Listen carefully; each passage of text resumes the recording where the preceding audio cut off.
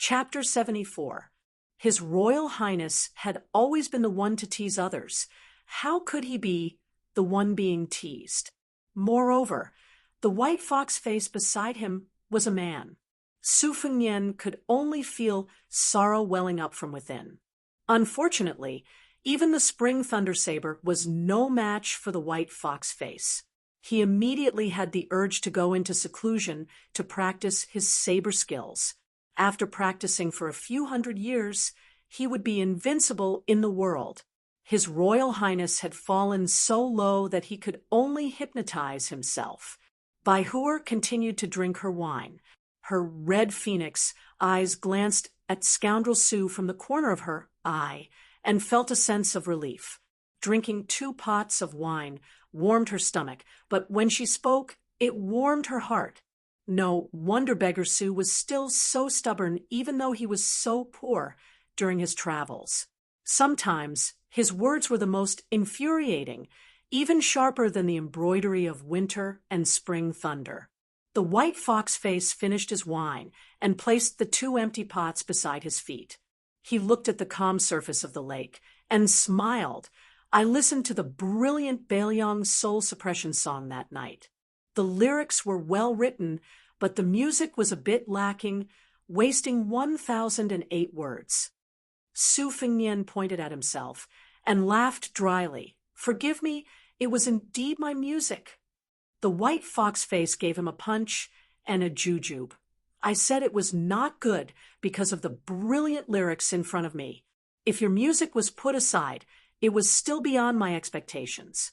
Seems like I can't call you an idiot in the future. Su Fengnian leaned back and lay on the ground. He said indifferently, Go ahead. It's not easy to meet a guy who doesn't get angry when he scolds me. I can't let it go to waste. The white fox face asked, What if someone else scolds you? Su Fengnian said righteously, First I scold him back, then I beat him to death. The white fox face suddenly understood. No wonder Bailiang said you were domineering and arrogant. Su Fengnian pretended to be deep and said, I think you can tell that I'm just pretending. Actually, I'm enduring hardships and building up my courage. One day, I'll amaze the world with a single brilliant feat. I'll let everyone in the world know of my political and martial prowess. The white fox face said, lazily, You're not pretending, you're just going with the flow. You've always been a lazy and scoundrel. Su Fengnian held his belly and laughed. White fox face, you know me best. What did you say just now? Oh, I remember. If you're a woman, I'll marry you. White fox ignored him and asked softly, A lazy person like you actually learned how to use the sword. Is it really for old Huang? Su Fengnian shook his head. White fox faced the sword. There's a high chance that I won't be able to defeat that old monster Wang Xianji in this lifetime. Naturally, I won't be able to retrieve old Huang's sword case. I'm very clear about this, but I secretly thought that if I can't defeat Wang Xianji, I can still wait until the day he dies of old age. If the second in the world can live for another 60 or 70 years, I'll be convinced. If I can't live until that day, I'll tear down the entire martial emperor city. The white fox face smiled and asked, Then you won't go to the Eastern Sea before Wang Xianji dies of old age? Su Fengnian said seriously, I'll go. Maybe I'll have to leave Bailiang after the first lunar month. Some debts have to be paid, some have to be scolded, and some have to be killed. Of course, I'll also make a trip to Martial Emperor City. The white fox face turned to look at his Royal Highness, who was lying on the ground. She asked doubtfully, Since you can't defeat him and retrieve the sword case, why go? Su Fengnian said calmly, I'm just going to take a look. If I don't take a look, I'm afraid that after a year or 2 or 3, I'll forget about old Huang and the sword case. The white fox face thought for a while. She lay down straight and stretched her legs. She said softly, You seem to be the same as me. You're afraid that you won't be able to hold on and will forget everything. I was right to give you the embroidery of winter. Now that I'm giving you the spring thunder, it won't be bad." Su Fengnian laughed mischievously. "White fox face, it's a pity that you're a man." The white fox face returned the compliment. She squinted her eyes and smiled. "It's a pity that you're not a woman." Su Fengnian closed his eyes. The white fox face said softly, "I won't follow you out of Bailiang. There are 5 floors of secret manuals in the arsenal. Before I reach the last floor, I won't leave the building. So, can you change your condition?" Without waiting for Su Fengnian to answer, the white fox face continued, "If you don't agree and want me to follow you to the Jianghu, I'll still fulfill my promise." Su Fengnian, who was still resting with his eyes closed, twitched the corner of his mouth and said, "One spring thunder from embroidery of winter is enough." Old Huang said that one must be content with what one has to fill one's stomach and heart. Listen to this logic. No wonder he could perform those 9 swords. I think that this is what an expert is like. F*CK, Wang Xianji, Dong Tai, Chao Guanzi. The white fox face closed her eyes and fell into a deep sleep. When she woke up in the morning, the white fox face sat up abruptly. Her face was as white as snow, and the winter embroidery knife beside her was trembling and crying. When the white fox face realized that she was wearing a familiar mink coat, she quickly calmed down and laughed at herself. Chapter 75. When Su Fengnian found Jiang and I, she was carrying water to wash clothes. She was reluctant to use force to wash a few thin and white clothes. When she saw Su Fengnian, the female servant who had grown from Princess Taiping to Princess Weiping with great difficulty, she turned a blind eye to His Royal Highness. Su Fengnian had heard that when his second sister returned to the palace, although she ignored him, she had secretly taught a lesson to this girl who had foolishly written the Great Gung Horn Oath to Kill post. Su Fengnian did not feel any heartache. He only rejoiced in her misfortune. Who told you to make trouble and not properly clean that little vegetable garden? Jiang and I seemed to see Su Fengnian's malicious smile from the corner of her eyes. Her face became even colder, and she accidentally used too much force to wash the clothes. Her eyes were filled with annoyance, and her movements immediately became lighter. She no longer cared about fighting with Su Fengnian. His Royal Highness was a prodigal son of a noble family who could casually make a set of Bailiang's soul-suppressing song that was known throughout the city when he was bored. And she was just a female servant who did not even dare to use force to wash a few pieces of clothes. What was the point of being angry with him? Su Fengnian looked at Jiang Ni's red and frozen cheeks.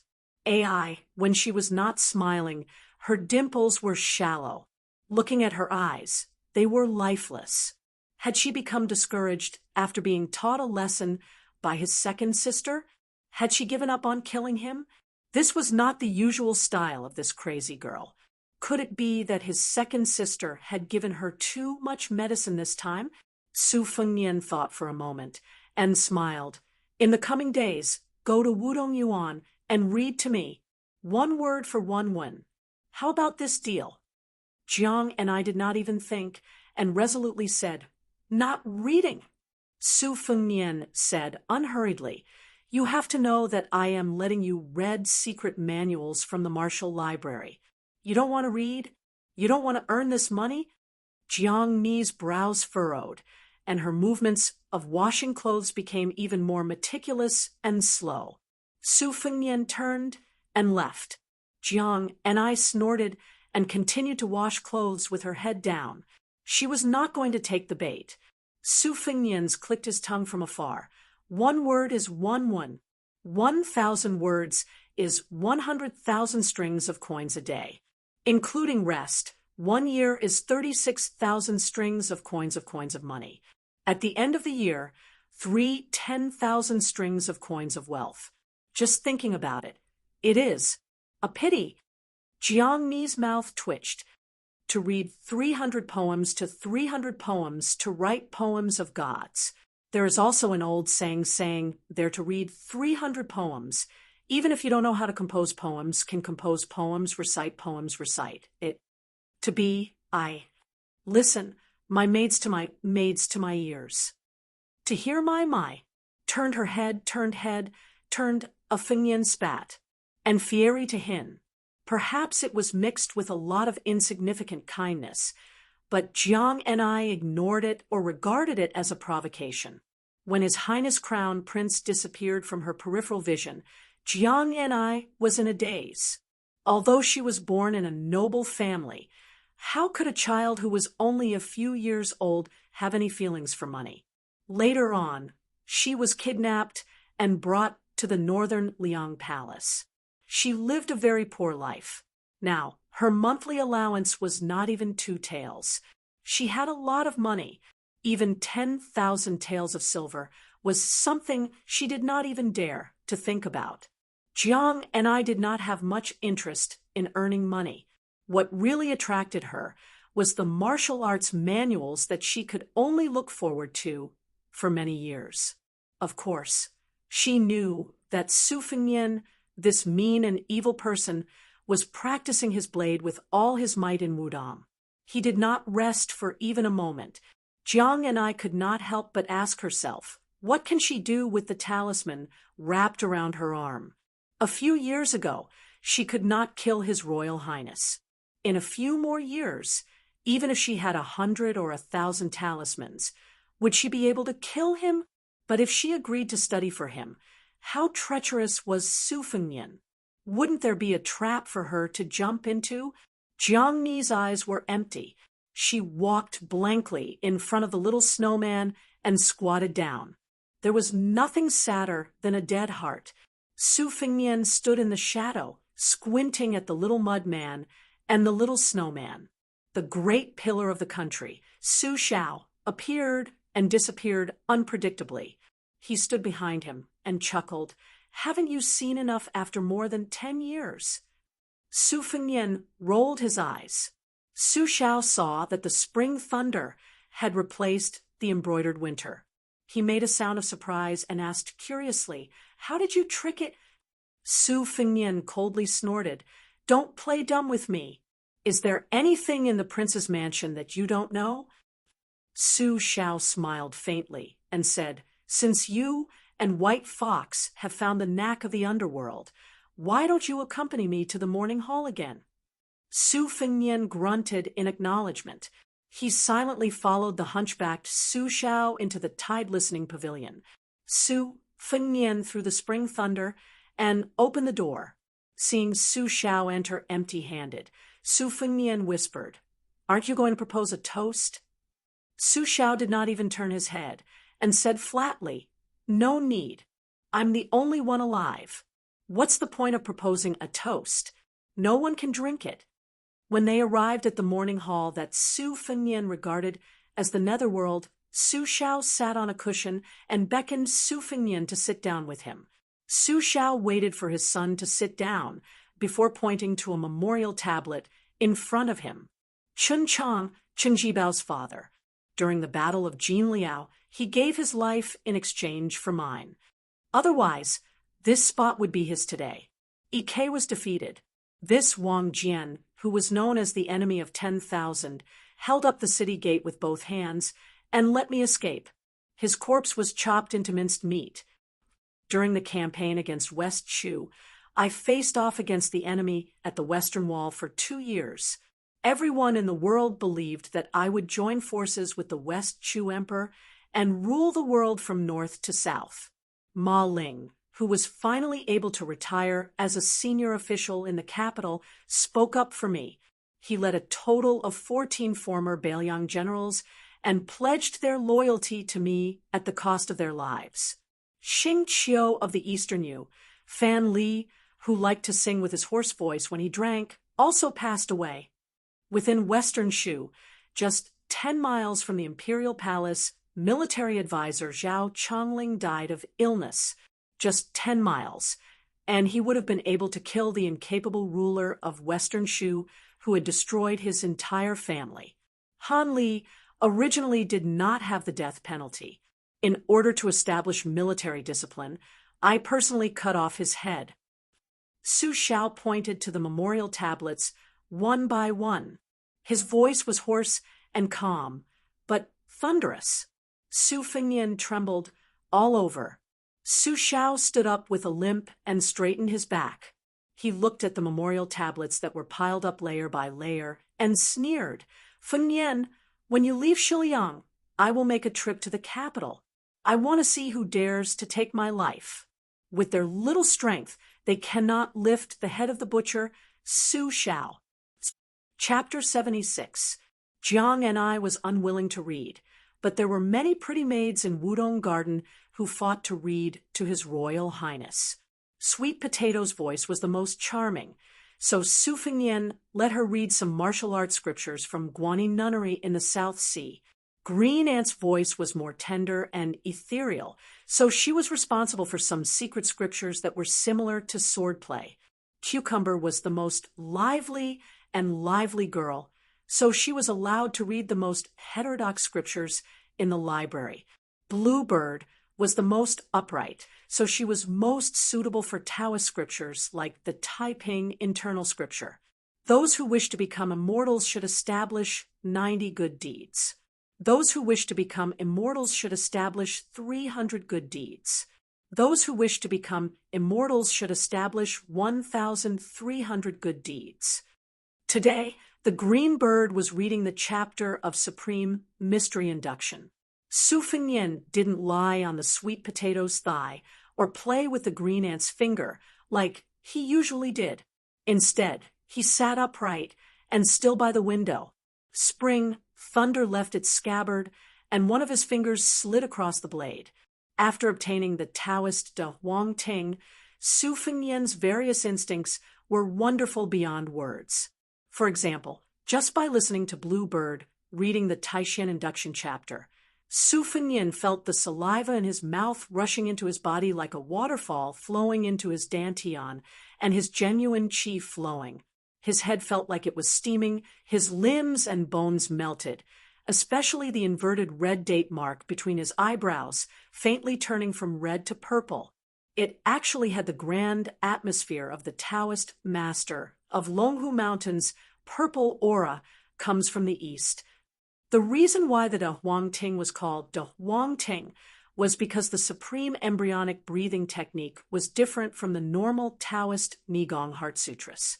Instead, it was able to form 3 De Huang Ting in one breath, born from the ancestor of the Taoist book, Laozi's I Chi San Qing.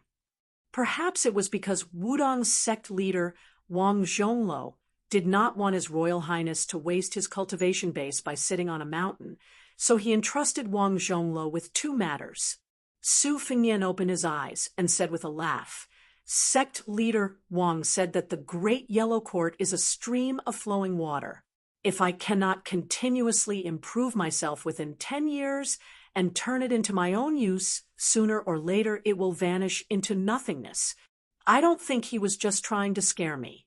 Furthermore, the old Taoist was afraid that I wouldn't know how to pick up the treasures after he led me into the treasure mountain, so he specially explained the 6 heavenly pavilions of the Great Yellow Palace, which are the 6 realms.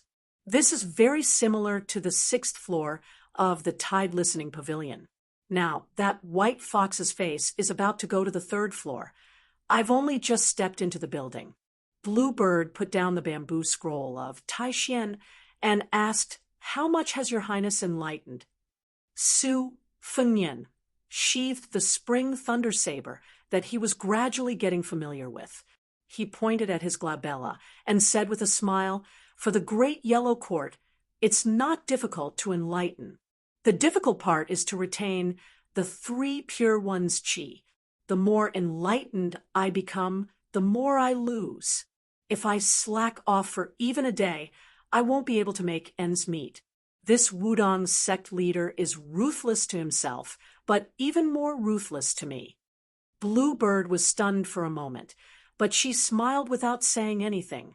Su Fengnian took a strand of Bluebird's hair and silently recited, Lotus blooms on the clear water of the jade pond. The body will not wither without sickness. Both the body and the spirit will not die, and the immortal will be able to ascend the heavenly gate with one step. Bluebird was puzzled and asked, "Your Highness, which book did this prophecy come from?" Su Fengnian stroked her soft hair and said self-deprecatingly, "You don't allow me to make up some nonsense?" Bluebird was in high spirits. Second rank made Cucumber hid at the door sneakily, as if she was unwilling to come in. This was abnormal. Su Fengnian laughed and scolded, "Do you plan to stand there for the rest of your life?" Cucumber reluctantly entered the room and whispered, "Your Highness, that girl surnamed Jiang is in the courtyard.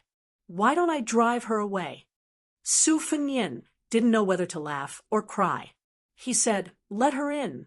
Don't think that I don't know that during the Mid-Autumn Festival, you acted on your own initiative and forbade Yu Yue from picking the osmanthus flowers. How come I heard that in Wudong Garden you love to eat the osmanthus cakes? She makes the most. You can eat a big box of food at a time. I was wondering why you gained so much weight this winter. Is it all because of the osmanthus cakes? If you continue to gain weight, you'll have to change out of your old clothes." Cucumber's face turned red. Su Fengnian waved his hand, and the clever maid went out of the room to bring Jiang and I in. Bluebird took the initiative to leave. Su Fengnian looked at Jiang and Jiang and I looked at Su Fengnian. Neither of them admitted defeat. It depended on who had more patience. When Su Fengnian calmly picked up the bamboo scroll, Supreme Mystery Sensing Chapter, Jiang and I said fiercely, "Is the deal you mentioned still valid?" Su Fengnian didn't play dumb and said directly, "It's still valid." Jiang and I didn't have the consciousness of begging and said, "I'll only read for you if you pay 2 copper coins per word." Su Fengnian said firmly, "There's no room for discussion. 1 copper coin per word." Jiang and I said calmly, 2 copper coins." Su Fengnian looked at her and shook his head. 1 copper coin. Jiang and I turned and left. Su Fengnian smiled. 1 copper coin per word. You can read more books every day. You can still read me until I'm broke. Jiang and I walked to the door and hesitated. Su Fengnian smiled. The Supreme Mystery Sensing Chapter in my hand has 6,000 words. After you finish reading it, I'll give you 7 copper coins. How about it? Jiang and I turned and went back into the house. The deal didn't break down. However, she stood in the corner furthest away from His Royal Highness with a cold face and stretched out her hand. Su Fengnian knew her bad temper and threw the Supreme Mystery Sensing Chapter to her. Jiang and I takes over the bamboo slips. The rope between the bamboo slips is badly worn. At first glance, he can tell that it is a treasure in any Taoist temple. He is even angrier.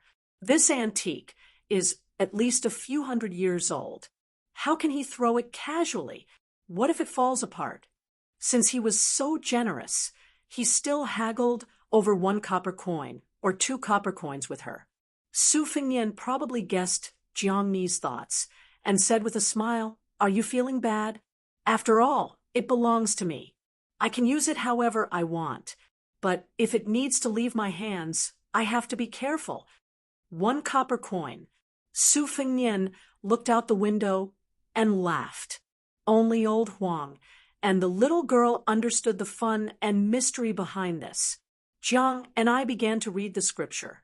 Her voice and sentences were inevitably a bit choppy.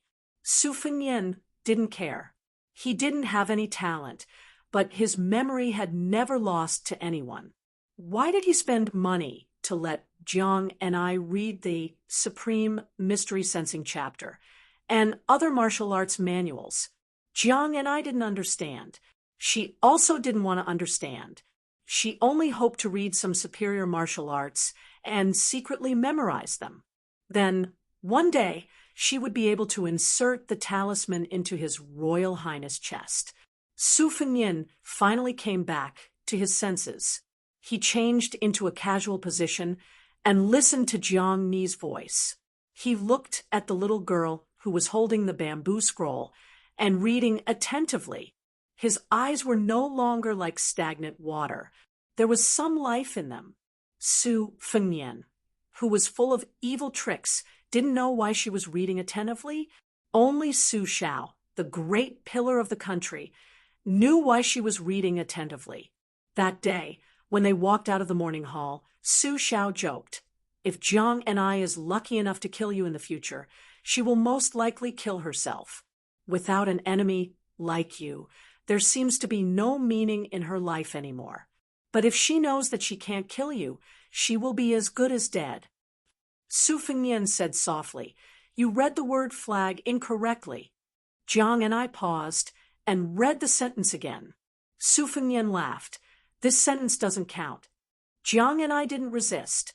She just emphasized reading. Su Fengnian gathered his thoughts. He closed his eyes and breathed with the sentence, long and rhythmic. Seeing her pause, Su Fengnian opened his eyes. He thought for a moment and held back his laughter, reminding her she knew Jiang and I, who didn't recognize the word. She blushed slightly. Su Fengnian said with a straight face, "Deduct 10 coins."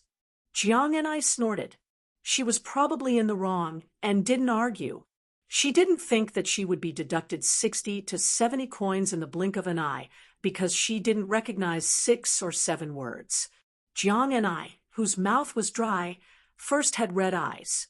Finally, when she heard Su Fengnian's emotionless deduct 10 coins, she suddenly burst into tears. Chapter 77. Taoism had a saying of 36 paradises and 72 blessed lands. In the previous dynasty, the 9 pecks of rice sect's old immortal Ma Chengzhu was the most popular. At that time, Mount Longhu was only listed as the 26th blessed land of Taoism, and it didn't have any paradises. Compared to Mount Wudong, it seemed to be too inferior. However, since it became the ancestral court of Taoism, Taoist Master Zhao of Mount Longhu had been teaching in the Taoist mansion for 40 generations. Every Taoist master could be conferred a title by the imperial court. In addition to the title of Taoist master, he was also an official of the first or second rank. He could summon people and teach the emperor health and disease prevention techniques. This generation's great celestial master, Zhao Danxiao, and the Grand Chancellor of the Shangyin Academy had both become state masters. The previous generation's celestial master was only in charge of the affairs of the various Taoist sects in Jiangnan. This generation's celestial master was in charge of all the Taoist sects in the world. Xiaoyao Temple was a small temple on Mount Longhu. There were few people, let alone incense. Taoist Mansion probably couldn't stand it anymore. They didn't want the oldest Taoist temple on the mountain to be short of rice, so they could only provide some silver every month. Xiaoyao Temple didn't belong to Mount Longhu Taoist Court. It was only 2 generations ago that it was under the name of Taoist Mansion. So far, there were no more Buddhist temples on Mount Longhu. Even an old temple like Xiaoyao Temple couldn't support it. Taoists who were different from Zhengyi school had moved out of Mount Longhu one after another. At this time, there was an old Taoist master surnamed Zhao living in Xiaoyao Temple, Zhao Shituan. If outsiders heard it for the first time, they wouldn't take it seriously and would think that it was an old guy who entered Mount Longhu. There were 3 Taoist masters surnamed Zhao living in Mount Longhu, but don't think that the surname Zhao on the mountain was necessarily great. Only the Taoist masters of Mount Longhu in Taoist Mansion were the leaders of this Taoist capital. The headmaster of this generation of Mount Longhu was the Dan generation, followed by Jing, Ning, Ling, Jing, and Guan. In the temple, the old Taoist master Zhao Shituan looked at the courtyard full of hawthorns that had been exposed to wind, sun, snow, and rain. They had long dried up, so how could he eat them? The withered youth squatted in the courtyard, looking a little embarrassed. The old Taoist stood by the side. Today was a good day for a hero to talk about his past bravery. He leisurely said, "Long Xiang, when I was young, I loved to entertain the mountains and rivers. When I was young, I was well versed in the 8 trigrams. There were no books that I didn't read, and I floated out into the world. Back then, the ancestors on the mountain loved me so much that they were confused, but I didn't care about the false reputation of being a minister. I wandered around for more than 30 years before returning to the mountain. At the foot of the mountain, I did some things like imparting scriptures and writing seals to cure diseases and disasters. I was almost invited to the palace by the old emperor to talk about the Huang Lao Shu. Although many people in the Taoist mansion have been to the capital and entered the imperial palace, that's because they also have the surname Zhao. Long Xiang, don't look at the hawthorns. Talk to me. We don't talk much every day. Outsiders will think that I don't care about you. My disciple, why don't I teach you the great dream of spring and autumn that our ancestor only passed down to me? This is a Taoist immortal art that even my arrogant nephew couldn't comprehend. I'm only able to protect this carefree temple because of this great dream of spring and autumn. This mantra is comparable to Wudong's big yellow court. I can sleep for 3 years now because the old ancestor is amazing. It's said that it's not difficult to sleep for 60 years. I wonder if the old ancestor immortalized back then. The old Taoist saw the youth's expressionless face and felt a little bored talking to himself. He yawned and was about to fall asleep. His left leg was bent on the ground, and his right leg was placed on top of his left leg. He held his chin with one hand and fell asleep. There was no chair under the old Taoist's buttocks, but his body swayed back and forth without falling. The old Taoist of Mount Longhu's Hope generation held his chin with one hand as if he was holding a sword, while the fingers of his left hand were like hooks, forming the double yang meridian incantation. The old man's murmur could be heard. Sleep in spring and autumn, sleep in spring and autumn, sleep in spring and autumn, sleep in spring and autumn, sleep in spring and autumn, sleep in spring and autumn. The stone root lies high and forgets the year. Without a blanket, without a quilt, heaven and earth as a bed, draped with a bright moon. Thunder rumbled, lightning flashed, and Mount Tai was destroyed. 10,000 feet of seawater fell from the sky. Black dragons screamed, and ghosts and gods were frightened. I was sleeping soundly outside the courtyard. There was a young Taoist dressed in a noble yellow Taoist robe. He stood still with his eyes closed and muttered, "Eyes to the nose to the door of life, the heart to the interior." His breathing was continuous as he silently held on. The void was extremely quiet. Within the true energy floating core pool, inside the divine water ring 5, called Jiating, summon the spirits of the 100. My God is out of the 9 palaces, roaming the green and jade. Looking at the sea in my dream, yin and yang are mentioned in the smoke. I don't know that 500 years have passed since the spring and autumn period. Su Longxiang saw that the old Taoist beside him was dozing off and refused to leave, so he got up and left the courtyard. The pleasure temple was not at the top of the mountain, but at the foot of the mountain. It was indeed a world of difference from the Taoist master's residence. However, when he went out, he could see the green dragon stream that was wrapped around the mountain like a jade ribbon. Su Longxiang walked to the stream and stared blankly at the 2 bamboo rafts tied to the bank. The youth was afraid of water, so he naturally did not dare to board the rafts and follow the stream. The young man in the yellow Taoist robe stood proudly by the stream and sneered, "Idiot surnamed Su, to think that Taoist master she taught you how to sleep in the spring and autumn period. Do you understand? If you don't, then go back to Bailiang. Dragon Tiger Mountain is not a place for idiots like you to stay. Su Longxiang turned a deaf ear and stared blankly at the stream. Although the young Taoist with the strange face mocked, he kept a distance from Huang Manor. The last time he came to the Pleasure Temple to visit his ancestor, he accidentally stepped on a hawthorn and was almost chased from the foot of the mountain to the top by this idiot. He was in a very sorry state.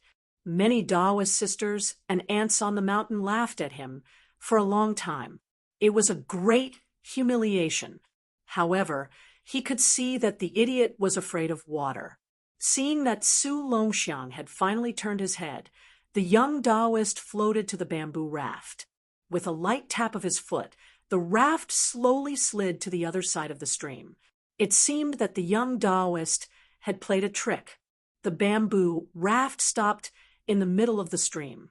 On the bamboo raft stood 5 or 6 scholars who came to Dragon Tiger Mountain in search of immortality. When they saw this mysterious scene, they were in an uproar.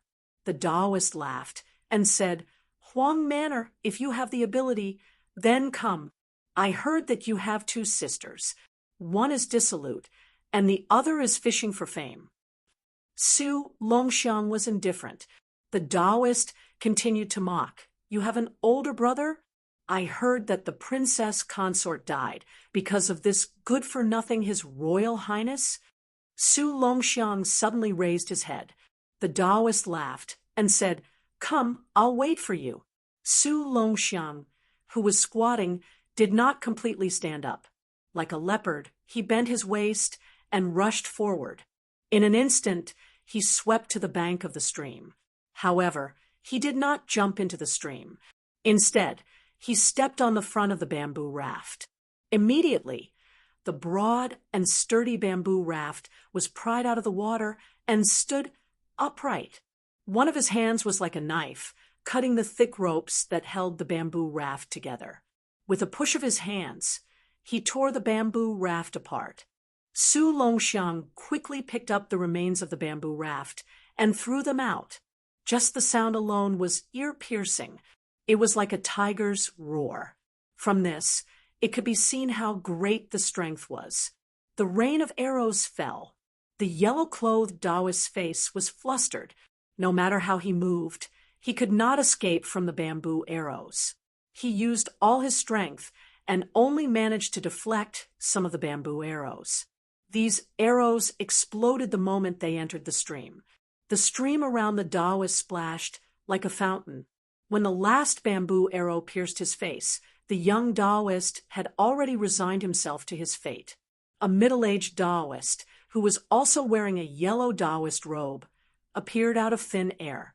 He floated to the bamboo raft with his left hand behind his waist and his right hand stuck to the bamboo.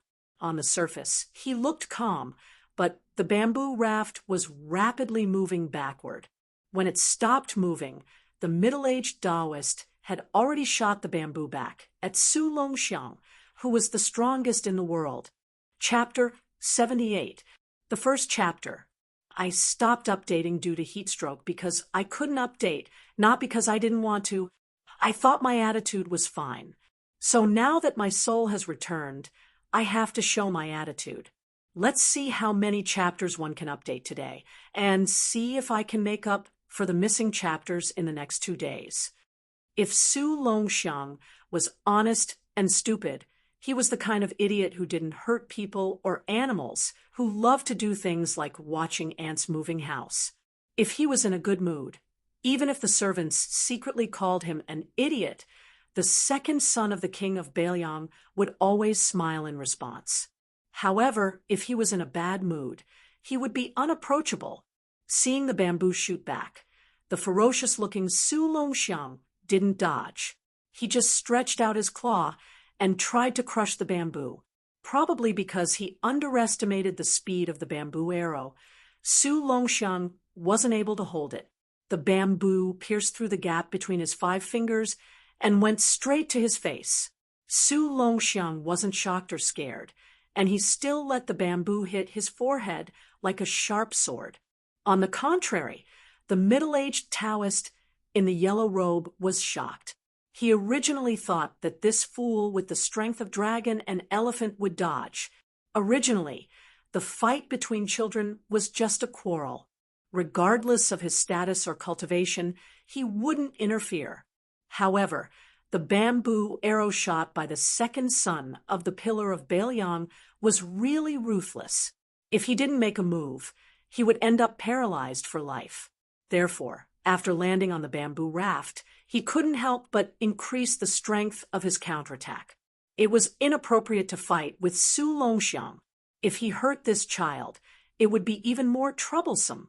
Not to mention that behind Su Longxiang was the king of Baelyang, who almost wanted to press down the head of the dragon and tiger without permission. Even Grandpa Shituan in the Xiaoyao Taoist temple, who didn't make a move, was not someone he could disobey.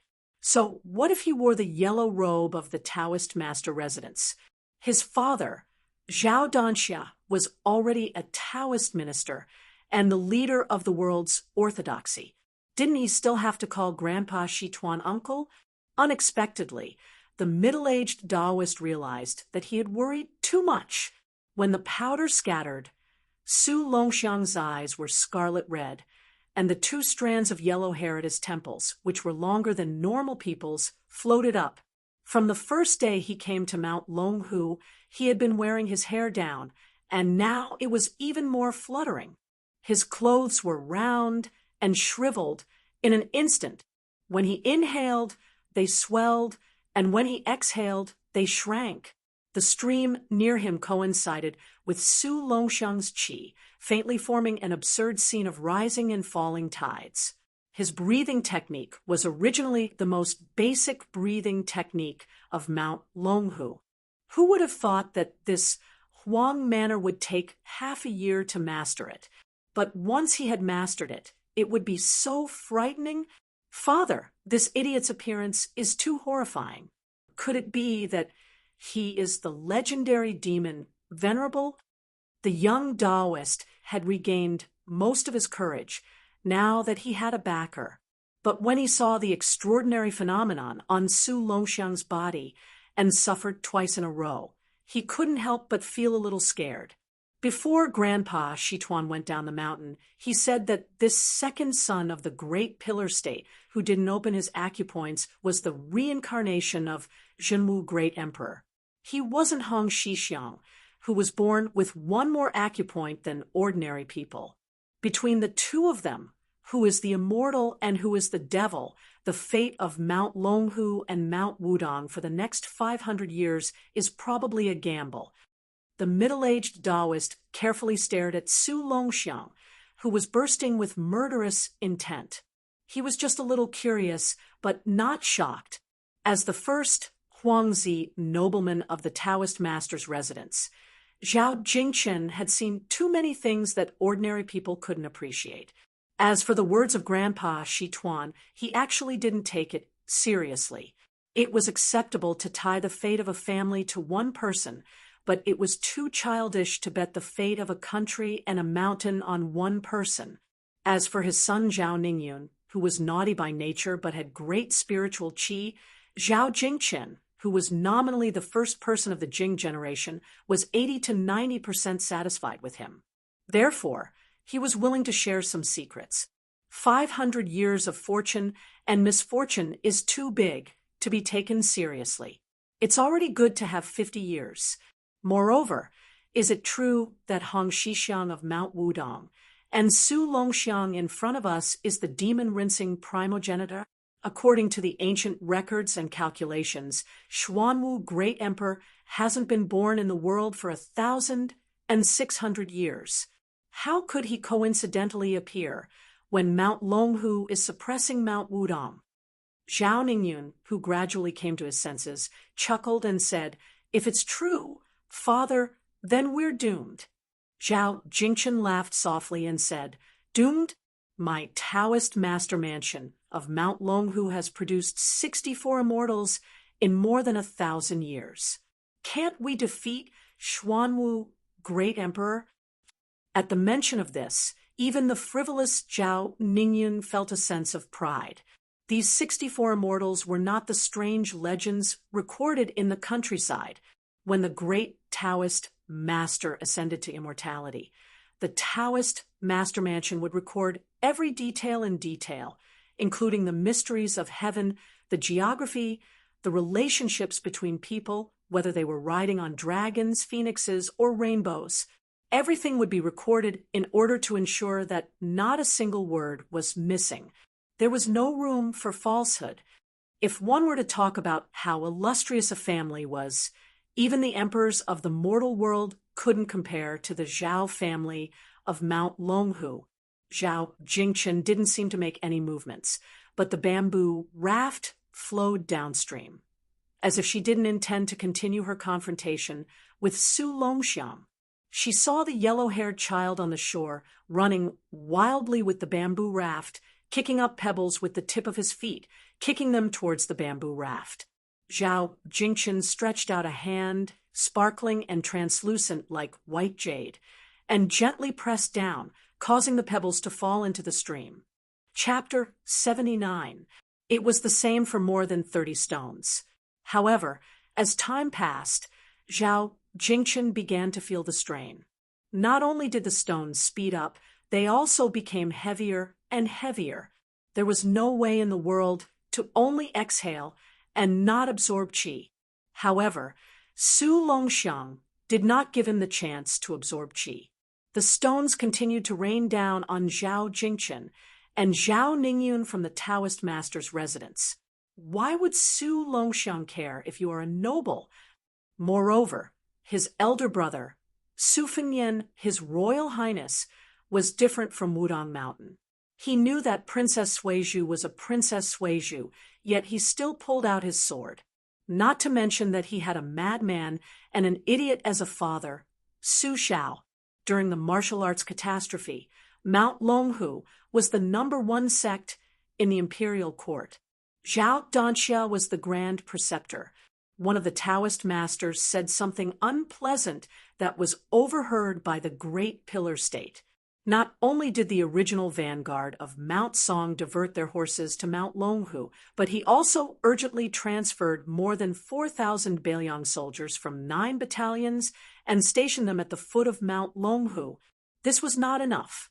Some of the Jianghu people who were recruited into the Beiliang military system under the Great Pillar State's policy of Jianghu dogs biting each other were all eager to fight Su Shao. A Taoist master's head is equivalent to a tiger-shaped tally for a 4th-rank general, and a life from the Taoist master's residence can be spared from a capital crime in the future. Su Shao sat on his horse and sternly said to a purple-clothed Taoist priest from the Taoist master's residence who came to show weakness, "Mount Longhu? I don't believe that I can't suppress your Mount Longhu." No one doubted that Su Shao was putting on an act. If the imperial edict that caused the death of a few post horses had not arrived in time, the Beiliang cavalry would have killed their way to Mount Longhu. No matter how good Zhao Jingchen's qi cultivation was, he couldn't withstand Su Longxiang's endless onslaught of stones, especially his indecent bearing. Although the residents of the Taoist master had never had a tradition of the eldest son or grandson becoming the head of the sect, the disciples of the Heavens residents who held this position all possessed a kind of restrained arrogance. Zhao Jingchen was even more so. His Taoist techniques, sword techniques, and inner strength were all outstanding, and he didn't disgrace the yellow Taoist robe he wore. Unfortunately, in his generation, there were 2 more outstanding Taoist priests. One was the world-famous Taoist priest White Lotus, Bai Yu. He was the one who shocked the world during the Buddhist and Taoist debate on the Lotus Peak. This Taoist priest didn't learn the martial arts of Mount Longhu, but instead buried himself in ancient scriptures and classics. His knowledge was comparable to that of the 4 Taoist masters. 2 years ago, he entered the palace and had an audience with His Majesty the Emperor. He spoke in a rebellious manner, saying that the emperor shouldn't look down on the art of longevity. This actually made the emperor very happy, and he was given an extremely honorable purple Taoist robe. He was even bestowed with the title Master White Lotus by the emperor. If there was only one Master White Lotus who wasn't in the residence of the Taoist master, Zhao Jingchen wouldn't be worried. Unfortunately, there was a little Taoist master in the residence of the Taoist master. If his father and the other two heavenly masters were to hear that he was so calculative with Su Longxiang, what would happen to him? Zhao Jingchen smiled bitterly. Forget it. He reached out and lifted his son, Zhao Ningyun's sleeve. He tried his best to knock down 6 or 7 stones, and the two of them floated to the shore. They were about to go up the mountain to the residence of the Taoist master. No matter how difficult Su Longxiang was to deal with, he wouldn't dare to go to the residence of the Taoist master. No matter how good Grandpa Xituan's patience was, he wouldn't be able to sit still. When Su Longxiang saw that the 2 Taoist priests in yellow were about to run away, he roared and took a dozen steps back. Then he took a few big steps forward. Dust flew, and several new pits appeared on the ground. When Su Longxiang left the shore, he used the force to soar into the air and rushed toward the father and son in yellow. After all, Zhao Jingchen was not a clay bodhisattva without anger. Seeing that this fool didn't know what was good for him and wanted to pester him, he snorted angrily and waved his sleeve. First, he slowly pushed Zhao Ningyan a few feet away. Then, he turned back to the shore. He sprinted in the same way as Su Longxiang, but only the dust on the ground was slightly floating. He didn't have the momentum of Huang Man Er's footsteps. Zhao Jingchen didn't collide with Su Longxiang in the air. He tiptoed in the air and rolled up his sleeves. His body went up a level and appeared right on top of Su Longxiang's head. The number 1 person of the Jing generation in Longhu Mountain suddenly used the 1,000 caddy fall. He stepped on Su Longxiang's shoulders and shouted, "Bold idiot, get down!" Su Longxiang had nowhere to use his brute force and could only fall into the stream. "You're the idiot!" Zhao Jingchen had just floated back to the shore when he vaguely heard a sigh. A sleeping old Taoist rose from the ground of the free and unfettered temple and swept into the sky like a hawk. He dived into the stream and splashed up endless water. The water flow stagnated, as if the old Taoist had cut off the green dragon stream. The old Taoist picked up Su Longxiang and flew back to the free and unfettered temple. He said in a deep voice, "Quickly return to the top of the mountain." The old Taoist didn't seem to dare to carry Su Longxiang for a moment longer. He threw the disheveled-haired youth away and said sadly, "Alas, the 1,800 years of the free and unfettered temple can't be preserved." It was the first time Zhao Jingchen saw Grandpa Xituan so anxious and lost. He didn't dare to stay. He took Zhao Ningyun and rushed up the mountain. He heard a soul-shaking howl coming from the free and unfettered temple. It was very similar to the 6 demons barking on the devil-slaying platform at the top of the lotus flower. The hustle and bustle around the free and unfettered temple lasted from noon to dusk. In the twilight, the old Taoist's Taoist robe was tattered and his hair was messy. He sighed. The free and unfettered temple was mostly ruined. He sat on the broken walls. The yellow-haired youth who had finally calmed down was lying on the edge of an ancient well in the backyard. An old turtle with 2 or 3 little turtles appeared and climbed up the edge of the well. They seemed to have a good relationship with the youth. The old Taoist sighed. This ancient well was called Tongyu. It was obvious that it was very deep. The older generation of the free and unfettered temple once jokingly said that it was as deep as the 9 springs.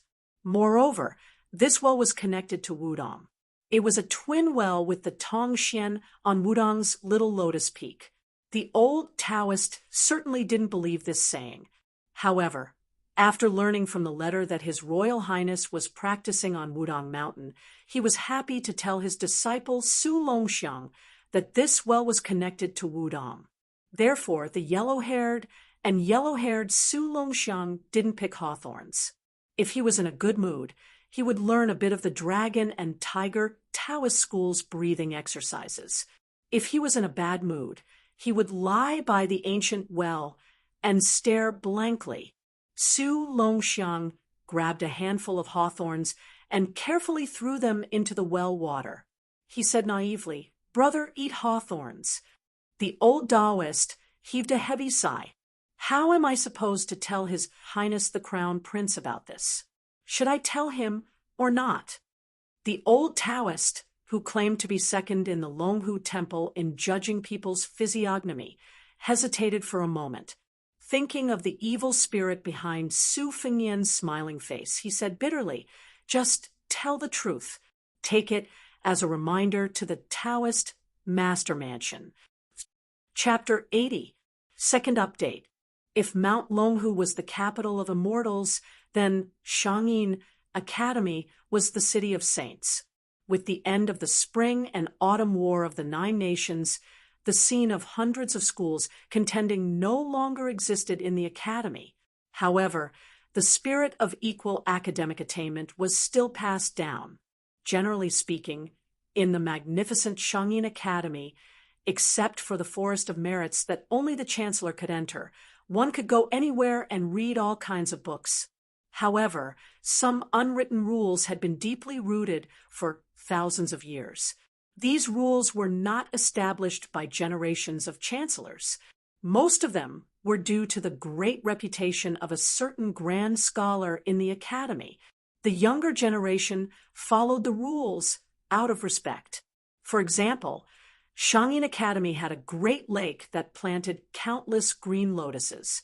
The lake was not deep, only 2 people deep. One could see the bottom clearly. The branches and roots of the green lotuses could be seen clearly. Sailing on the lake was like a floating boat in the sky, like a fairyland. Ordinary scholars of the academy did not dare to come to Great Lake to admire the green lotuses. Firstly, it was the place where Huang Longshi became famous. Secondly, a lady lived in a loft by the lake. For the past 5 to 6 years, the limelight of Shangyin Academy had been stolen by her alone. When she first stepped into the academy to study, she showed the advantage of her family background. She was directly apprenticed to Chancellor Wang and a military leader. Both of them taught her everything they knew. Some people were not convinced and came to Great Lake to provoke her. This lady who brought a sword into the academy did not argue with them. She directly pulled out her sword and cut off the hair of the leading scholar. The second time, the battle formation was even greater.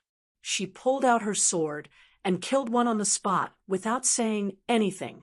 Although she was grounded by the academy, no one dared to provoke her. This lady, who was not very good-looking, was capable of killing people. Later on, she founded the Zongjing 19 Paths, and it was widely spread. Later on, she commented on the achievements of the world's scholars. Compared to people who played the 10 divisions on Great Lake, there were half praise and half criticism. In recent years, many scholars from various countries who came to study in Shangyin came for her. Regardless of how much criticism she attracted, the biggest fact was that how many people in the world could be criticized by her? There were only a handful. Don't be fooled by the scholars and poets outside the palace who scolded the most fiercely. The young men who had played the 10 bureaus with her had already seen through her. Those who scolded the most fervently would definitely turn the fastest when facing her. Their character was like wild grass, bending over and over again. The loft by Great Lake did not show the style of a noble family. It was made by the Academy's craftsmen with mechanisms and spiritual chi. Outside the building were some chickens and ducks, separated by a few vegetable gardens, all of which were used to fill the stomach. There was not the slightest bit of elegance of the old students raising geese, cranes, chrysanthemums, and plum flowers. This was Su Weisheng. Today, Su Weisheng had finished listening to the lecture and returned to the building to have a self-sufficient lunch. Then, he began to write the 1,000-character classic of warning. He first wrote it in Bailiang Palace. At first, he had nothing to do. Since he had a brother who was always idling around, he wanted to write a piece to admonish him. Later, he saw that it had no effect at all, so he put it aside. Later on, when he went to Shangyin Academy, he picked up the brush again and wrote a few sentences about his comprehension of the 1,000-character classic every now and then. There were already more than 600 words in the 1,000-character classic. When the first 70 or 80 words were read, it was very enlightening. The family had been prosperous for generations. A clan accumulates merit and benevolence, repaying it back in 100 years. A country values its people more than its monarch, never declining for 1,000 years. How to die prematurely, how to speak unkind words, how to do unkind deeds, how to be unkind, how to be unkind, how to be unkind. How sinister, how sinister, how sinister, how sinister, how sinister, how sinister, how sinister, how sinister, how sinister. Today, I wrote, how to be armed with a sword. A gentleman is firm and unyielding while a villain takes risks. How to drown oneself in a river. Men are short-sighted, while women are arrogant. When he wrote this, Su Weisheng was stunned for a moment. He smiled slightly, and his thoughts surged, but his brush did not stop. How to die of sudden speed, how to be hollowed out by lust, how to die of poisonous sores, how to be greasy. On the contrary, Su Weisheng snorted coldly, and the tip of the brush paused. Therefore, the last hook of the word greasy was particularly dense and dignified, full of sharpness. It seemed that he was thinking of his annoying brother. Su Weisheng was in a bad mood. He put down the brush and walked out of the attic. He untied the rope of the lonely boat and sailed on the lake alone. The lake rippled. There was only one person and one boat on such a big lake. If it were not for the thousands of green lotuses, it would indeed be a bit lonely. She lay in the boat and raised her wrist.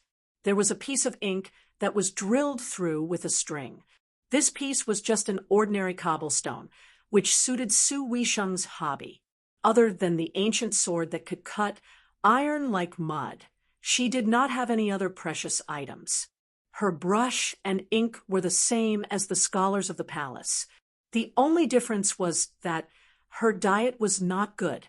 If she did not rely on her own talent and domineering aura to monopolize this lake, one would not be able to tell that Su Weisheng was a princess. Moreover, how could a princess be compared to a princess? Even the daughter of assassin Yen could compete with her. She was not even fit to carry her shoes. Su Weisheng used the sunlight to look at the rings of light emitted by the chess piece. He was dazzled. Far away by the lakeside, two people were sneakily squatting behind the green lotuses and whispering to each other. One of them had a boneless head, a sunken nose, and exposed teeth. No matter how one looked at it, he looked like a short-lived person who had died early and reincarnated.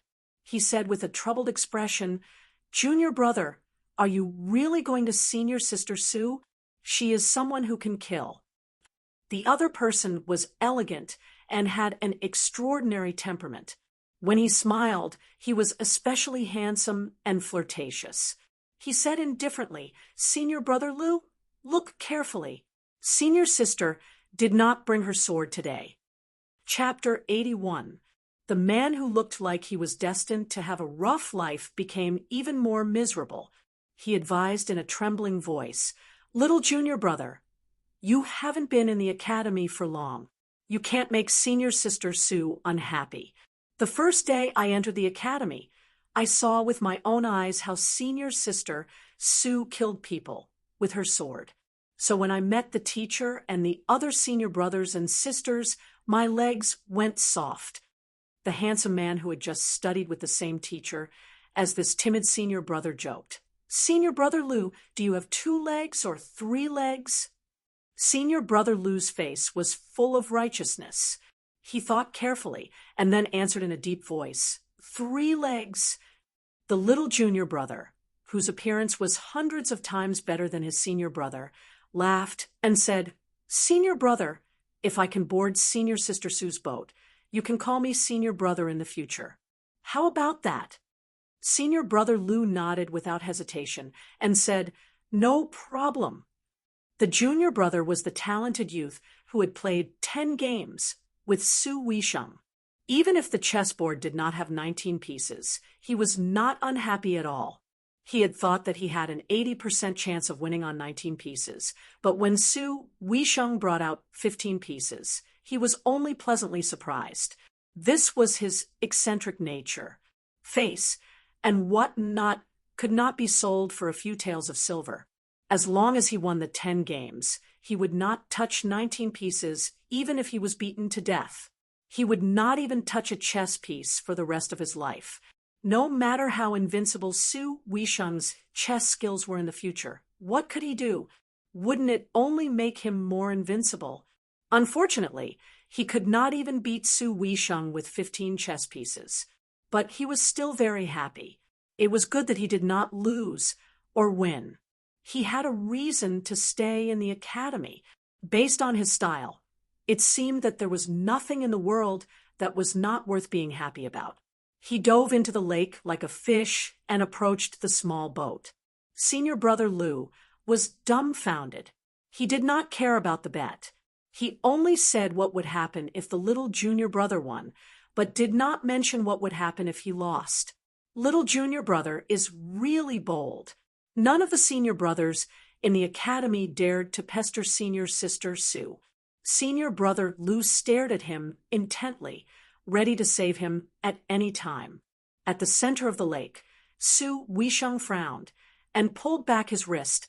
He subconsciously wanted to press down on Hong Yi, but when he discovered that he did not have a sword with him, he stood up and uprooted a green lotus.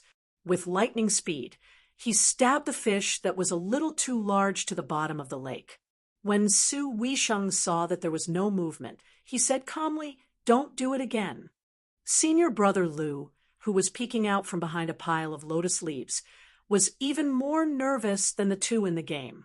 He was afraid that senior sister and junior brother would start a fight at the slightest disagreement. This great mined lake was a rare, quiet place in the academy. Everywhere else, there were many students of Jixiao Academy who were talking loudly. There were also lunatics who jumped off buildings, jumped into the water, and even ran around naked. To senior brother Lou, who used a normal heart to do normal things and write normal articles, this was really unacceptable. So when he occasionally heard that senior sister Sue had defeated those lunatics, blind and deaf, who were unwilling to cultivate diligently, he secretly felt quite satisfied. As for the mysterious junior brother, he did not have many interactions with him, but they were not shallow. Senior brother Lou quite liked this outstanding talent, who spoke and acted without restraint. Senior brother Lou stared with his eyes wide open as he saw junior brother swimming away. At this moment, his stomach was facing up as he leisurely swam back, looking like he was still glorious even though he had lost. Climbing ashore, junior brother, who had a bump on his head, chuckled, Grand Chancellor nagged me last time about only allowing dogs in the water and not being able to look at free and unfettered people. I think that's bullshit. Senior brother Lou said in a panic, Junior brother, be careful, be careful. Junior brother did not mind. After standing up straight, he shook lightly to shake off more than half of the lake water on his body. He turned his head to look at the woman who had left the boat and come ashore.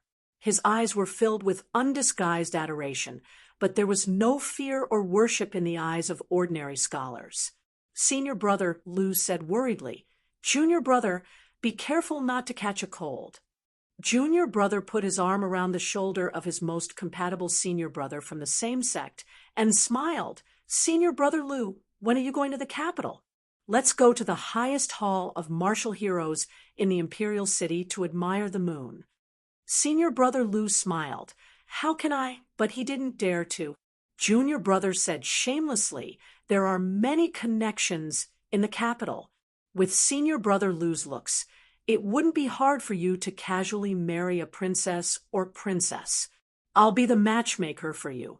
When the time comes, you'll climb up Hall of Martial Heroes, then Hall of Literary Splendor, and Hall of Preserving Harmony. Senior brother Lu touched his face and nodded. It's indeed a way. Su Weisheng entered the building alone. She did not have any thoughts about what had happened in the lake. That young man's background was treacherous. She had 15 paths as a lake and 10 rounds with him. That was because of her arrogance, but it did not mean that Su Weisheng really liked her. When he had broken the rules and passed the examinations of several teachers to enter the academy, he had also entered her unhindered arcane gate. Su Weisheng had increased her vigilance a bit. Su Weisheng could be unbridled in Jiangnan province, using his father's tiger skin as a banner to abuse his power. His actions were dissolute and disregarded the consequences. Su Weisheng was not that useless flower vase. Every step she took, she had to consider the Su family. She could not make a single mistake. She was also not that silly little brother Su Longxiang who could not think too much about anything. She had originally thought that a certain guy could be a bit more promising.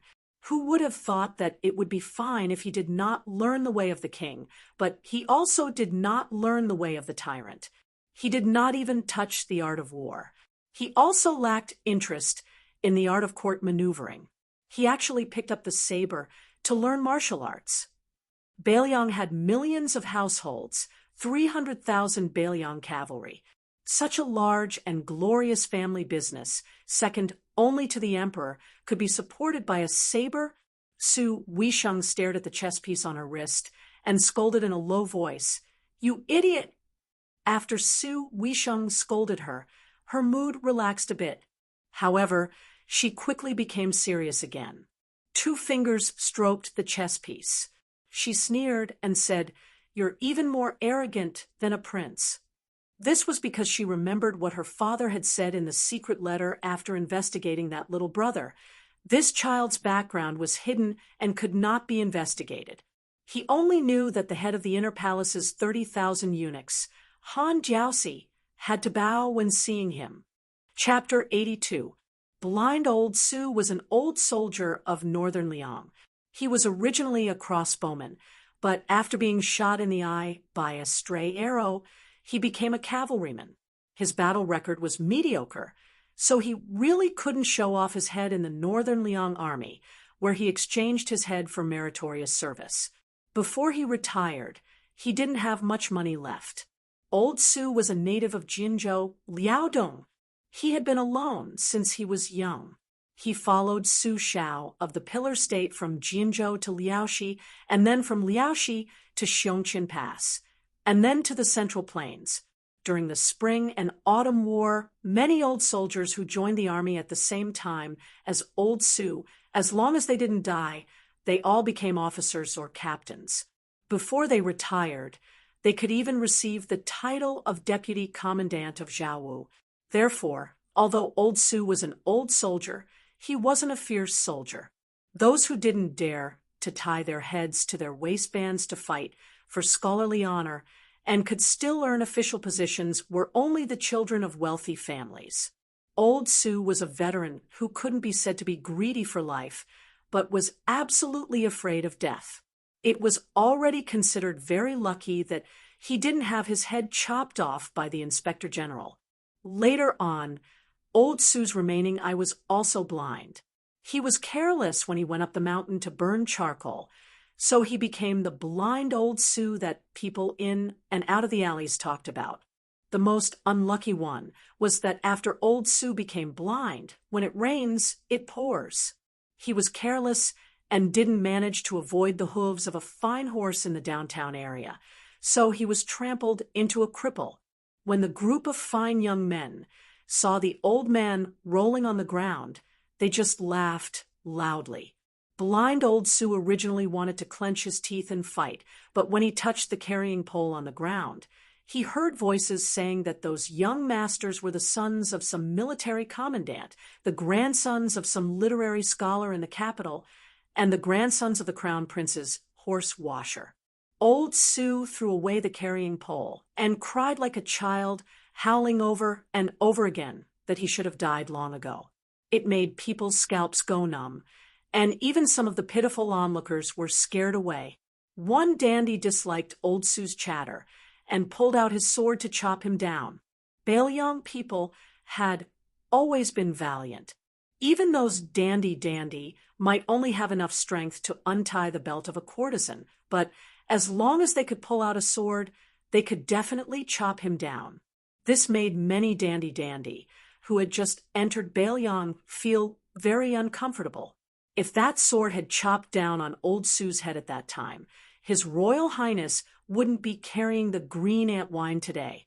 At that time, Su Fengnian happened to be passing by. His horse was far more robust than that group of third-rate dandies, so his arrogance was 100 times more unbridled. He didn't want to get involved in this mess, but he was hooked by old Sue's heart-wrenching words. My legs weren't broken by those bastards from West Chu, but they were crippled by my own people. God, your mother is as blind as I am. Su Fengnian didn't say anything and just let the evil slaves disperse that group of bastards.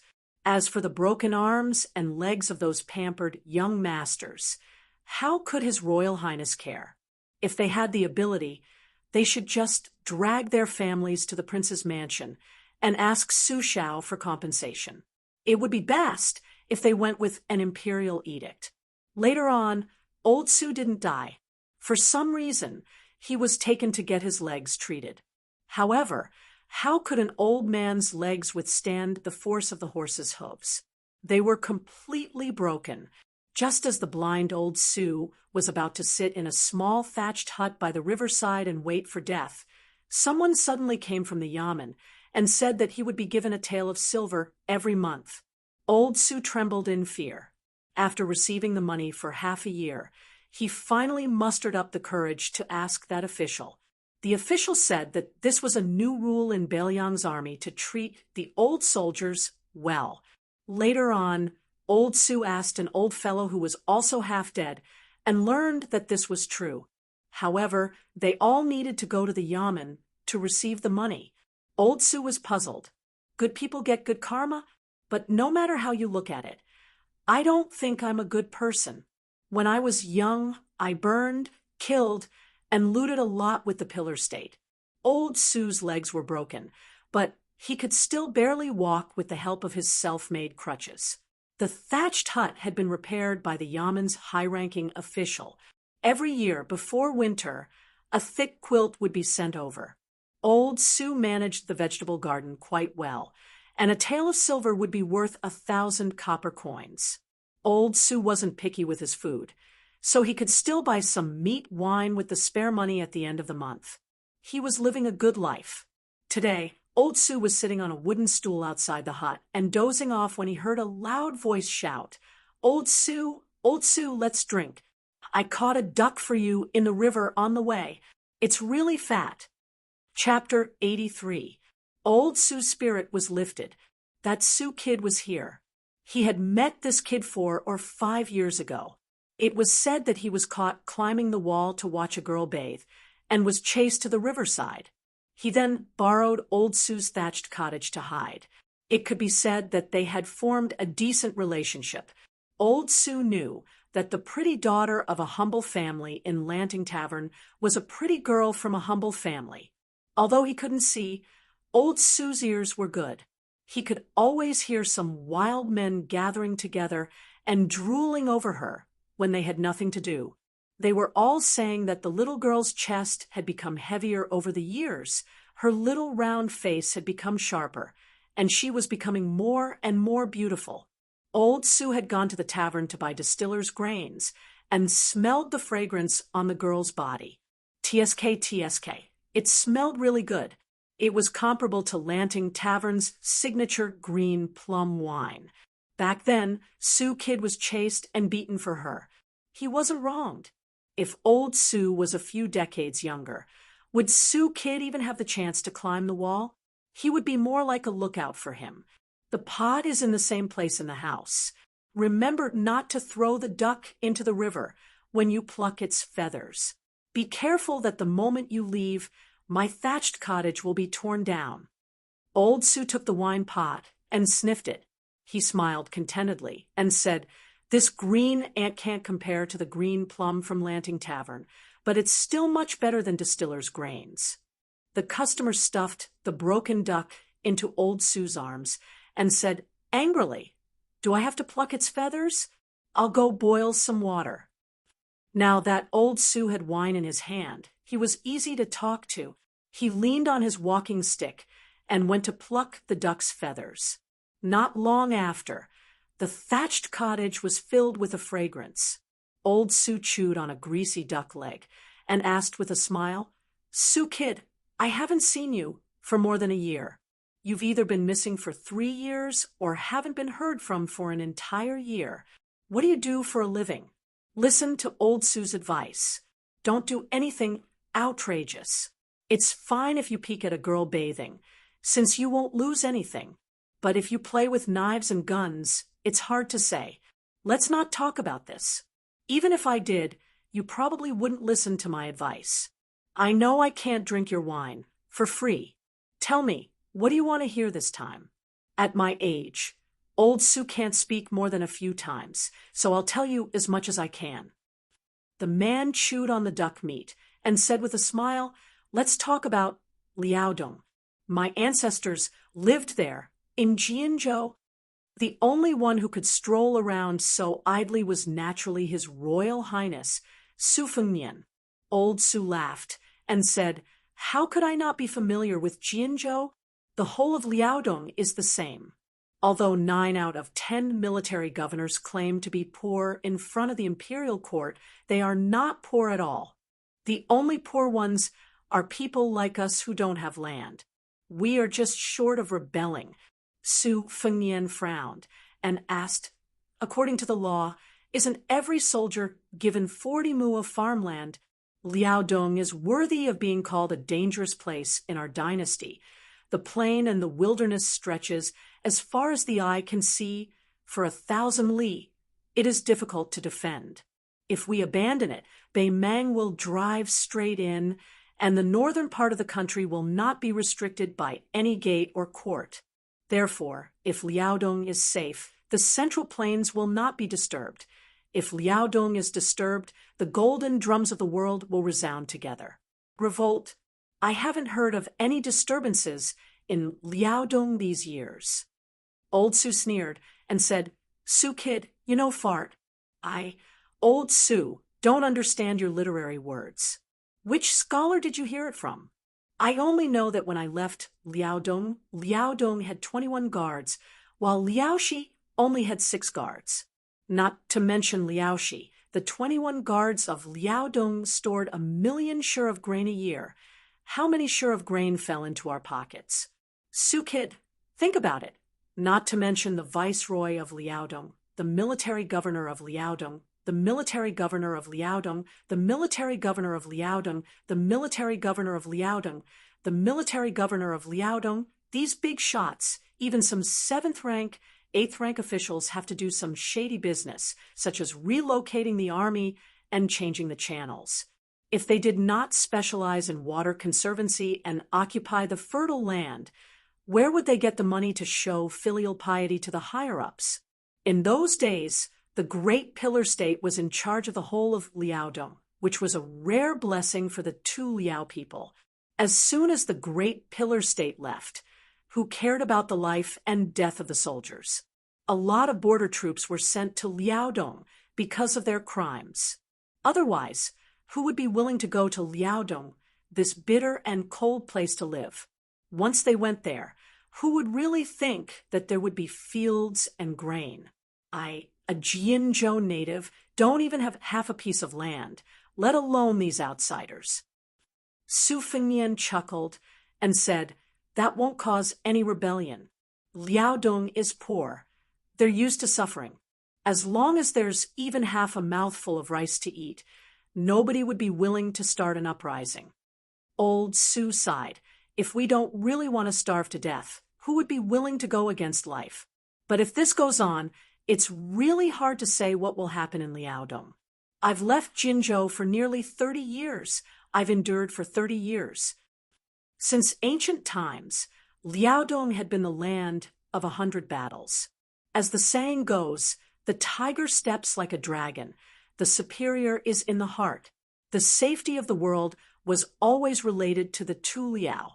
Su Xiao advised that they would not hesitate to use all the strength of the world to protect it, but from top to bottom, very few people were willing to take it seriously. This was not to say that nobody could see the stakes.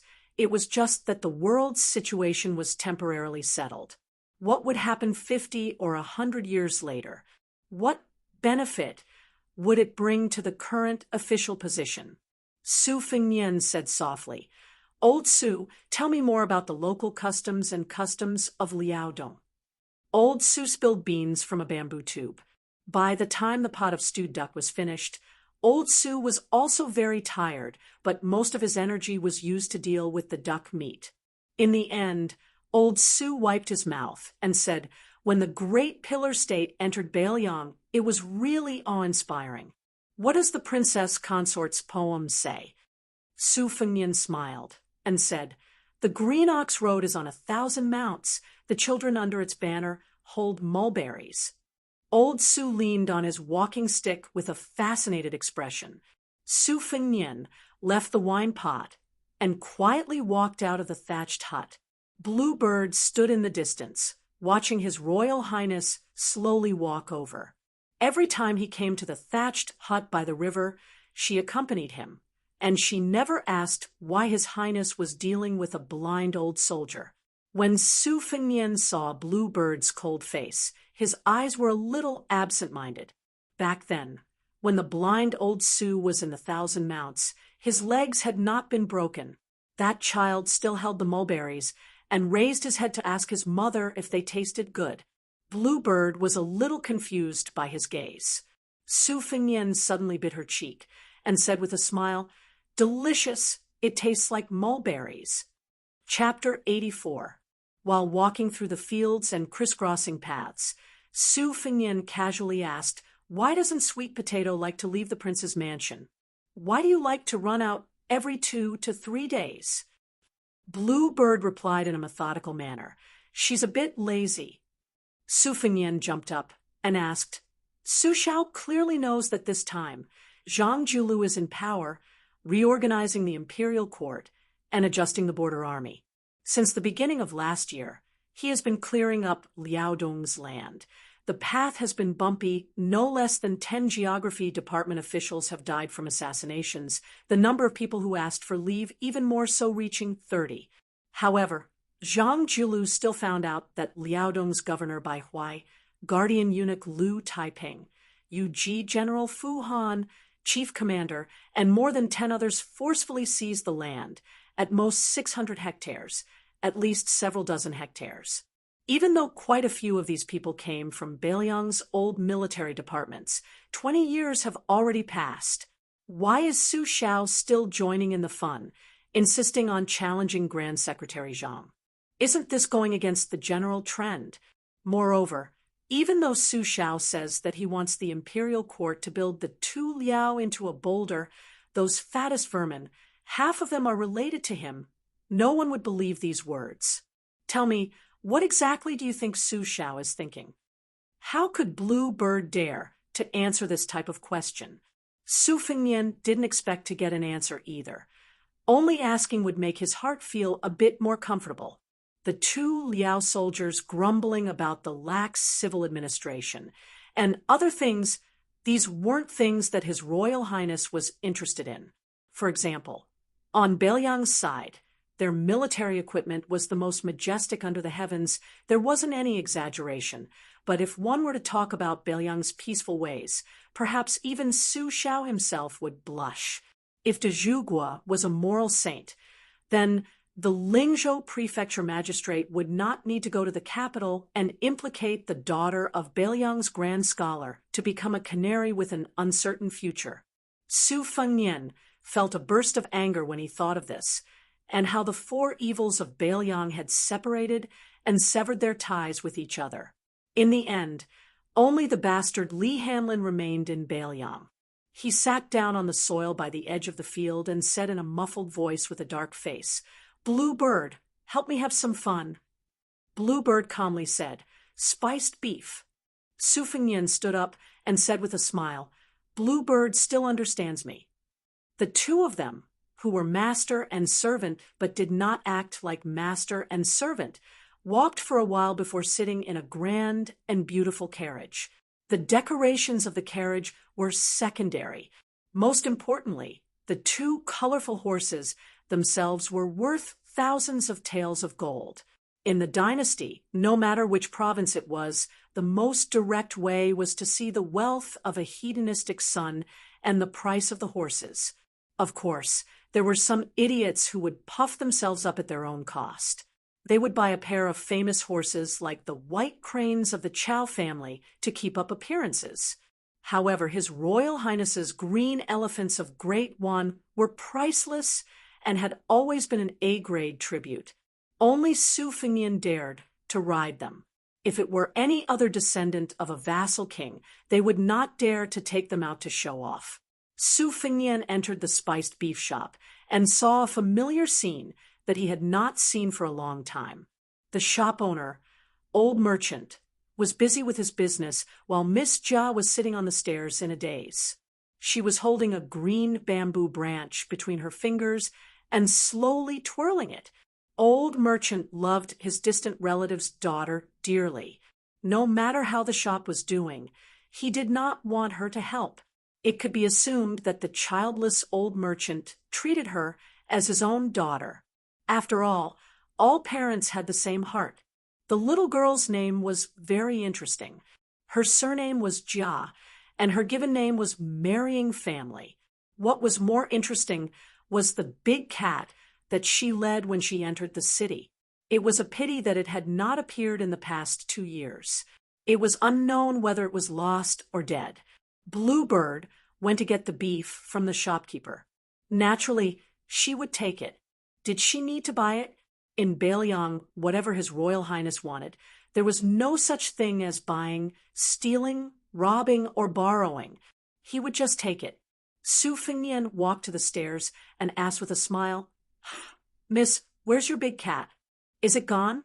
Do you want me to give you one, and you can come with me to the prince's mansion to play?"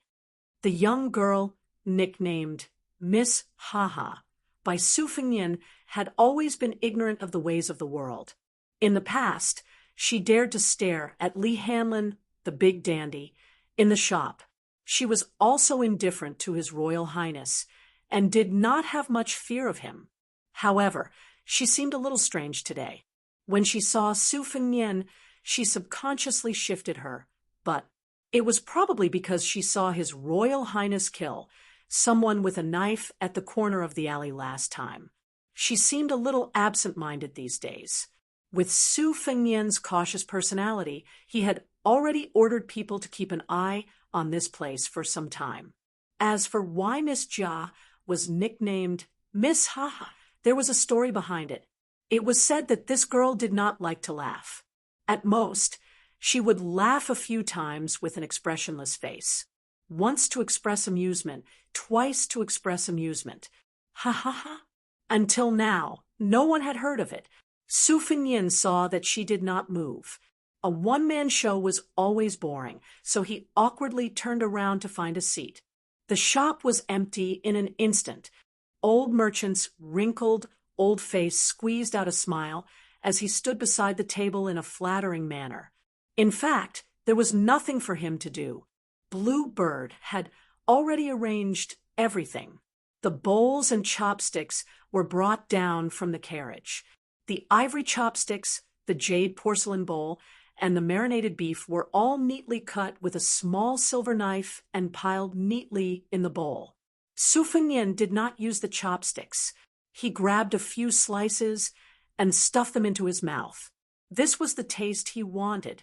It was rich but not greasy. The sauce was authentic, but it did not cover up the original taste of good beef. After Su Fengnian finished the beef, he leaned back on the chair as if he was about to fall asleep. He closed his eyes and lowered his eyelids. His tongue touched the roof of his mouth and his knees together. He gently knocked his teeth 36 times. His qi returned to his Xian acupoint, and his breathing was natural.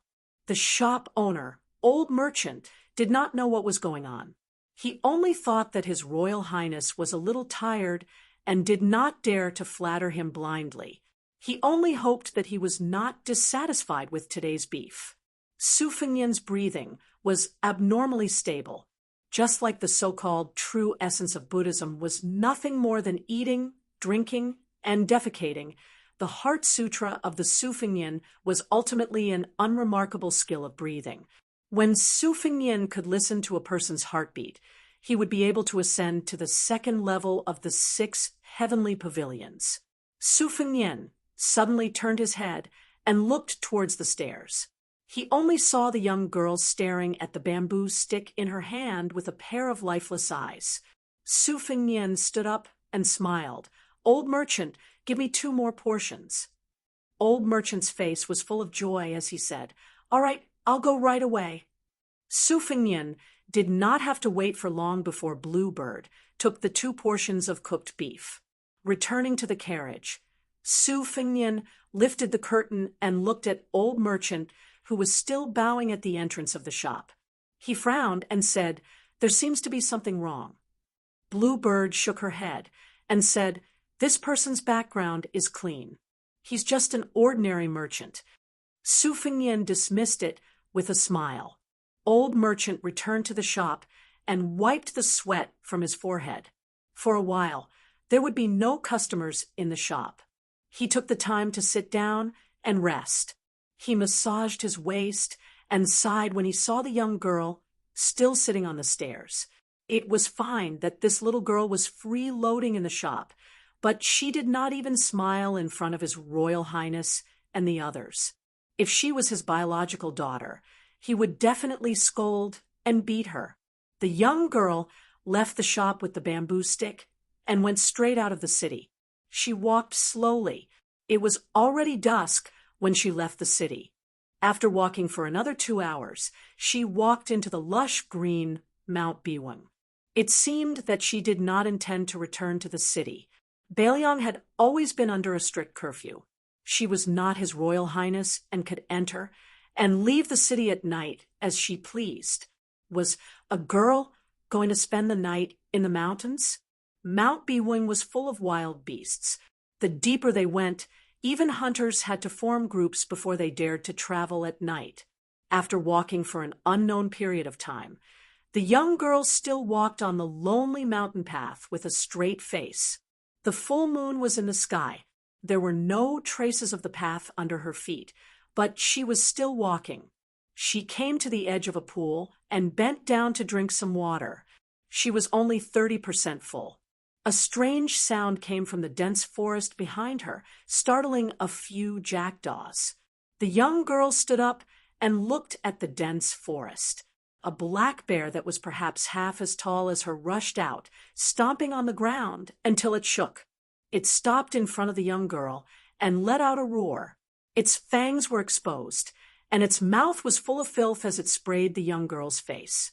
Her black hair was blown up by the wind. The young girl still had a straight face and was indifferent. The giant bear seemed to be annoyed by this young prey and opened its mouth to bite her. Boom! An even more powerful earthquake came from the dense forest. When the grizzly bear turned its head, it was its turn to be sprayed with saliva by a bloody mouth.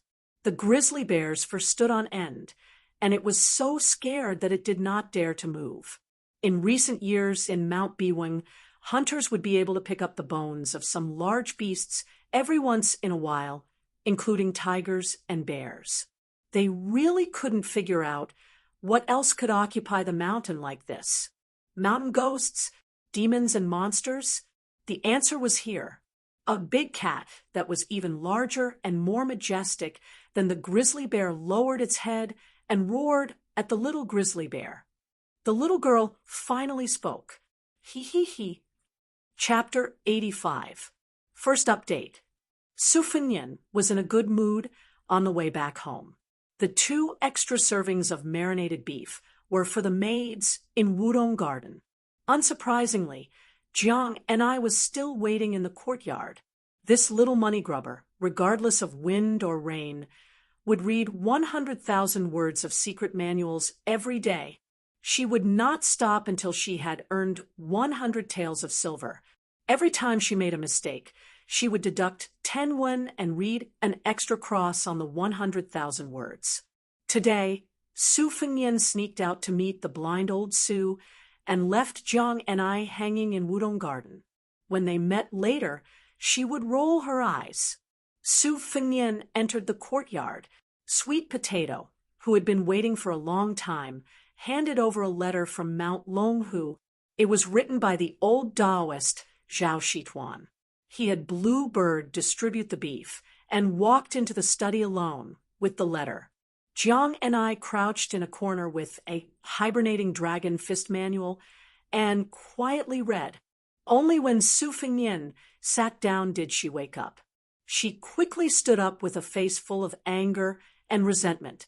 Su Fengnian opened the letter and sat on a red sandalwood chair with auspicious clouds.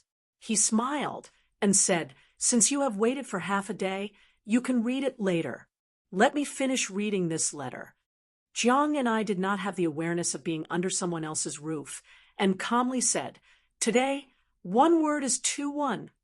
Su Fengnian did not pay attention to her and only focused on reading the letter. Jiang and I watched as His Royal Highness's face changed from sunny to gloomy, then to stormy, and finally to dark clouds. For a moment, she forgot to repeat that 1 word was worth 2-1. Su Fengnian raised his hand and was about to slap the sandalwood handle, but as soon as he did, he pulled back 80 to 90% of his strength. He managed to pull back his hand in time and did not smash the chair. Even so, his face was still frighteningly gloomy. Su Fengnian stood up and walked to the window. After a few breaths, he turned around and looked at Jiang and I with a smile. "Come, you read while I listen." Jiang and I finished reading Hidden Dragon and then read more than half of a sword manual. Outside the window, it was already deep into the night. She discovered that Su Fengnian was unusually quiet today. Su Fengnian, who had been absent-mindedly listening to the sound of reading for 4 hours, smiled and said, "Now that you've saved a lot of money with me, why don't we make another deal? If you buy a secret manual for 1,000 coins, you can buy 10 books in a year. Even if you can't practice martial arts, you can just throw a few books to the people of Jianghu. Do you think they won't bite you like a mad dog? It's better than being rich, but having nowhere to spend it. What do you think of this business? Don't look so unwilling and incredulous. I'm just saying what's on your mind.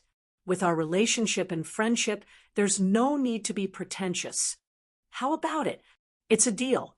1 secret manual costs 1,200 strings of coins. Jiang and I wanted nothing more than to use Hidden Dragon as a sword to stab this treacherous fellow to death." She smiled coldly and said, "Is it 1,000 strings of coins or 1,200 strings of coins?" Su Fengnian, whose little trick had been exposed, laughed and said, "Friendship price, 800 strings of coins for 1 book." Jiang and I agreed immediately. "Okay." Su Fengnian waved his hand and picked up the secret letter from Longhu Mountain again. He furrowed his brows and did not raise his head. He said to Jiang and I, who was putting the 2 secret manuals back on the bookshelf, "Do you want me to prepare a chaise lounge for you?" Jiang and I sneered and said disdainfully, "I still want to live." Su Fengnian did not comment on this statement. As soon as Jiang and I left, Sweet Potato carried a sparkling and translucent colored glass cup full of fruit into the room. Colored glass was a treasure that could only be encountered, but not sought. Ordinary, wealthy families could only have substandard colored glass medicine jade, which was the limit of their wealth. Here, however, it was only used as a small object to hold fruit. Only imperial officials of the fourth rank and above could wear small pieces of colored glass. Moreover, the color and luster were often not clear enough. His Royal Highness was truly wasting natural resources. Su Fengnian picked up a snow pear and took a bite. He said fiercely, "The bull rider just delivered a manuscript of the yin and yang kinship deed." Grandpa Wei, who was in the Tide Listening Pavilion, only took a few glances at it before he cried tears of joy. He said it was even more wonderful than the ancient I Ching and Yang kinship deed in the pavilion, which is known as the King of 10,000 Pills. "Look, the sect leader gave up the cultivation of the Great Yellow Court. I've already left the mountain, but Wudong is still willing to add flowers to brocade. Look at this Mount Longhu. It's only been a little more than a year, and there are already people from the Taoist master's mansion bullying Huang Maner. This group of yellow-purple Taoist priests is really looking for trouble."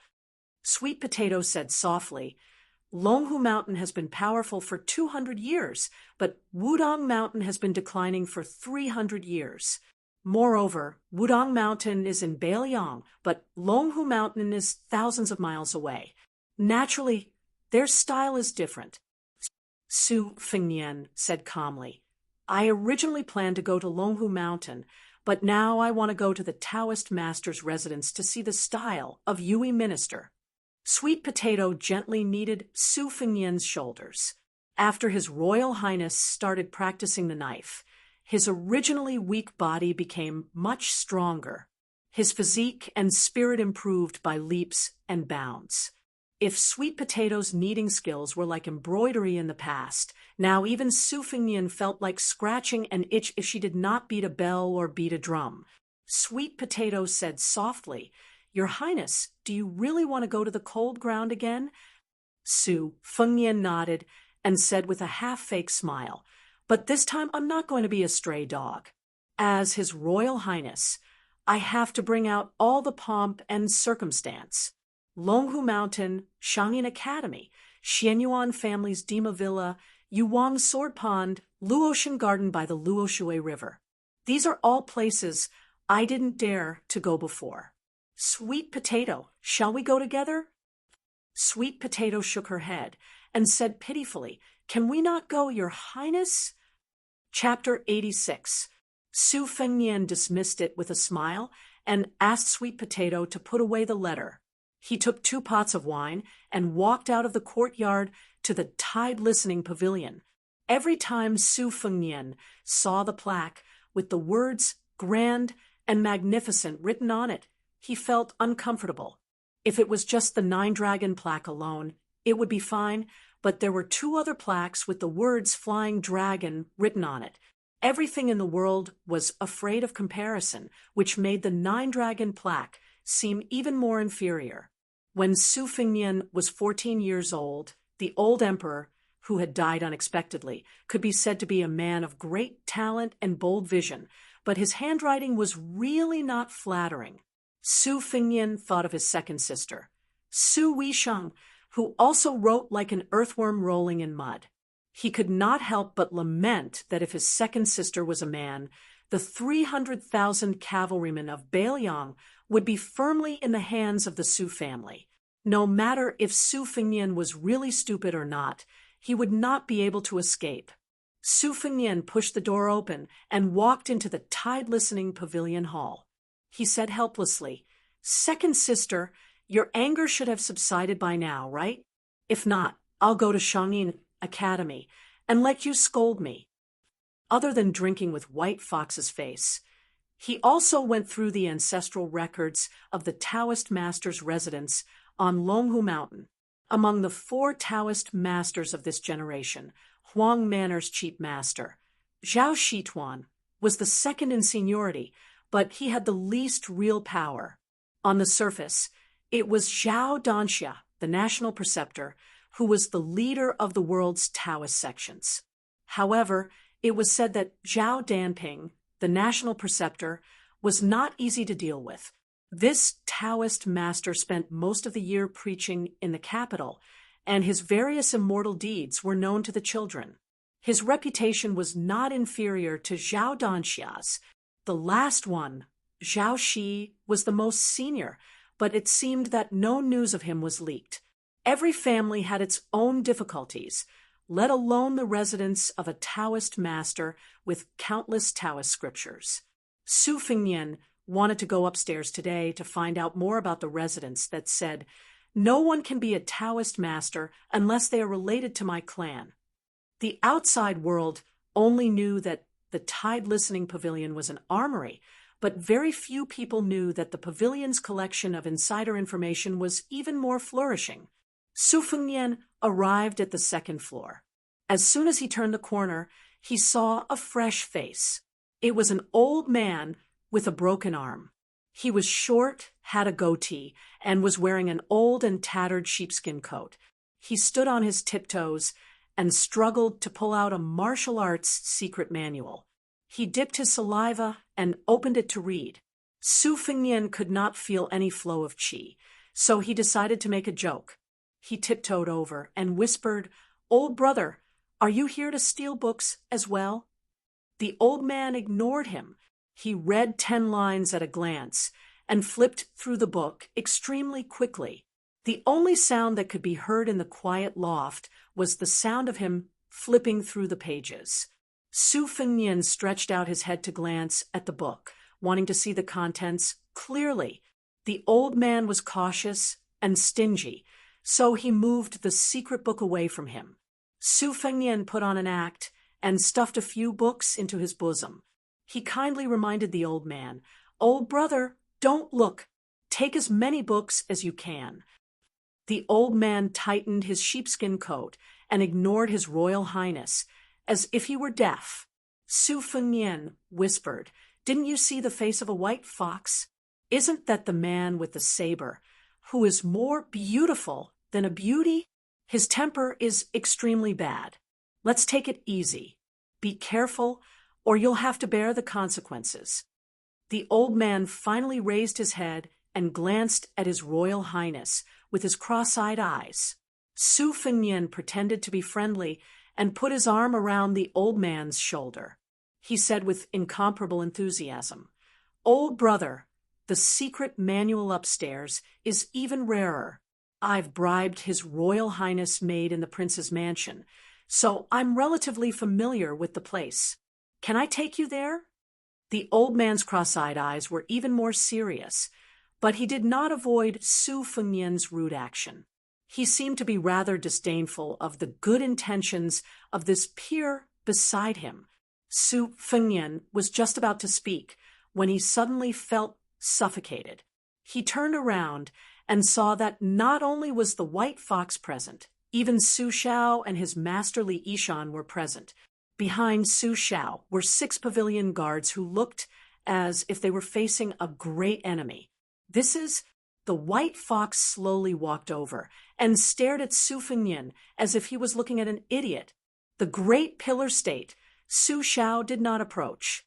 He only bowed slightly and said softly, "Fengnian, I'll have to trouble you during this trip to Bailiang." When and where did the dynasty's only king, with a different surname, the king of Bailiang, treat someone so respectfully?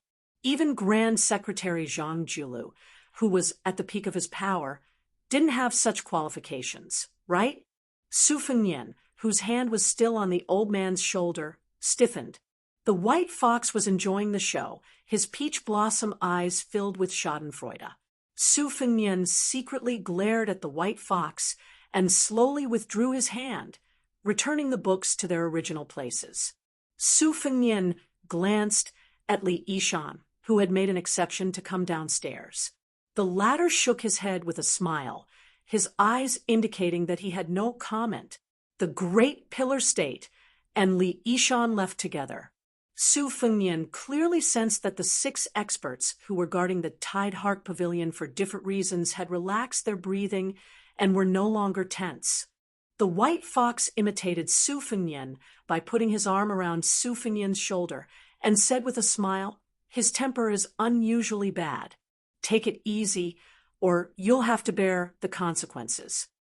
Su Fengnian wanted to turn around and hug the white fox's shoulder, but the latter dodged and explained awkwardly, "I misheard. His temper is extremely good, extremely good." The white fox left in a carefree manner and climbed up a ladder, continuing to read the books on the 2nd floor. In the end, only His Royal Highness and the cross-eyed old man were left. One was confused, and the other was pretending to be mysterious. Su Fengnian thought for a while and felt that he had finally figured it out. He slightly distanced himself from the old man of unknown origin and said cautiously, "Old brother, are you the expert Su Xiao invited to fight the old monster suppressed under the Tide Hark Pavilion?" The old man narrowed his eyes into slits and remained silent. Su Fengnian pretended to be mysterious and said worriedly, "Old brother, this is dangerous. What benefits did Su Xiao promise you? If it's small, don't agree. The great demon suppressed under the pavilion is quite formidable. He has 3 heads and 6 arms, can swallow clouds and spit out fog, and can move mountains and overturn seas." The old man was about to stuff the secret manual into the bookshelf, but he paused and let go. Strangely, the book was suspended in the air and did not fall. The cross-eyed old man turned around and left, annoyed by Su Fengnian's annoying chatter. Su Fengnian's face turned pale. He muttered to himself, "Please don't tell me you're that old monster from the netherworld." The old man's hoarse voice reverberated in the attic. "How did Su Xiao, the butcher, have a son like you? Interesting." Chapter 87. Chapter 2. Su Fengnian plucked up his courage and reached for the secret manual. Nothing out of the ordinary happened, as he had expected.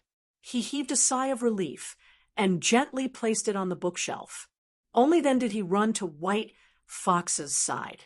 Seeing that the old man was not nearby, he anxiously lowered his voice and said, "Why did you release that guy? Why didn't you inform me? What if something happens to him? Aren't you afraid that Xiaodong will belong to me?"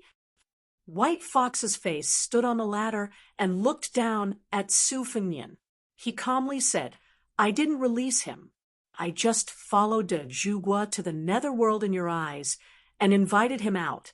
As for the deal between de Zhugua and him, I don't know. I only know that there were 3 rules. However, the old man gave me a few pointers, and I benefited a lot." Su Fengnian asked, "Then should I go and ask for pointers?" White Fox's face playfully smiled and said, "You can try." Su Fengnian weighed his fledgling bladesmanship and decided to give up. He was afraid that the old man would turn him into ashes with a snap of his fingers. However, the old man did not seem like a temperamental monster. He seemed to be easy to get along with. Would he rely on the old man to support him after he left Bailiang? Was the 3 rules Su Xiao made with him reliable? It was hard to guess the master's temperament. His Royal Highness had better not be eaten alive by the old man who had been suppressed in the pavilion for 20 years before his enemies in Jianghu killed him. He thought about the white-haired old man who was no longer bound by the iron balls and wanted to find trouble with old Huang as soon as he got out of the lake. Would the cross-eyed old man not come looking for him? The more Su Fengnian thought about it, the more scared he became. He was not afraid of any Jianghu master who was nailed to the Ministry of Revenue. Even Wudong's leader Wang Zhongluo and Dragon Tiger Mountain's national advisor, Zhao, had to be registered in their respective provinces and counties. This was a tough measure that Su Xiao brought to the imperial court after he stepped into the martial arts world. The question now was, who was this old man who crawled from the netherworld to the mortal realm? He was all alone and had nothing to worry about. If he accidentally injured or killed His Highness the Crown Prince and then ran away, who would Su Xiao's 300,000 iron cavalry go to? There were 3 rules. Why would such a top-notch expert talk about the law with you? Su Fengnian silently squatted under the bookshelf, carefully calculating and calculating. This was the benefit of living a poor life with old Huang in the past. Haggling over every penny was a penny not money? Regardless of whether it was big or small, he had to be calculative now. Back then, for a few copper coins, His Royal Highness had borrowed a tattered Taoist robe to have his fortune told. In the end, he didn't get many copper coins and was molested by a fat woman for an entire afternoon. The most unlucky thing was that before he received the copper coins, Su Fengnian still had to put on a smiling face and waste his breath to praise the woman who weighed about 200 kilograms for her slender waist and beautiful face. The past was unbearable to look back on. Damn it! Just as Su Fengnian couldn't bear to look back, White Fox's face had quietly walked down the ladder and knocked on Su Fengnian's shoulder with the embroidered winter knife. Su Fengnian raised his head blankly. From his angle, White Fox's face was indeed as flat as a flat plane. It was even flatter than Princess Taiping when Xiao He revealed her sharp horns. Alas, this beauty was actually not a woman. It really made people sigh. Su Fengnian came back to his senses in horror and saw that White Fox's face had narrowed her red phoenix eyes, overflowing with murderous intent. Su Fengnian stood up and saw that the embroidered winter knife was still on his shoulder. He deliberately looked confused and asked, "What's wrong?" White Fox's face said calmly, "You want Bailiang? I'll lend you the embroidered winter knife." Su Fengnian was puzzled, "But I already have the spring thunder." White Fox's face sneered, "You've been using your right hand to practice the knife, but you think I don't know that you're left-handed. Left-handed knife is stronger than right-handed knife. Look at your insidious style. Why don't you leave a way out? Don't pretend, just lend me the embroidered winter knife. Other than me, who doesn't think that you're just using it for decoration?" Su Fengnian, whose deeply hidden secret was exposed, wasn't angry. He just smiled and picked up a pair of wine pots and said happily, "You're indeed my confidant. Come, let's drink." White Fox's face let go of the embroidered winter knife and shook her head. "I'm not drinking."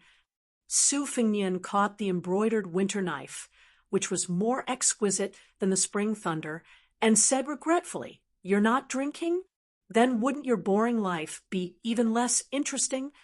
White Fox's face changed the topic and asked, "How many secret manuals do you need to bring with you?" Su Fengnian knew that White Fox's face had no room for negotiation once she decided on something, so he smiled and said, "I need at least 30 to 40 books in a box. I'll throw away one book after I finish reading it." White Fox's face said helplessly, "Are you fishing again?" Su Fengnian held the wine pot in one hand and the embroidered winter knife in the other, and said softly, "Confidant, confidant. Then I'll have to trouble you to pick the books." White Fox's face nodded, as if she was asking him to leave. Su Fengnian went to the top floor and did not see his master. When he went downstairs, he saw Su Xiao sitting on a chair on the 5th floor. In front of him were 3 strangers with different sizes, ages, and chi. Su Xiao threw the 3 secret manuals in front of them and said calmly, "Southern Tang Lu Qiantang, you snuck into the prince's mansion to steal this crouching dragon mound sword manipulation technique. You were defeated by Jian Zhihuang. I saw that you blocked 4 strikes, so I spared your life. Today, this secret manual is in front of you. It's your reward." West Chu Shu Xiu, What you want is White Emperor's pure embracing secrets. East Yu Yang Qingfeng, open your eyes and let this king have a good look. This is your family's ancestral spirit nourishing scripture. None of the three dared to pick up the item that they had been dreaming of for years. They lowered their heads, almost touching the ground, and crawled even more humbly. Chapter 88. Su Shao narrowed his eyes and said, "This time, I'll arrange for the three of you to follow His Royal Highness. When you return to the palace, this king will give you official hats and secret manuals if you want. Oh, this king remembers now. Shu Xiu, if you like women, I'll give you 10. However, if something happens to His Royal Highness, and this king finds out, I advise you to kill yourselves as soon as possible. Otherwise, this king has plenty of ways to make the three of you live a life worse than death. Lu Qiantang, Shu Xiu, Yang Qingfeng, the three of you are all slaves of a fallen country. However, when the country is gone, you still have some relatives who will accompany you. You understand?" The three trembling people responded in unison. Su Fengnian, who was watching from the side, asked, "Su Shao, just these three retainers? Isn't that a bit too few?" Su Shao quickly stood up and gave his seat to His Royal Highness with a chuckle. He flattered, "Fengnian, you have to believe in your father. When raising an army, quality is more important than quantity. When using people accurately, it's not about quantity. This Lu Qiantang uses the tyrannical sword. He has the strength of a second rank and is the least afraid of death. Even if he faces a first-rank expert, he can withstand 100 moves. When he dies, you'll be able to leisurely withdraw from danger. This West Chu woman, called Shu Xiu, is proficient in the art of seduction and disguise. She also knows a lot of crooked ways. Her internal strength is also quite good. When she learns the White Emperor simplicity technique, she'll be like a tiger that has grown wings. In addition, her ability to train young girls is unique. As long as a beauty falls into her hands, it won't be long before she'll be even better than a brothel's courtesan. As for Yang Qingfeng, who was blind in one eye and deaf in one ear, his methods were the strangest and most despicable. He could ask the gods to control corpses and raise ghosts. If you didn't like someone, you could have the surnamed Yang turn them into walking corpses and do whatever you wanted. Fengnian, if they don't do well, the three of them can serve each other. I'm sure it won't be boring." Su Fengnian really didn't know what the three people on the ground were thinking. In the chilly spring weather, Su Fengnian could clearly see that their clothes were all wet. De Zhugua, who had given his seat to his son, faced the three people below him. His tone and expression were much stiffer. He said in a low voice, "Get out. Remember to keep your mouth shut." At this time, Su Fengnian could clearly see the three people's appearances. The sword-wielding Lu Qiantang had a tall and sturdy body. Yang Qingfeng was a middle-aged man with a wooden expression. His 10 fingers were sickly white. The West Chu Shu Xiu was actually a young woman with a natural charm. However, her expression was restrained. She didn't dare to act rashly. She didn't even have the courage to look at His Royal Highness. Each of them tightly gripped a secret manual that they yearned for day and night. They carefully bowed and left the hall. Perhaps in the eyes of these three people, De Zhug's upbringing was terrible. The father actually had to give his seat to his son. In the past, they had only heard that His Royal Highness was arrogant and even dared to teach De Zhu a lesson. Today, they had seen the tip of the iceberg. Su Fengnian threw a wine jug to Su Shao. The latter drank a mouthful and laughed heartily. "Oh, right, Wei Shuyang will also follow you out. He's probably moved by the Yinyang kinship deed. What to do, you decide." Su Fengnian said angrily, "You even dare to threaten Grandfather Wei?" Su Shao laughed and said, "How is this a threat? It's not like I don't know that you've always respected your grandfather Wei. Su Fengnian frowned and said, Grandfather Wei is already so old. How could Su Xiao not know his son's thoughts? He laughed softly and said, Don't think that just because Wei Shuyang was chopped into the lake by Chu Quangren that day, he's no longer an expert. Wei Shuyang is not proficient in martial arts, but he's very proficient in geomancy, divination, and divination.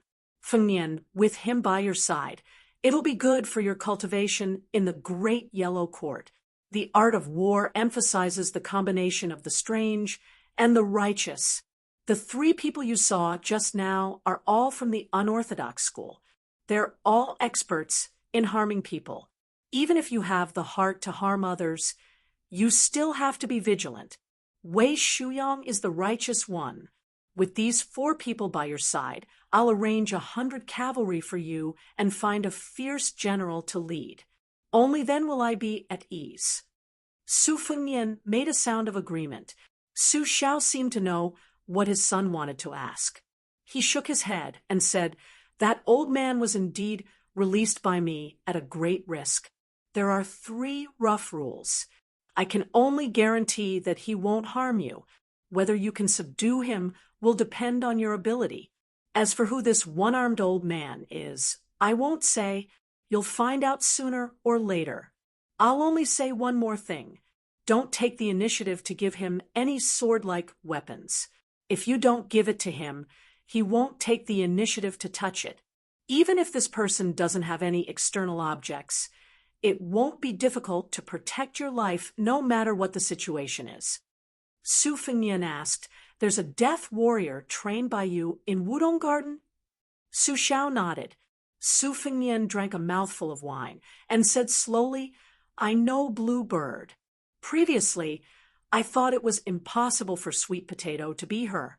However, these days when I asked her to massage my shoulders, unfortunately, I found out.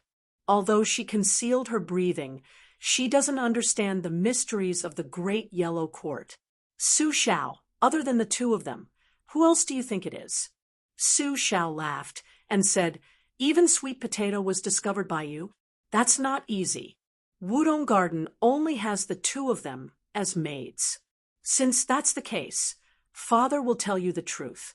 Originally, you had 4 death warriors with the codename Heavenly Stem by your side.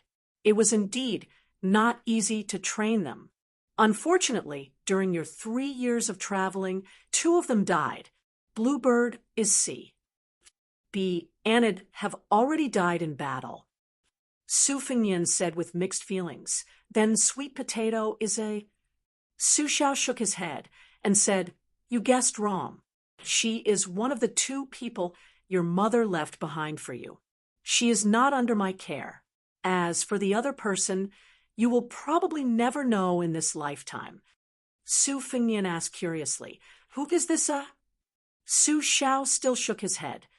When it's time to appear, it will naturally appear in front of you. Su Fengnian said self-deprecatingly, When it appears, it will probably be the time when I resolutely meets its death, right? Su Xiao did not refute. Su Fengnian lowered his head and looked at the embroidered winter-spring thunder that had gathered again. He said softly, When you go to the capital, you should also be careful. Su Xiao smiled faintly and said, It should be those people who should be careful. Chapter 89. End of Third Watch. The people of the city finally saw His Royal Highness, whom they had not seen in a long time. This time, without the young master of the Yen family, there was only Li Hanlin, the son of the governor of Fengzhou, among his friends. His Highness was accompanied by Yu Wei, who had retired from the brothel. Wu Meinyang was holding her white cat. Li Hanlin was called over by Su Fengnian. After returning to Beiliang for more than a year, he had spent most of his time on the embroidered winter saber and Mount Wudong. This time, he had to travel thousands of li with many unspeakable secrets. If he did not meet up with Li Hanlin, he would be letting down young Master Li, who had been a scapegoat for more than 10 years. As soon as Li Hanlin heard that His Royal Highness was going to travel, he impatiently begged brother Su Fengnian to take him along. His coaxing and pestering did not get a nod, so he was a bit angry. During the spring stroll, he waved his horsewhip loudly. Seeing that Li Hanlin still had a listless expression, he joked, "I heard that 2 days ago you found a pair of young twin husbands in Chanya County. They have red lips and white teeth. They are extraordinarily handsome. What's wrong? Did you get tired last night?"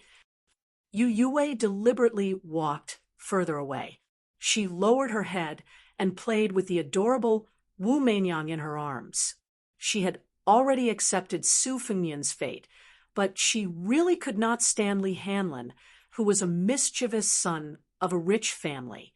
Li Hanlin was angry, but he never resented Su Fengnian. He lowered his voice and said pitifully, "Brother Feng, I'm sick from staying at home.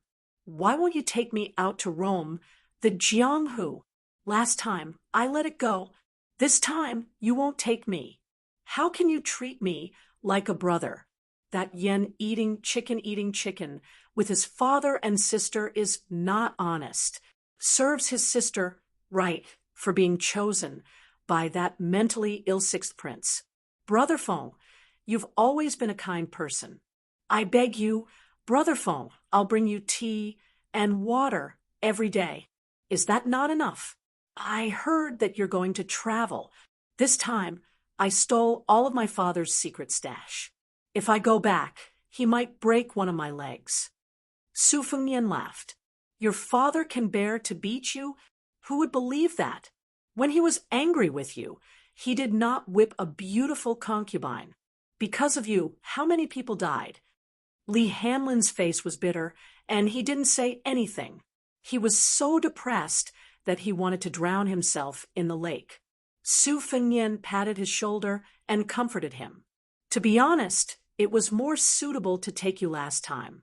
This time, it's really not suitable. I'll tell you what Su Xiao has arranged for me this time.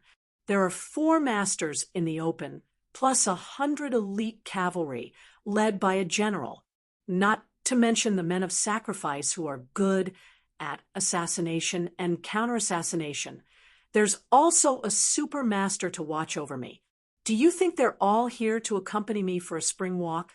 Last time, we sneaked out. This time, we're doing it openly. Have you forgotten how Kong Wuqi was seriously injured? You're the only child in your family. Don't get mixed up in this muddy water. If you really have nothing to do, I'll let Su Xiao get you a position in the Beiliang army. Play for 2 or 3 years. You don't have to charge and break through enemy lines. Just think of it as going to the border to enjoy the scenery. When you return to Feng province, you can lead the army alone.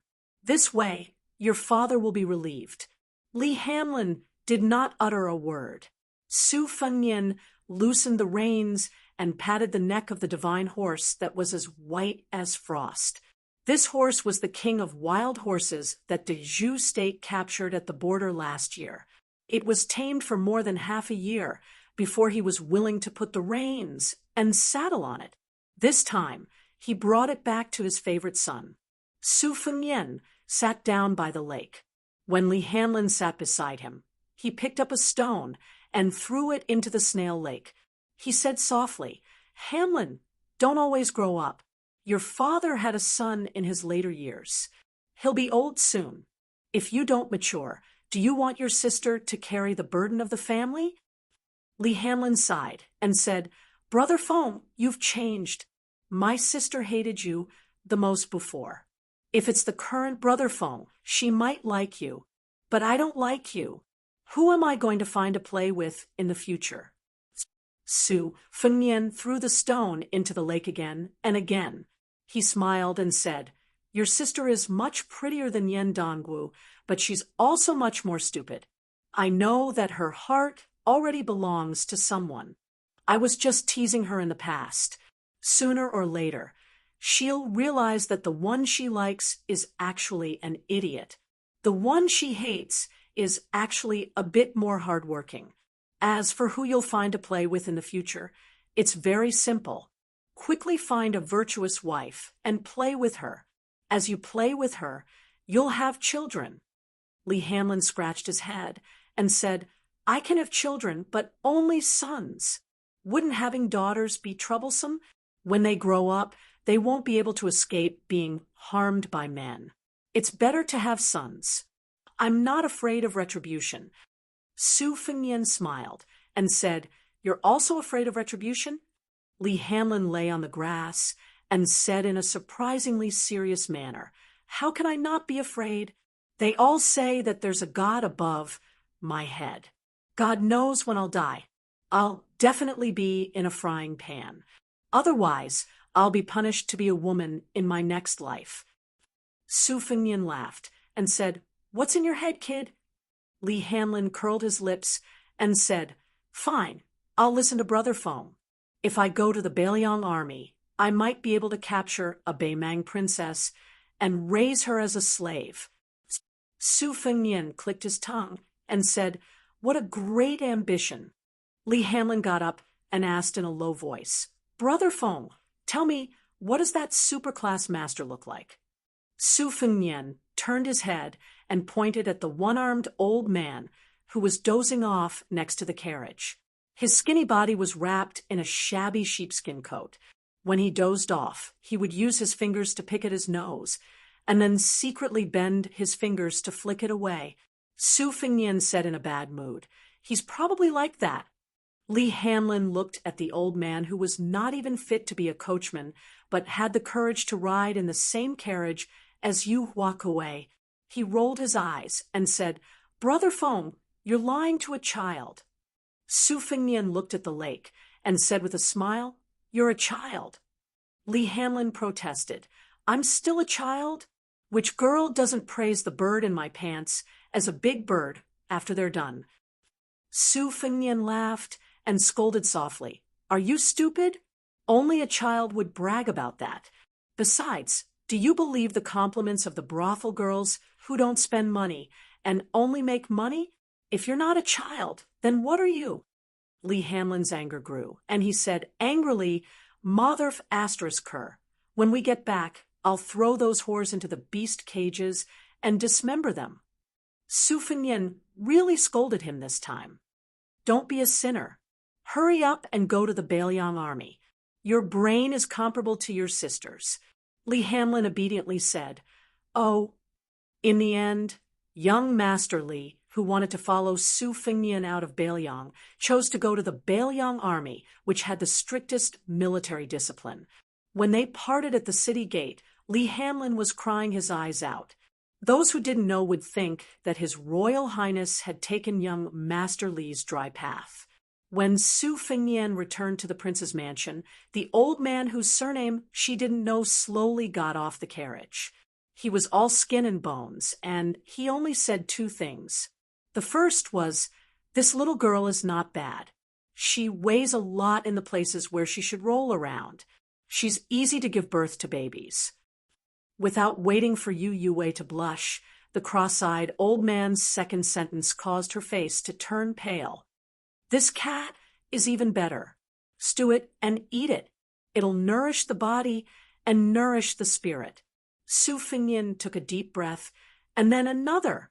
The old man swaggered off and glanced at the tide-listening pavilion from afar on the embankment beside the lake.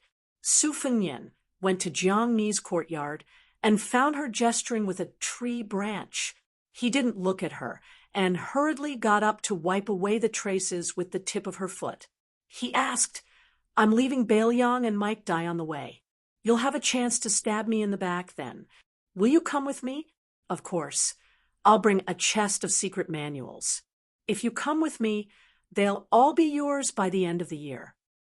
Jiang and I only hesitated for a moment before nodding. I won't go. Su Fengnian was stunned. He turned around regretfully. Jiang Mi's pretty face flushed red. Her aura dropped to the bottom, and her voice was as soft as a mosquito's. Su Fengnian had finally understood. He must be used to rejecting His Royal Highness. He blurted out that he would go, but he didn't have the courage to explain.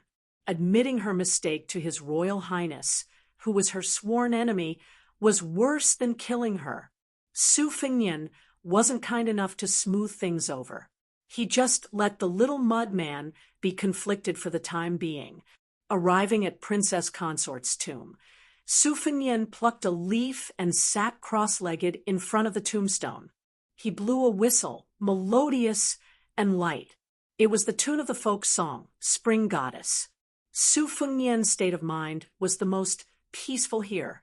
His thoughts were the purest, the old demon under the pavilion, a genuine superclass expert. Don't even think about taking him as a servant. Where was he hiding? Far away on the horizon, close at hand.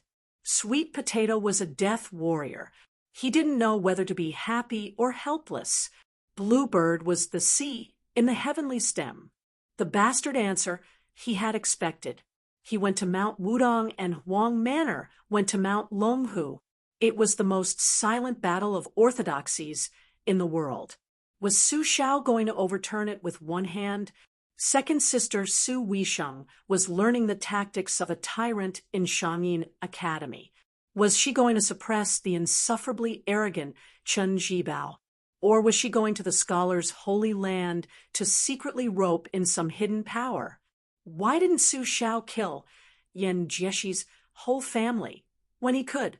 Was it really because Yan Jieshi was his best friend? Su Fengnian threw away the leaf and folded the embroidered winter and spring thunder knives on his knees. He looked at the tombstone and said softly, "Mother, Su Xiao didn't avenge you, but Fengnian still remembers. That year, flowers bloomed in spring. His Royal Highness Su Fengnian rode a white horse out of Liangzhou." Chapter 90. Su Xiao usually lived with the common soldiers on the Beiliang border all year round. It seemed that he had to personally see that the Beimang barbarian soldiers were no less numerous than the Beiliang cavalry before he could feel at ease. After the Wang Fei passed away, his children gradually grew up. First, Princess Chang Jihu married far away in Jiangnan. Then, his second daughter, Su Weisheng, traveled thousands of miles to study at the Yinjiao Academy. For years ago, His Royal Highness left to travel. In any case, there was still Huang Manor in the manor. Now he had completely left. However, old Su couldn't care less about the affairs of these emperors, generals, ministers, and nobles. All the information he had about de Zhugua all came from hearsay when he went to the winery to buy distiller's grains. If he had only heard about it, then so be it. What else could he do? He had followed de Zhugua into battle for many years. He had only seen him once when he was young as a cavalryman. At that time, the one carrying the beetle was still the number 1 vanguard, Wang Jian and Wang Jinling. During the bloody battle of Yik, old Su, who had not yet gone blind, had charged out of the city gate with de Zhugua. He watched as General Wang knelt on the ground and held up the city gate with both hands, allowing the Liaodong soldiers to charge out of the city. At that time, General Su had not yet been bestowed the title of king and had not yet received de Zhugua's title. He had only turned his head to glance at the city gate. All of the Beiliang soldiers firmly believed that de Zhugua was the number 1 hero of the present age. He was one of the 4 famous generals of the spring and autumn period. Just based on battle records, de Zhugua could not compare to Yi Baikue, who had been hailed as the only one in 500 years by the Yinjiao Academy.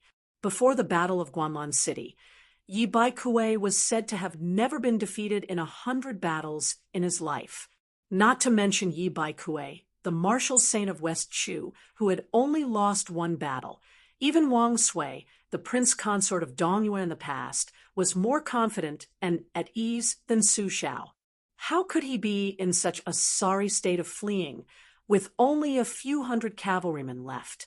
But in the end, other than the great general of the same court, only Su Xiao remained standing. Furthermore, of the 9 kingdoms of the spring and autumn period, the Iron Hooves under Su Xiao's banner had destroyed 6 kingdoms. The Confucian general, who became famous 20 years later than Su Shao, had only 2 insignificant small kingdoms. How could he stand shoulder to the king of Bailiang? This was the power of the pillar state. It was only the middle of the month, so old blind Su wasn't willing to spend copper coins to buy distiller's grains. He could only lick his saliva to satisfy his craving.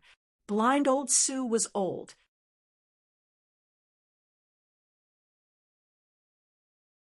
The cowardly old Su did not even eat or kill a lot of pigs.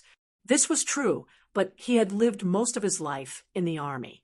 Those fierce soldiers who had killed dozens of people would look more ferocious than ordinary people even when they were eating. That person gently pressed down on old Su, who was standing up with the help of his walking stick. He laughed and said, "Brother Su, sit down and talk. Do whatever is comfortable. There's no need to be so polite with me." Chapter 91. Old Su didn't insist. He was old, so he didn't try to be brave like a young man.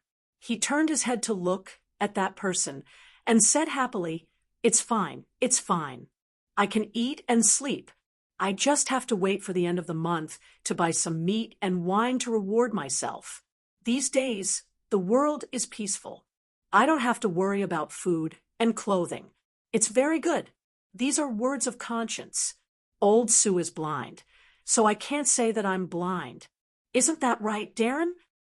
The visitor smiled and said, "Old Su, you're not blind at all. You have a lively mind. You're much better than many officials and generals." Old Su blushed and said, "Darren, these words are too serious. I don't dare to accept them. Old Su, am just an old Bailiang soldier who didn't die. In the past, I heard a kid surnamed Su talk about dying on the battlefield, but I don't really understand. In any case, it's better to live than to die. Now, I'm not afraid of death. I've lived to this age without any loss. I'm just worried about one thing. If one day I fall asleep and don't wake up, then so be it. But I don't have a coffin bearer. I'm worried about this." That kid Su chuckled and said that if I really can't do it, I can't say for sure that I won't see him for an entire year. I think it's difficult. The Yamen official said calmly, "That kid Su promised to be a coffin bearer for you?" Old Su instantly became spirited. "Isn't that so? That kid Su is a good person. Old Su, have never made a mistake in recognizing people. It's just that this kid is a bit sloppy in many things. He climbs walls and steals ducks. I'm worried that he won't be able to find a good wife in the future. 2 days ago, that kid Su even brought a pot of good wine to my place to chat. However, he said that he was going out again. Unfortunately, I was woken up by the smell of wine at night and accidentally drank the remaining half of the pot. Otherwise, I could have entertained Darren today." "Ha! Darren, don't think that old Sue's broken mouth can't hold back on talking nonsense with you." That person laughed and said, "I won't. Nowadays, it's hard for me to find someone to chat with. Younger brother Su, you want a drink? When I came here, I forgot that I usually don't drink when I'm old. Today, I'll make an exception. If brother Su can wait, I'll get someone to buy it." Old Su hurriedly waved his hand and said, "There's no need, there's no need. Milord is busy with important matters. How can I let Milord waste his time and money here?" That person smiled and leisurely enjoyed the afternoon sun with old Su. The warmth of the sun spread over their bodies was much more comfortable than any brocade clothing. Old Su leaned sideways and leaned on his walking stick with both hands. With a dazed expression, he said, "My greatest regret in my life is that I didn't get close enough to see the Pillar of Da. An old brother who passed away last year was much luckier. After the Battle of Jingyang, he killed hundreds of thousands of surrendered soldiers, and he was only 100 steps away from the Pillar of Da. That old brother still talks about it with his eyes closed. Look at how smug he is. The blind old Su had always regarded him as a small government official in the yamen. He softly said, "Su Xiao is nothing more than a hunchbacked old soldier. What's there to see?" In an instant, old Su's mind went blank. Since he was able to walk out of the battlefield covered in millions of bones alive, how could he be a fool? In Bailiang, who would dare to say that Su Xiao was nothing more than a hunchbacked old soldier? Other than the Pillar of Da, who else could it be? Old Su's withered body, which needed a walking stick to walk, began to tremble violently. In the end, the old soldier of Bailiang, who was still alive, had tears streaming down his face. He turned his head and said with trembling lips, "The Pillar of Da?" That person didn't admit or deny it. He only called out to old Su, "Brother Su." Old Su seemed to have gone mad as he struggled to get up. Ignoring the Pillar of Da's obstruction, he threw away his walking stick and knelt on the ground. He used all the strength in his body, the heroic spirit of 30 years of fighting in 6 countries, and the spirit of 10 years of struggling at death's door to suppress the old soldier's passion and sobbing. He kowtowed and said, "Su Yongguan, one of the 18 old battalions of Jianzhou, the last rider of the Fish Drum Battalion, pays his respects to General Su." Today, the 18 old battalions of Jianzhou no longer existed. Just like the 600 iron armors whose fame was gradually fading away, the younger Bailiang cavalry had at most heard of some hot-blooded deeds. The Fish Drum Battalion. It was known as the #1 death battle under the Su banner. The last battle was at the Western Rampart. Wang Fei, dressed in white as snow, beat the fish dragon drum that was as tall as a person in the Fish Drum Battalion. She won the battle for the crown of the Liang dynasty in one spurt of energy. Nearly 1,000 people from the Fish Drum Battalion fought to the death without retreating. In the end, only 16 people survived. The rider, Su Yongguan, lost an eye in that battle. The arrow was pulled out along with it. He fought again until he fainted among the pile of corpses. In fact, in the old soldier's heart, whether it was the Pillar of Da or the King of Bailiang, they were only titles for outsiders. In his heart, he was still willing to call him General Su. Old Su, who was supported by Su Xiao, sat back down on the wooden stool. His face was full of tears, but he said with a smile, "I've lived enough in this life. General Su, may I be so bold as to ask, is that young Su?" Su Xiao said softly, "He's my son, Su Fengnian." The old soldier's face was pressed against the walking stick that the Pillar of Da personally took back. He repeatedly muttered, "I've lived enough, I've lived enough." The last person in the Fish Drum Battalion, old Su Yongguan, slowly closed his eyes. "General Su, Wang Fei, you have a good son. I, old Su, have to go down and drink with my old brothers. Tell them that the sound of the horses' hooves of the 300,000 Bailiang cavalry will only make the enemy more and more terrified. It can't be small, it can't be weak." Under the Su banner, the fish dragon drum sounded. Old Su Yongguan died peacefully. Chapter 92. The book review section is also a chaotic battle of spring and autumn. It's very exciting. His Royal Highness rode out of the city on a white horse with 2 sabers attached. Behind him was a tall and sturdy general leading more than 100 light cavalry. However, the carriage at the front was very ordinary. The coachman was a delicate and pretty woman. Even His Royal Highness was riding on a horse. Presumably, no one had the right to sit in the carriage. After more than 10 li out of the city, the 100 Phoenix Battalion mounted crossbowmen deliberately distanced themselves and followed from a distance. That General Wu Jian rode alone to Su Fengnian's side. Even though he was facing one of the most prominent four fangs of Bailiang in the past 10 years, his loyalty was unquestionable.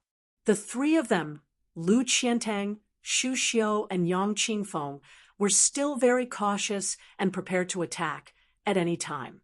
It could be seen that the three of them were terrified of Su de Jugua to the bone. They were afraid that the slightest movement would harm His Royal Highness, and they would have to apologize with their deaths as soon as possible.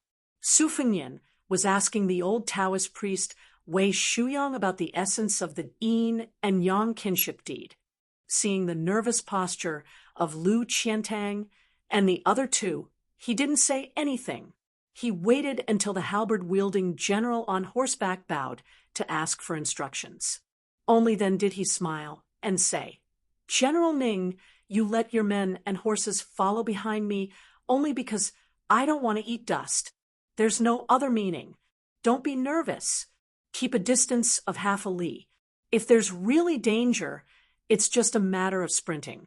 Don't worry, General Ning, this is my personal guard camp. Every one of them is a valiant elite selected from the various armies of Bailiang. With General Ning in command, there's no chance of anything going wrong." This halberd-wielding Wujian general had a poetic name, Ningame, but he was big and burly, his entire body fierce-looking. The Phoenix Battalion's cavalry were all light cavalry with sabers and crossbows in their hands. Only his armored cavalry was wearing heavy armor. In his hand was an eye-catching iron halberd with the character bow in his hand. Furthermore, he carried a big sack on his back, filled with more than a dozen short halberds. At first glance, one could tell that he was a military general who could fight 10,000 men. Before Su Fengnian left the city, he had received a summary of Ningame's military exploits. He couldn't help but admire him. Ningame was an orphan on the battlefield. He was picked up by General Wang Jian and raised. After Wang Juling died in battle, he inherited his adoptive father's mantle. As long as he had a halberd in his hand, he had performed the magnificent feat of taking the head of a general in the midst of an army of 10,000 men several times. After each incident, the Great Pillar State would use a great merit to offset his small crime. Otherwise, he wouldn't be the one with the lowest martial rank among Bailiang's four fangs. However, as long as Ningame could go into battle, he could kill people. He didn't have to hide behind the formation and do things like wave flags and shout battle cries. He didn't care about these things. Since ancient times, those who dared to use a halberd as a weapon were all fierce men who killed people as if they were grass. On the battlefield, he was a killing god. Off the battlefield, Ningame wasn't the kind of barbarian general who would whip his soldiers at every turn. On the contrary, he was very gentle, respectful, and thrifty. Because his voice was full of energy, it was inevitable that it would shake the heavens. However, the tone of his voice always sounded like it came from the cherry lips of a Jiangnan girl. It was really an extremely strange thing. At this time, hearing His Royal Highness's explanation, Ningame held the halberd diagonally, the tip of the halberd facing the ground. He smiled shyly and said, "For this trip, the Great Pillar State ordered me to listen to all of His Royal Highness's orders. Your Highness, I will do as you say." Su Fengnian glanced at the iron halberd in Ningame's hand and asked curiously, "General Ning, this bu halberd should weigh 70 to 80 pounds. Ningame said in surprise, "His Royal Highness recognizes this halberd as the bu halberd." Su Fengnian laughed involuntarily and said, "I occasionally heard my second sister mention it. It's not to the extent that she would recognize it as a fancy ceremonial halberd." Ningame didn't notice that the atmosphere around him was a bit stagnant. He said to himself, "His Royal Highness guessed correctly. This halberd weighs 75 pounds. Normal people can't lift it." Su Fengnian, who had two sabers at his waist, laughed loudly and said, "If there's a chance, I want to see General Ning's flying halberd. I heard Su Shao say that your short halberd can make a person fall off a horse with one strike. There's never been a miss." Ningame was a bit embarrassed and only smiled. In the end, he excused himself and rode back, dragging the halberd behind him. Shu Xiu, who had a charming appearance but an unknown heart, pulled on the reins and coldly watched from the sidelines. The corners of her mouth hooked up, full of disdain. This Bailiang's trusted aide really didn't understand the ways of the officialdom. Since His Royal Highness could see through the weapon, it didn't matter if it was just a blind cat bumping into a dead mouse. Didn't he know how to take advantage of the situation and flatter him a bit? He even said in front of His Royal Highness that he couldn't lift the halberd. Was he mocking His Royal Highness for not having the strength to truss up a chicken? You're a brute who doesn't understand. Even if His Royal Highness isn't an expert in the use of sabers, those two peerless sabers are chilling. Just by looking at them, you can tell that they're killing sabers soaked in blood. How can normal people handle them? The tall and sturdy swordsman Lu Qiantang, whose figure didn't lose to Ningame, just closed his eyes and focused. His thumb hooked around the hilt of the giant sword Red Cloud he picked out from the armory. Yang Qingfeng was shrouded in a loose black robe, which made her snow-white hands even more dazzling. Su Fengnian continued forward and sighed softly. Back in the day, West Chu claimed to have 1 million people with halberds within 5,000 li, but those hundreds of thousands of invincible great halberd warriors still lost to Su Zhao's cavalry. It seems that in this world, the Bailiang cavalry is still the sharpest spear. The old Taoist priest Wei Shuyang stroked his beard and laughed softly. In my early years, I was fortunate enough to see the marvelous sight of thousands of Bailiang cavalry galloping in a line. It was like the tide of Guangling River, overturning rivers, overturning seas, and destroying mountains. I was fascinated.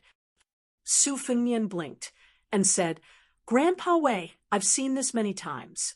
The old Taoist priest was stunned for a long time. Finally, he understood and smiled with gratification. This made Shu Xiu, who was in the dark, puzzled. Shu Xiu and the other two had been raising eagles and dogs in the prince's mansion for quite a long time. The longest was Yang Qingfeng, who had been raising eagles and dogs for 7 or 8 years. At that time, His Royal Highness was already the infamous #1 Silpants in Bailiang. Chapter 93. There was no such thing as a demonic sect or cult in Jianghu, and no sect or faction that didn't know the difference between life and death would label themselves as demonic. Even for some vicious sects, once they were associated with the word demonic, most of them would run to crowded places to cry for their parents. This was especially true for Jianghu, which had been crushed by the Bailiang cavalry. No one had the guts to walk this path that was destined to be short-lived. About 60 years ago, Jianghu was a chaotic place, just like the 9 kingdoms of spring and autumn in the Central Plains. However, there was a sect that most of Jianghu looked up to and called itself the demonic sect. What happened to it? Mount Longhu easily produced an immortal that was hard to come by in 100 years, Qi Xuanzhen.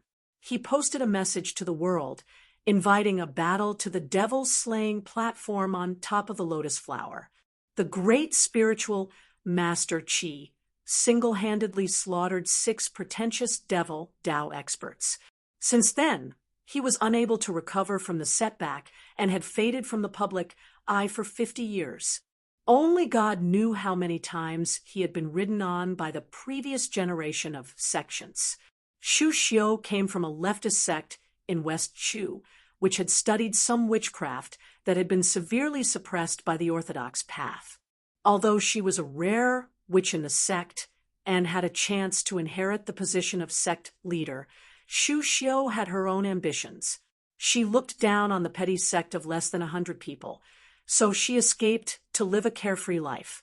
Relying on her good looks and low-class seduction techniques, she accidentally obtained an incomplete high-class mental cultivation method from a middle-aged Taoist on Mount Kongtong. After she practiced it, her power skyrocketed.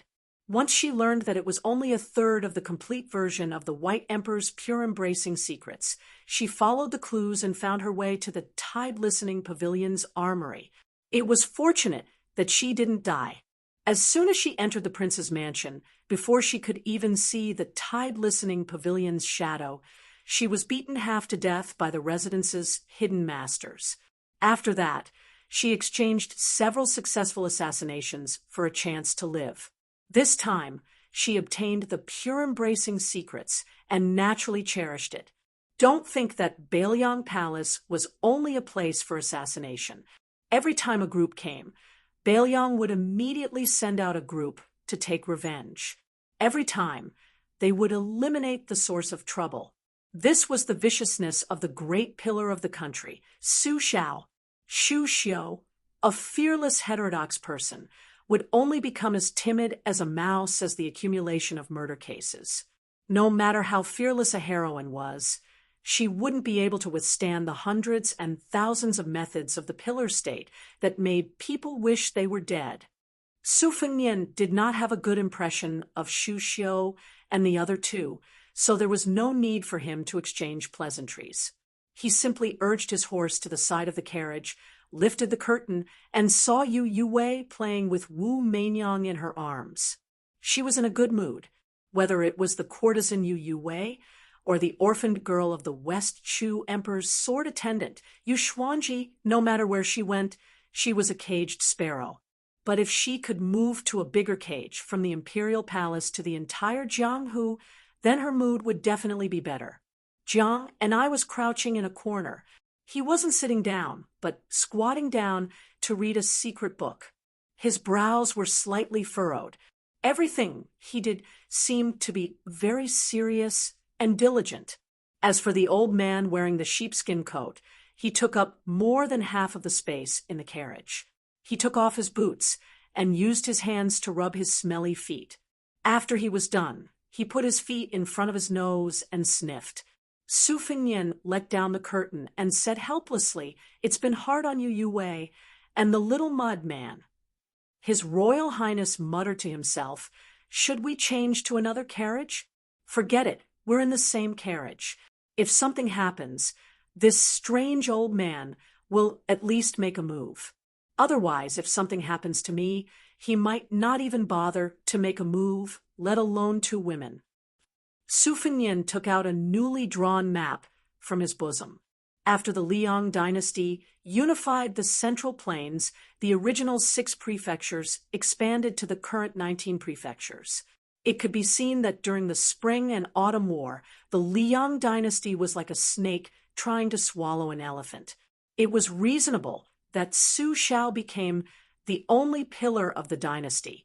Baelyang was a general name that included the entire Liangzhou and half of Lingzhou. Their group had just left the city not long ago. The city was in the southernmost part of Baelyang, and it was still a day's journey away from the northern border of Yongzhou. The official road that Su Fengnian took was the same one that he had taken 4 years ago. This journey was also easy at first. It could be said that they were wearing fine clothes and riding fine horses. It was only after they entered the hinterland of Yongzhou that the journey began to be miserable, perhaps because she couldn't stand the cross-eyed old man in the carriage. Yu Yue held the white cat and poked her head out.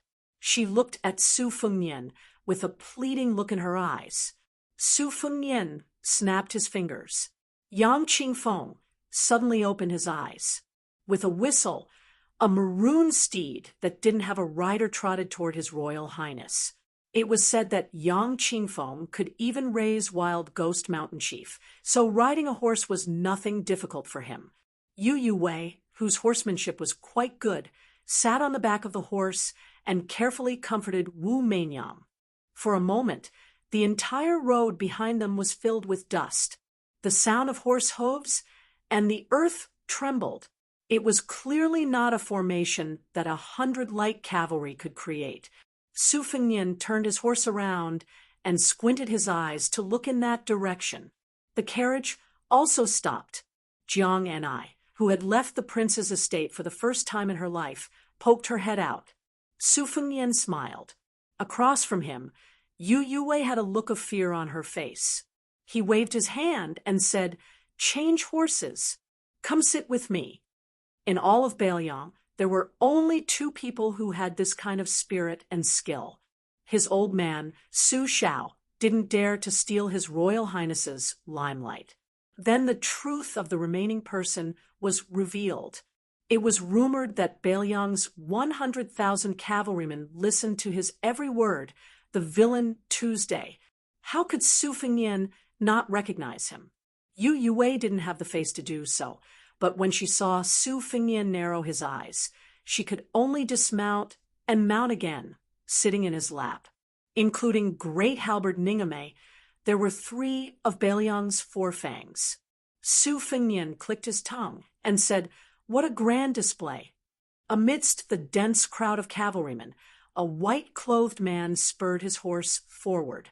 Thinking back, this white-clothed man seemed to have galloped out of the formation with such style, killing the world-renowned General Marshal St. Yi and his wife and daughter in front of the battlefield. The incomparably elegant man bowed, slightly on the horse, and said softly, "Qin Jibao has come to send His Royal Highness off." In the vision of Bailiang's 3 fangs and the dozen or so valiant generals in the front row, they only saw His Royal Highness holding a beauty in his arms, and the beauty holding a white cat in her arms. On one side was the most outstanding person of the younger generation, who came from a valiant family of generals and followed Su Daju since childhood. On the other side was the gentle young master who played with the cat in the countryside. It seemed that in an instant the difference between the two was obvious. Su Fengnian turned his horse around again, a finger twirling the woman's hair. He said slowly, "I won't see you off." Chapter 94. Begging for collection. I'm only 2,000 away from 40,000. Ningame led the 100 Phoenix Battalion Light Cavalry and continued to follow His Royal Highness. He didn't make a sound when he passed by White Chun Jibao, although Ningame was a top-class warrior. He wasn't interested in climbing up the ranks in the Bailiang army. He gave off a dull feeling.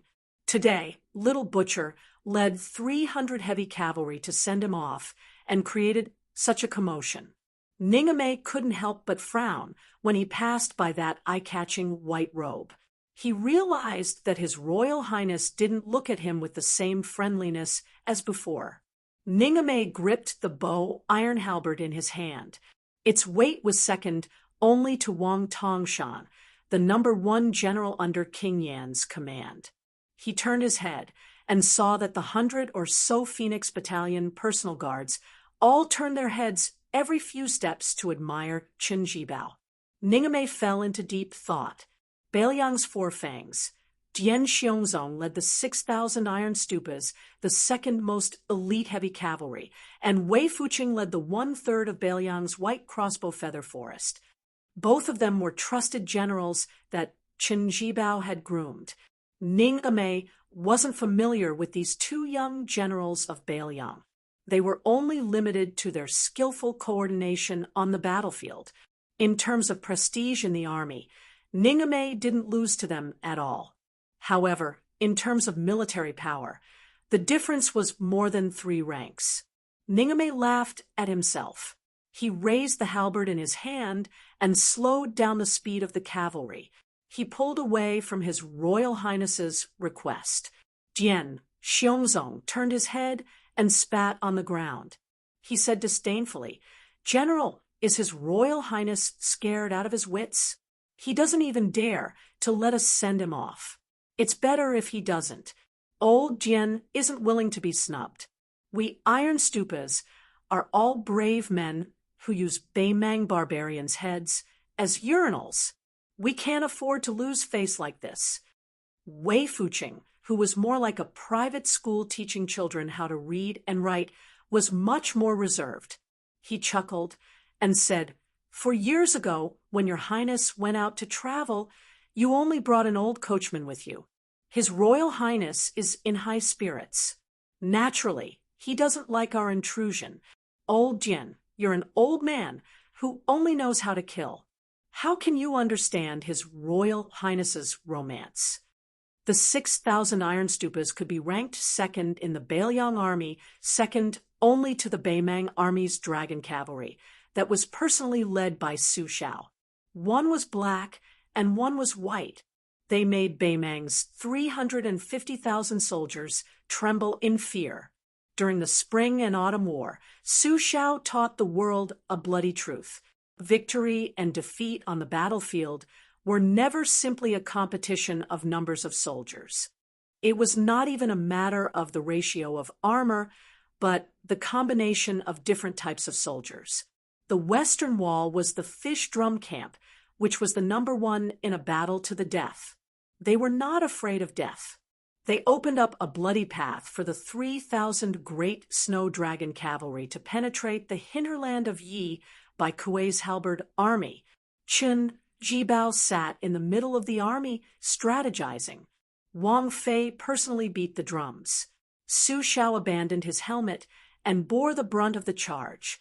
The 3,000 white horses and white armor galloped like thunder.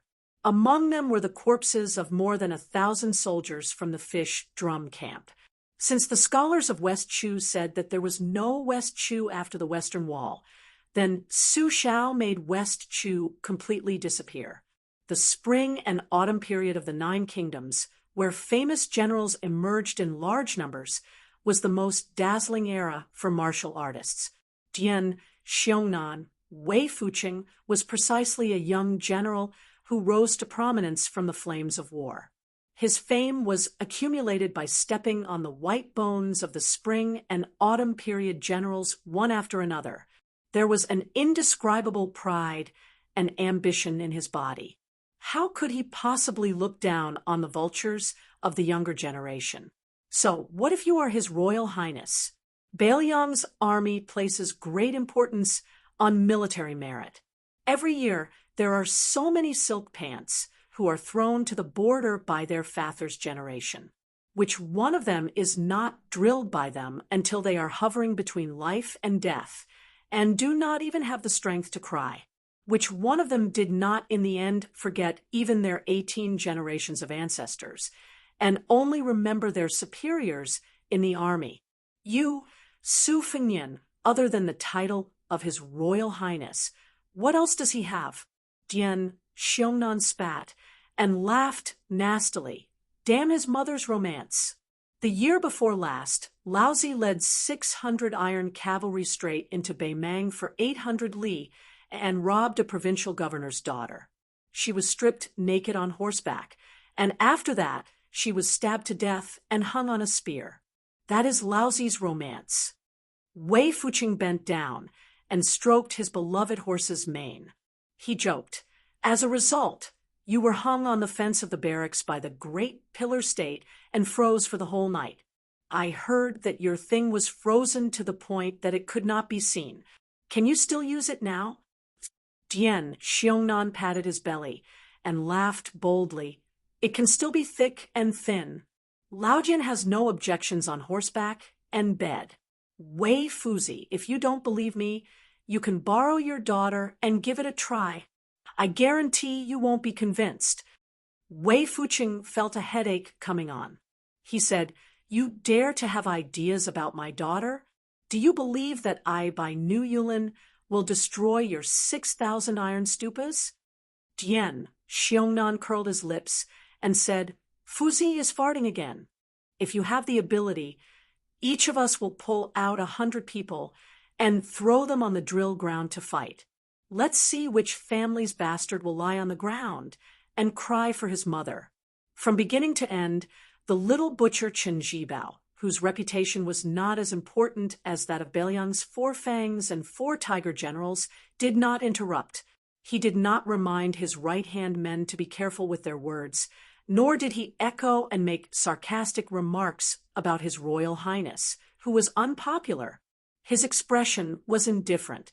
His adoptive father, de Zhugua, was about to enter the capital to meet the emperor. Therefore, for the time being, he would not go to Baelyang's border, where Baemang's 2 armies intersected. All military affairs would be handed over to Chunjibao. Bailiang's 300,000 iron cavalry had long been accustomed to this. The little butcher was not only the first adoptive son of de Zhugua, but also a famous general who was outstanding in both civil and military strategy, who did not know that in the past, if he had not personally refused His Majesty the Emperor to let him go to the south to lead an army alone, he would have long been a major official of the southern border. How could the 10 southern tribes of barbarians have the chance to jump around on the border? Wei Fuqing smiled and said, Ning Deji has received this bitter task. I reckon he will be so angry that he won't be able to sleep every day. Jian Xiongnan gloated, Ning Tiji is not a bad person. When he kills people, he is not lenient. He is strong enough in both horse and foot battles. Lao Jian is as famous as him. I am convinced. As for you, Wei Fuzi, to be honest, you are somewhat inferior. Wei Fuzi did not take it seriously. Jian Xiongnan had always been outspoken. When he talked to him about the principles of war and strategy, he would not listen. Chen Jibao looked at the sky above his head and muttered, The sky has changed. Yu Wei coyly wanted to ride the horse alone. Su Fengnian could not persuade her, so he simply gave the white horse to her and got on the carriage. In the carriage, the cross-eyed old man finally put on his boots. He stretched his neck to look at the secret book in Jiang Ni's hands. Jiang Ni, who was squatting in the corner, was the most stingy. He put up the cover and read silently. The two people were in a deadlock, competing in patience. When the old man saw His Royal Highness get into the carriage, he appeared to be somewhat impatient. His nose and eyes were vertical, and he did not give him a good face. After Su Fengnian sat down, he took off the embroidered winter and spring thunder double blades and placed them on his knees. The simple and unadorned spring thunder double blade was below, and the beautiful embroidered winter thunder double blade was above. The two blades, one long and one short, overlapped. It was also a beautiful sight. Even Jiang and I could not help but take a few more glances. She had seen Su Fengnian's double blades roll up 1,000 piles of snow on the ice surface of Tide Hark Lake. In her heart, her hatred for Su Fengnian deepened. Only such a beautiful woman was worthy of these double blades. Su Fengnian, no matter how diligent you were in practicing your blades, you were still a two-headed snake with 3 legs. You would only disgrace the double blades. Su Fengnian, who came to listen to the book, automatically ignored the old man with the sheepskin fur coat. He closed his eyes and ordered, Read the Thousand Swords Grass Compendium. Chapter 95. Jiang and I opened the box full of secret manuals by his feet and finally found the ancient seal cover of the Thousand Sword Grass Compendium. He flipped it open and started reading. During this period of time, not only did he earn a lot of money from reading, he was also forced to learn nearly 100 rare words. The price was 10 coins per word. Jiang and I had to emphasize every word the second time he saw it. He was indeed a little mud man who hated evil as if it was his enemy. Su Fengnian listened to the voice that was much more comfortable than when he read it for the first time. His breath slightly changed along with the style of the outline of 1,000 swords. The scholar officials wrote poems based on their feelings. The more emotional they were, the more moved they would be when they read it. The same principle applied to the writing of a warrior. The things they wrote were completely different from the Buddhist scriptures. This outline of 1,000 swords was even more sonorous. No wonder White Foxface highly praised this book and said it was one of the top 3 books in the rich collection of books on the 2nd floor. Su Fengnian listened attentively, but he was interrupted by someone. It's all bullsh *T. Jiang and I, who was interrupted, stuck his head out from behind the book and stared at him. The old man was quite disrespectful to His Royal Highness and deliberately kept a distance from him. But when he saw Jiang and I, he squeezed out a smile and took the initiative to explain. This old man is saying that this book is full of nonsense and will lead people astray. Su Fengnian opened his eyes and smiled. What do you mean? No matter how good his skills were, his bad temper was definitely rare in the world. The old man rolled his eyes and sneered. This old man is telling you in detail about the way of the sword. Are you sure it's not playing the lute to a cow? Su Fengnian was helpless. This old monster seemed to be no younger than Wang Xianji in Su Zhao's words. He could only endure it. Jiang and I obviously liked to see Su Fengnian not being taken seriously. Although he did not feel close to this strange old man, at this moment his good impression of him skyrocketed.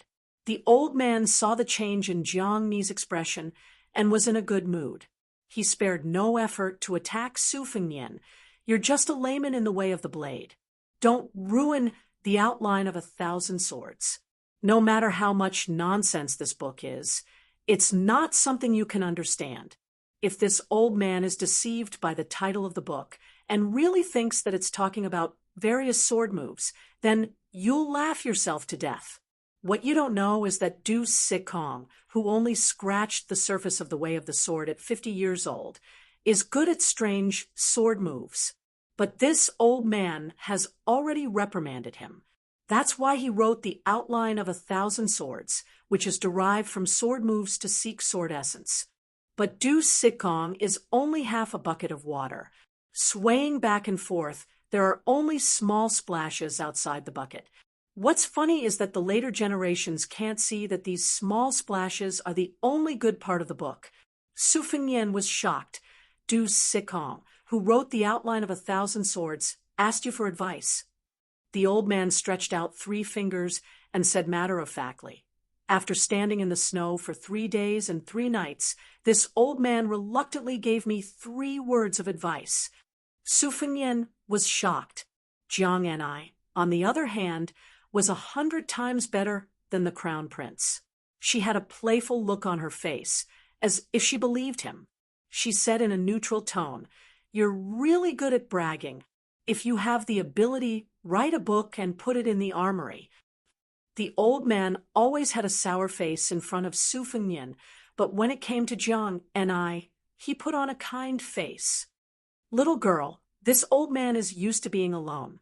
He disdains to put all his thoughts into writing. Besides, there are only 5 or 6 books in the Tide Listening Pavilion that can catch this old man's eye. It's not that great of a place. Jiang Ni's eyes widened. Still boasting? Are you done yet? The old man was stunned for a moment. Instead of getting angry, he was happy and laughed loudly. Su Fengnian lost interest in the outline of 1,000 herbs because of the old man, so he had Jiang and I changed to another secret book. In the end, he read less than 1,000 words and was interrupted by the old man's arrogant comments. He changed to another book, and as expected, it was not worth a single cent. Su Fengnian only felt that he benefited a lot, but Jiang and I was already going crazy. Studying and earning money was hard work, and it was earned by serving this enemy Su Fengnian. The old man was pretending to be an expert and giving advice. At first, Jiang and I endured because of his age, but after a few times, she could not take it anymore. Jiang and I threw the book and said with a face full of anger, "Shut up. Look, one who is close to ink will be stained black." She was getting better and better at learning the catchphrase from His Royal Highness. Su Fengnian did not pay attention to Jiang Ni's outburst.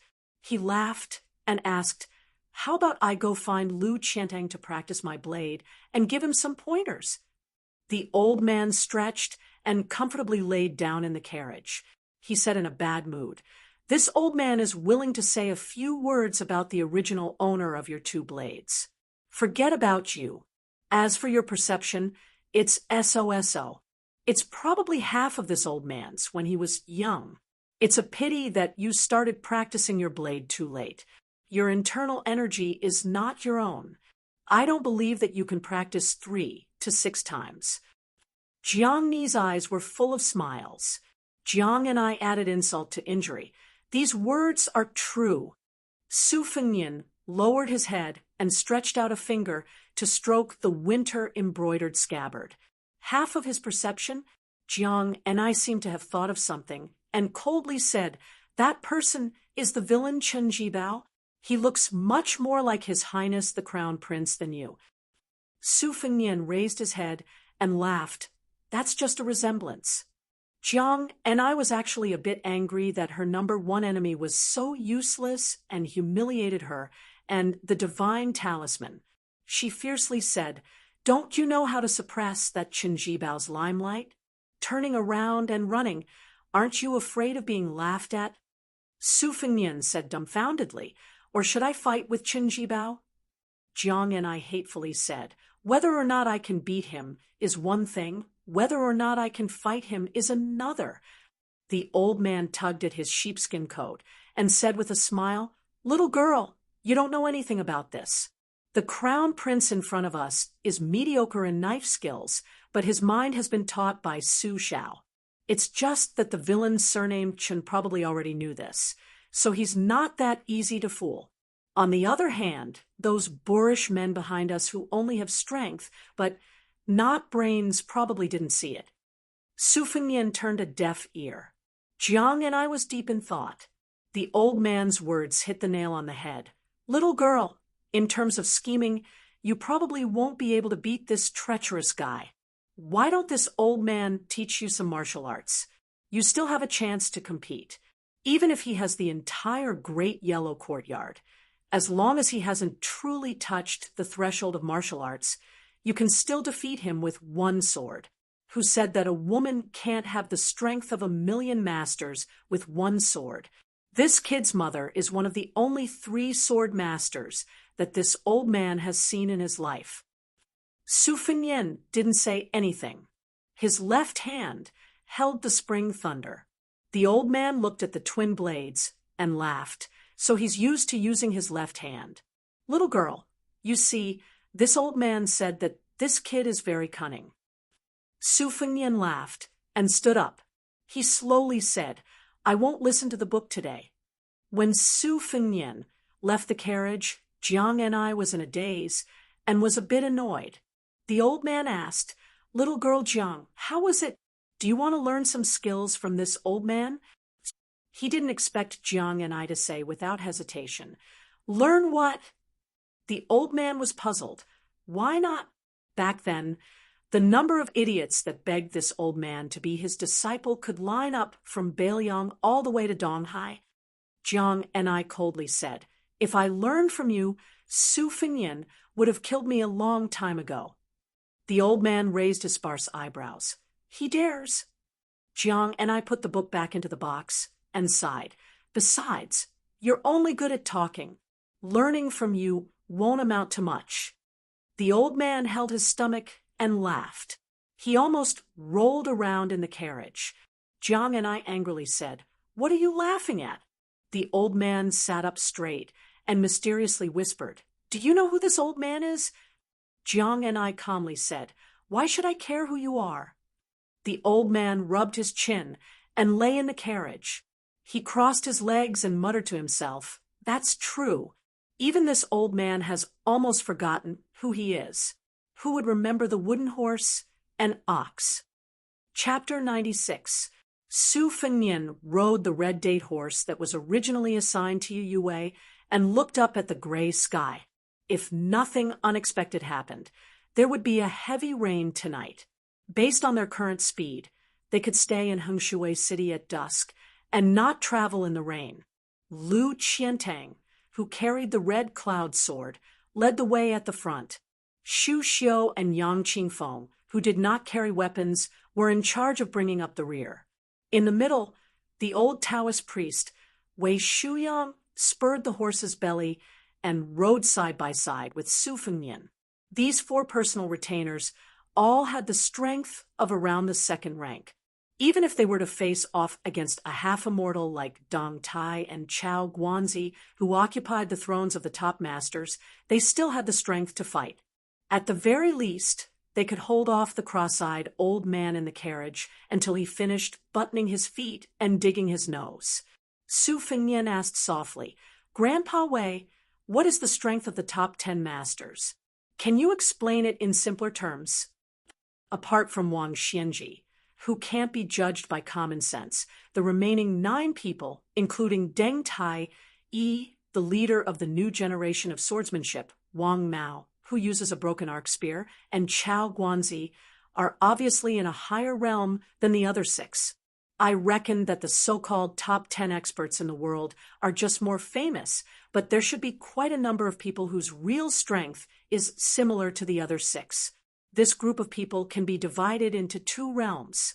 Based on my deduction, I think that the great spiritual master in our sect said that the first-class 4 levels are divided into the Vajra level, finger level, and celestial level.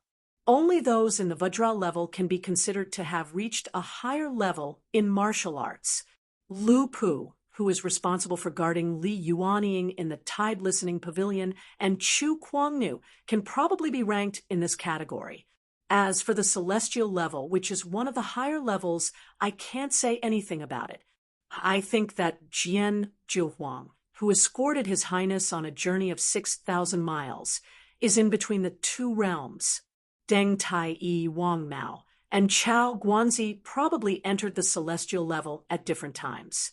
Only Wang Xianji has been in the celestial level for half of his life. It's really too high to reach, too high to reach. Su Fengnian asked softly, "Grandpa Wei, did you miss the last realm?" Wei Shuyang laughed. Back then, the great spiritual master only said that reaching this realm would make one on earth immortal. I thought that if there was someone in the human world with such supernatural powers, it would only be Wang Xianji. Tracing back further, Qi Xuanzhen of Mount Longhu and old celestial master Zhao, who changed the late emperor's fate, could be counted in. However, every 100 years, the Wu family sword tomb would produce an earth immortal sword.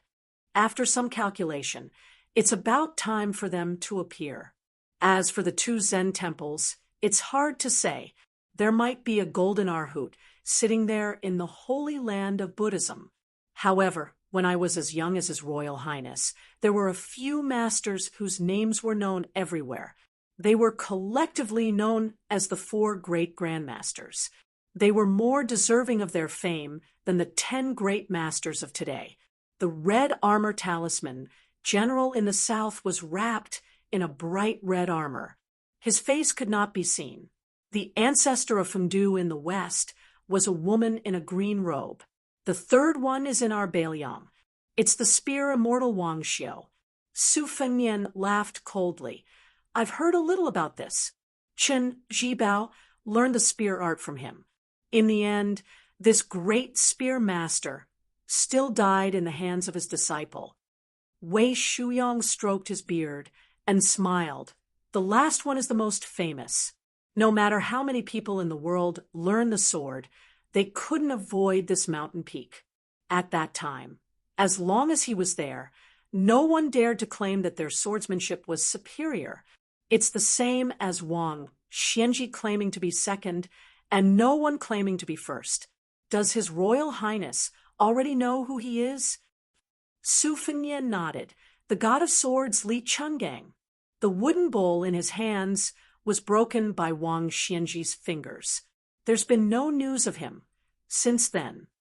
Wei Shuyang, who also had a period of youth, sighed with emotion. There are geniuses in every generation of the martial world who stand at the top for 50 years. It's said that when God of Swords roamed the martial world, his swordsmanship was the best in the world. His elegance was unparalleled. At that time, there was no woman in the world who wasn't infatuated with God of Swords. Even the green-robed woman in Fengdu was willing to be pierced by the wooden bull. When I was young, I always dreamed of meeting God of Swords when I went out one day. I would be satisfied if I could talk to him. When he found out that Wang Xianji defeated him, he couldn't accept it for a long time. He wanted to fight Wang Xianji to the death. I had already learned the sword for more than 10 years. Later on, I gave up the sword to cultivate. The main reason was because of God of Swords' retirement. A youth who doesn't roam the martial world with a sword isn't a youth with ambition. Su Fengnian was amused by Grandpa Wei's youthful feelings. The haze in the carriage faded a little. He couldn't help but laugh. Grandpa Wei, did you also want to be a carefree swordsman when you were young? Old Taoist me squinted his eyes and smiled. Who hasn't been young before? I might as well tell His Royal Highness the truth. I even admired a few heroines in the past. Once, I finally got the chance to meet one of them. I couldn't help but blush and tremble. I couldn't say anything. Compared to His Royal Highness, it's like a Vajra realm and a heavenly image realm.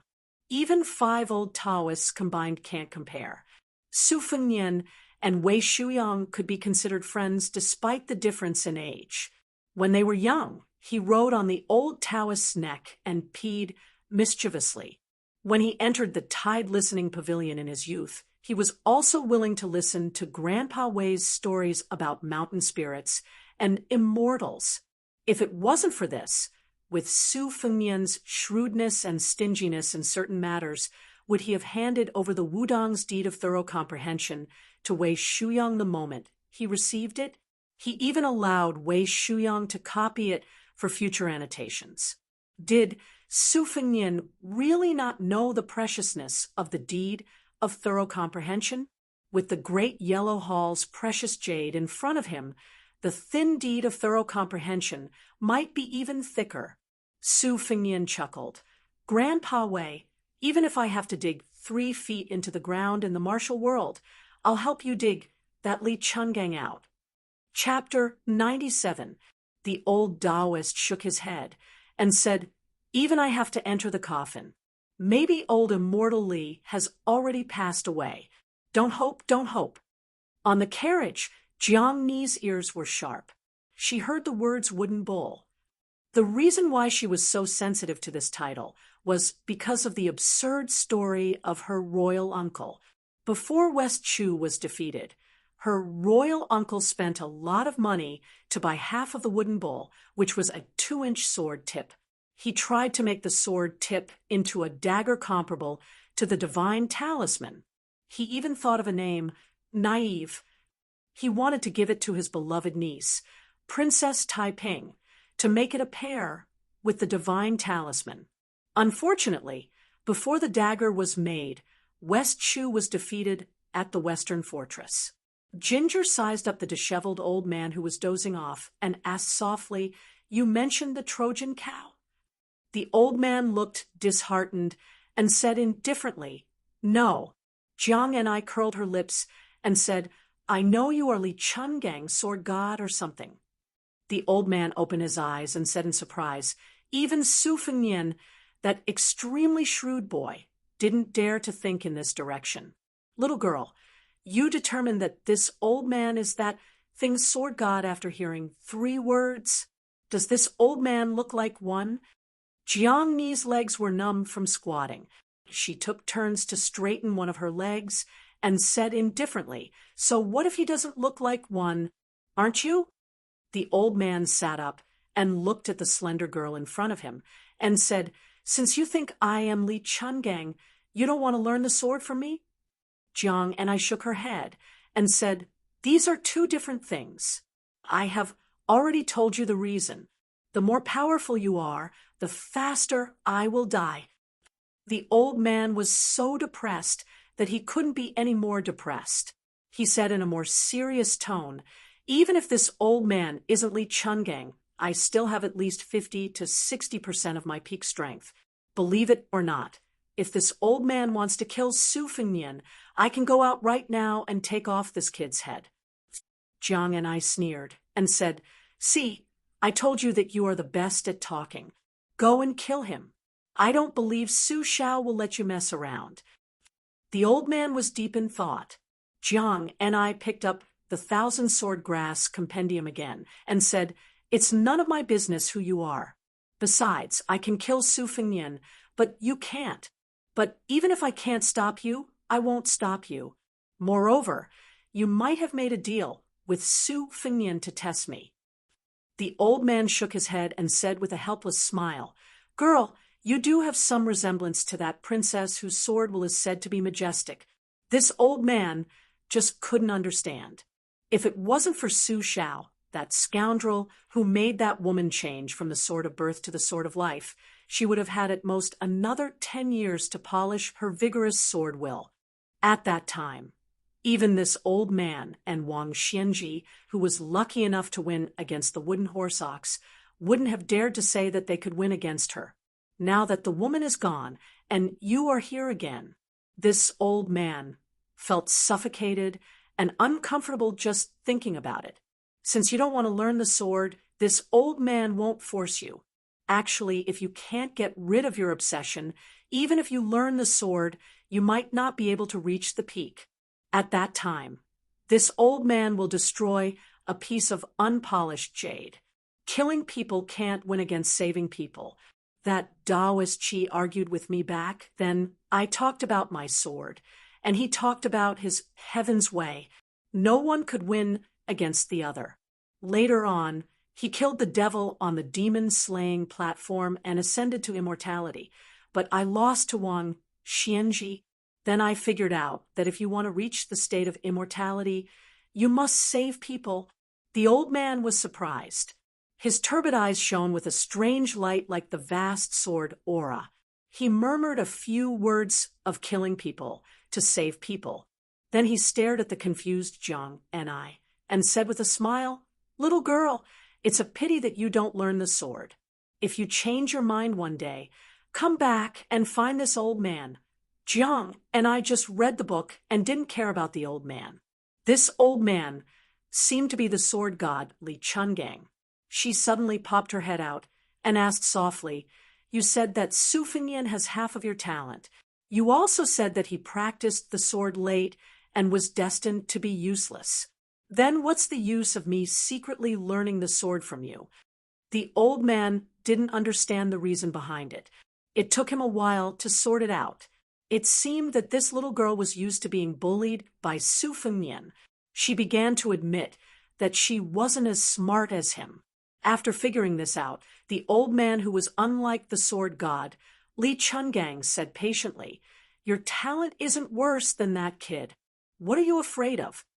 Jiang Ni's eyes brightened, but quickly returned to coldness. She said with a bitter face, Forget it. Practicing the sword is very difficult. I'd better study. Well, the little mud man who loved the vegetable garden the most on Mount Wudong must have been secretly shocked by Su Fengnian's crazy sword practice. Poor old god of swords Li. Fortunately, there was an old admirer not far from the carriage. The old man who had never begged anyone in his life and only received countless kowtows wanted to kill himself. What kind of reason was this? The old man calmed himself down and told himself that this was good. This little girl's unreasonable spirit was what he liked the most. When had Li Chungang ever talked reason with people and the world? Easy matters, difficult matters, stormy matters, Jianghu matters, matters of the dynasty, matters of the world. It was all just a matter of one sword. Jiang and I rolled up her sleeves and gently untied the ribbon around the dagger. The old man was stunned. What? It's fine if you don't want to learn the sword, but you want to risk your life with me. This old man, who rarely shows kindness, he really didn't understand the way of the world, which was in such a mess. Unexpectedly, Jiang and I, who admitted that she wasn't very smart and was afraid of suffering, handed over the divine talisman and said softly, Here, I'm not giving it to you. I'm lending it to you. The old man slowly took the divine talisman and suppressed the waves in his heart. He asked softly, Why? The little girl hid her head behind the secret book again and said softly, There's no one in this world that's good to me. You seem to be quite good. The old man, who only had one arm and no longer had the wooden bowl, didn't have any change in expression. He just sat there silently, still hiding behind the book. Jiang and I repeated, I don't want to learn the sword. Chapter 98. Yu Yue was happily riding the horse and was addicted to it. No matter how Su Fengnian threatened and enticed her with words, she was unwilling to get off the horse and get on the carriage. Su Fengnian saw that her horsemanship was ordinary and her slender jade-like hands were already red from holding the reins, so he could not help but feel a little annoyed. Only a person like him, who had traveled the Jianghu, would know that although those heroines with beautiful faces were beautiful, they could not bear to be looked at carefully. After riding for a long time, their buttocks were definitely not smooth and round. After holding swords and sabers for a long time, the calluses on their hands were even more unbearable to look at. Could it be that Yu Yue was going to follow in his footsteps? Su Fengnian snorted coldly, put 2 fingers between his lips, and blew a sharp whistle.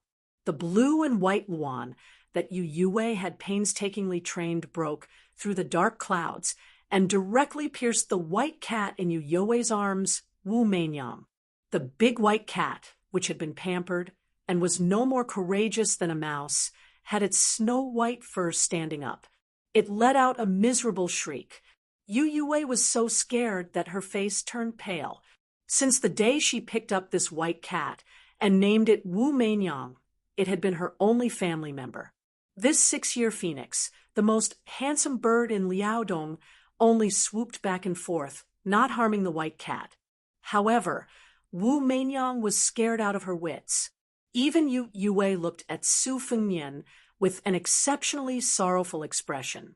Su Fengnian, who was talking cheerfully with the old Taoist priest Wei Shuyang, pretended not to see anything. Yu Yue had no choice but to get off the horse bitterly and get into the carriage to face the overly casual old man wearing a sheepskin coat. Shu Xiu, who had originally wanted to use her beauty to entice His Royal Highness to surprise him, felt a chill in her heart when she saw this scene. She originally thought that the maidservant in the carriage had spiritual energy, but she was still young, and the taste of a green peach could not compare to that of a ripe peach. As for the maidservant driving the carriage, her appearance was not bad, and her figure could be considered graceful, but her temperament was too cold. With one glance, one could tell that she was a woman who did not know how to warm a bed. In the end, only the maidservant holding the white cat was the most threatening. Her 2 buttocks were full of charm when she got on and off the horse. Even Shu Xiu, who was also a woman, felt tempted when she looked at this scene. His Royal Highness was a veteran in the field of flowers, so why did he bring this lady who raised a cat along on this journey? Wasn't it to quench his thirst? Since you like this, why can't I go up and make up the numbers? 1 dragon and 2 phoenixes, a pair of swallows. But why did His Royal Highness not seem to dote on her? It was rumored that His Royal Highness was willing to do all kinds of absurd things for the sake of those Bailiang courtesans. Fortunately, the Great Pillar Country was a big enterprise, and the local rich and powerful families could not afford such extravagance. For a moment, Shu Xiu was somewhat dispirited. Her most powerful skill was not her internal energy or assassination, but her disguise technique. As long as she was given a portrait, a complete set of disguise equipment, she could transform into that person in half a day, almost passing off the fake as the real one. Just imagine, if he had Shu Xiu, wasn't it the same as having the face of all the beauties in the world? Not to mention how much she resembled the face. 80 to 90% of the appearance was absolutely at her fingertips. The problem was that Shu Xiu was not familiar with His Royal Highness. She could not understand his temperament and taste. So how could she know who the beauty in his heart was? Even if she had an accurate portrait, if she were to add feet to a snake, Shu Xiu's courage would shatter when she thought of the Great Pillar Country that was said to have hundreds of thousands of resentful ghosts on his back. If there was no Great Pillar Country that covered the sky with one hand, life would be easy. This disrespectful thought only flashed through Shu Xiu's mind, and she wanted to slap herself in the face. After entering Yongzhou, Su Fengnian was not the son of this old man of the astronomical department. He could accurately predict the weather. And this storm came earlier than he expected. Thus, he did not take the official road, but took a shortcut to the predetermined resting place. His Royal Highness changed the itinerary on the spur of the moment, causing a group of people who were full of enthusiasm to suffer. To the north of Yongzhou, Yingliang County's gates were not only wide open. A group of officials, ranging from rank 8 to rank 6, were all 30 li out of the city, patiently waiting for His Royal Highness's arrival in a pavilion. The civil officials were led by Zheng Hanhai. He was a fat old man in his 60s. As the Assistant Secretary of Yongzhou, he was in charge of half of the province's financial records. He had fought for this position for many years, but he was always unlucky. The Yongzhou Assistant Secretary had changed quite a few times, but Zheng Hanhai's had taken root in the position. As an old civil official with a Jinshe background, he was unfortunately on leave in his hometown, Yingliang County, and was given such a difficult task. He could only drag his old and sickly body out. The military official deputy commandant of the Eastern Forbidden City, Tang Yinshan, was the leader. His rank was 300 meters, and he was not outstanding. What made people not dare to underestimate him was that Deputy Commandant Tang Yinshan could command 200 soldiers. In the recent years of the dynasty, no matter how strong the civil officials were, the scholars of the four halls all seemed to become civil officials with a Jinshe background overnight. They gathered in the four halls, and their power suppressed others. However, this was a matter of the capital, not to mention Beiliang, where it was rumored that one could hear the sound of iron hooves in one's sleep. In Yongzhou, the military officials were still ahead above the civil officials. In his early years, Tang Yinshan's family was in decline. He could not compare with the scholars who came from the Yongzhou's rich and powerful clans. He could not study the classics, so he gave up his brush and joined the army. He was able to accumulate a considerable amount of merit at the end of the Spring and Autumn War. He was able to obtain an official position with an ordinary salary, but he was able to hold military power in his hands. It was enough. Chapter 99. Tang Yinshan looked down on this group of civil officials and military officers who all carried umbrellas behind them. Zheng Hanhai, on the other hand, did not like the arrogance of this group of boorish men in armor. Today, Tian Xia Yan Qingping, what was the use of these martial artists who did not know how to read a lot of characters to argue with martial artists? Soldiers were the weapons of the country. Millions of people had died in the 8 kingdoms of spring and autumn. Almost all of them were killed in one breath by these martial artists. What else could they do? In order to govern a country with economy on the back of a horse, and in the imperial court, it was better for scholars to do so. Zheng Hanhai did not give Tang Yinshan and his group of generals any face, but he was quite courteous to the Yingzhou officials around him, whose rank was a level lower than his own. The 60-year-old fatty, Zheng Hanhai, had immersed himself in officialdom for the greater part of his life. How could he not know that, in the future, when the pen in his hand could no longer touch Yongzhou's finances, it would be terrifying when the tea cools after people leave. If he did not lower himself to build good karma at this time, it would be too late by the time he retired and returned to his hometown. Yingzhou County Magistrate Jean Lanting used a handkerchief to wipe away the sweat on his neck from the damned weather. He carefully asked with a smile, "Minister Zheng, Minister Chao, it's going to rain today, and it's going to be heavy. When will His Royal Highness arrive?" Zheng Hanhai smiled. "Lanting, you don't understand. It's good that it's raining. This time, when His Highness the Crown Prince came to Yingzhou, it was not easy for me to fight for His Highness the Crown Prince to stay in your private residence. There are lotus flowers in the lake and banana trees in the courtyard. If it was not raining, Would His Highness be able to feel the sound of the rain hitting the banana trees in your residence? Furthermore, welcoming guests in the rain shows sincerity. Jean Lanting understood immediately, but he said, "I'm just worried that Elder Zheng will catch a cold." The heavy rain suddenly came. The raindrops the size of soybeans hit the armor of the officials, making an intense sound. Even those who did not have the right to stand in the pavilion did not move, allowing the rain to hit them. They were all generals of the dynasty who were ranked second only to the Great Pillar Country. They wanted to show His Royal Highness, who had borrowed his father's meritorious service, that Bailiang's 300,000 cavalrymen were not the only valiant soldiers in the world. The pitiful civil officials were like banana trees that could not withstand being tossed around, trembling in fear. Their umbrellas were completely useless. The thin Jean Lanting could not take care of himself as he struggled to hold up an umbrella for Zheng Hanhai, who was about twice his weight, to shelter himself from the wind and rain. The servants and attendants were so busy that they were in a complete mess. Some of the more active ones even began to think about how to cook some hot soup to warm up their masters. In the north of Yongzhou, there was heavy rain and thunder. On the east side of Bailiang, it was drizzling.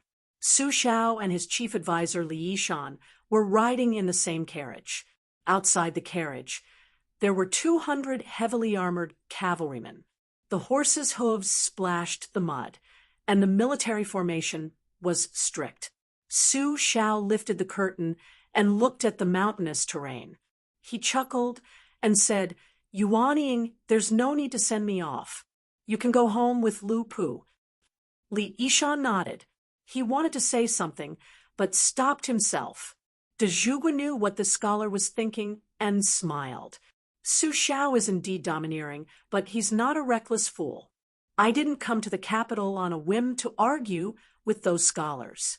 No matter how much the current Grand Secretary Zhang Julu makes me unhappy, he still has to be respectful and humble compared to Grand Tutor Zhou, who knocked his head against me outside Kuanji Hall. That old man Zhou, who was the leader of half of the court scholars, couldn't beat me when it came to scolding, let alone fighting. However, he was still a man of character. This Zhang Julu, who had been Grand Tutor Zhou's lackey for a full 20 years before rising to prominence, isn't quite the same. He's a rare scholar who can achieve great things. He was willing to join hands with Gu Jiantang and even convince Gu Jiantang, the Defender General of the state, to pacify a group of military officials and retreated again and again. This shows that this young Grand Secretary, who has never interacted with me before, is very scheming. He isn't old, but his patience is superb. Scholars use their brushes to hurt and kill people. They're more ruthless than anything else. Not to mention whether the Bailiang Frontier Army's Iron Cavalry will be targeted just for the sake of those old soldiers who've only been living a peaceful life for a few years. I have to go take a look. I have to let these civil officials who don't know the tragedy of war know that Su Xiao hasn't reached the point where he can't ride a horse yet. Li Yishan said lightly, "Back then, between you and Gu Jiantang, who would be the leader of all the military officials in the imperial court and who would be sent out to take on the infamy of being the second emperor, you argued endlessly. Even the Grand Chancellor of the Shangyin Academy was plotting behind the scenes. The late emperor stood his ground against all opposition and was willing to place you in Bailiang instead of Gu Jiantang, who was easier to control. His breadth of mind was worthy of the 4 words stalwart and magnificent on the tide-listening pavilion. Only the 9 dragons plaque hanging there might have been a reminder to you."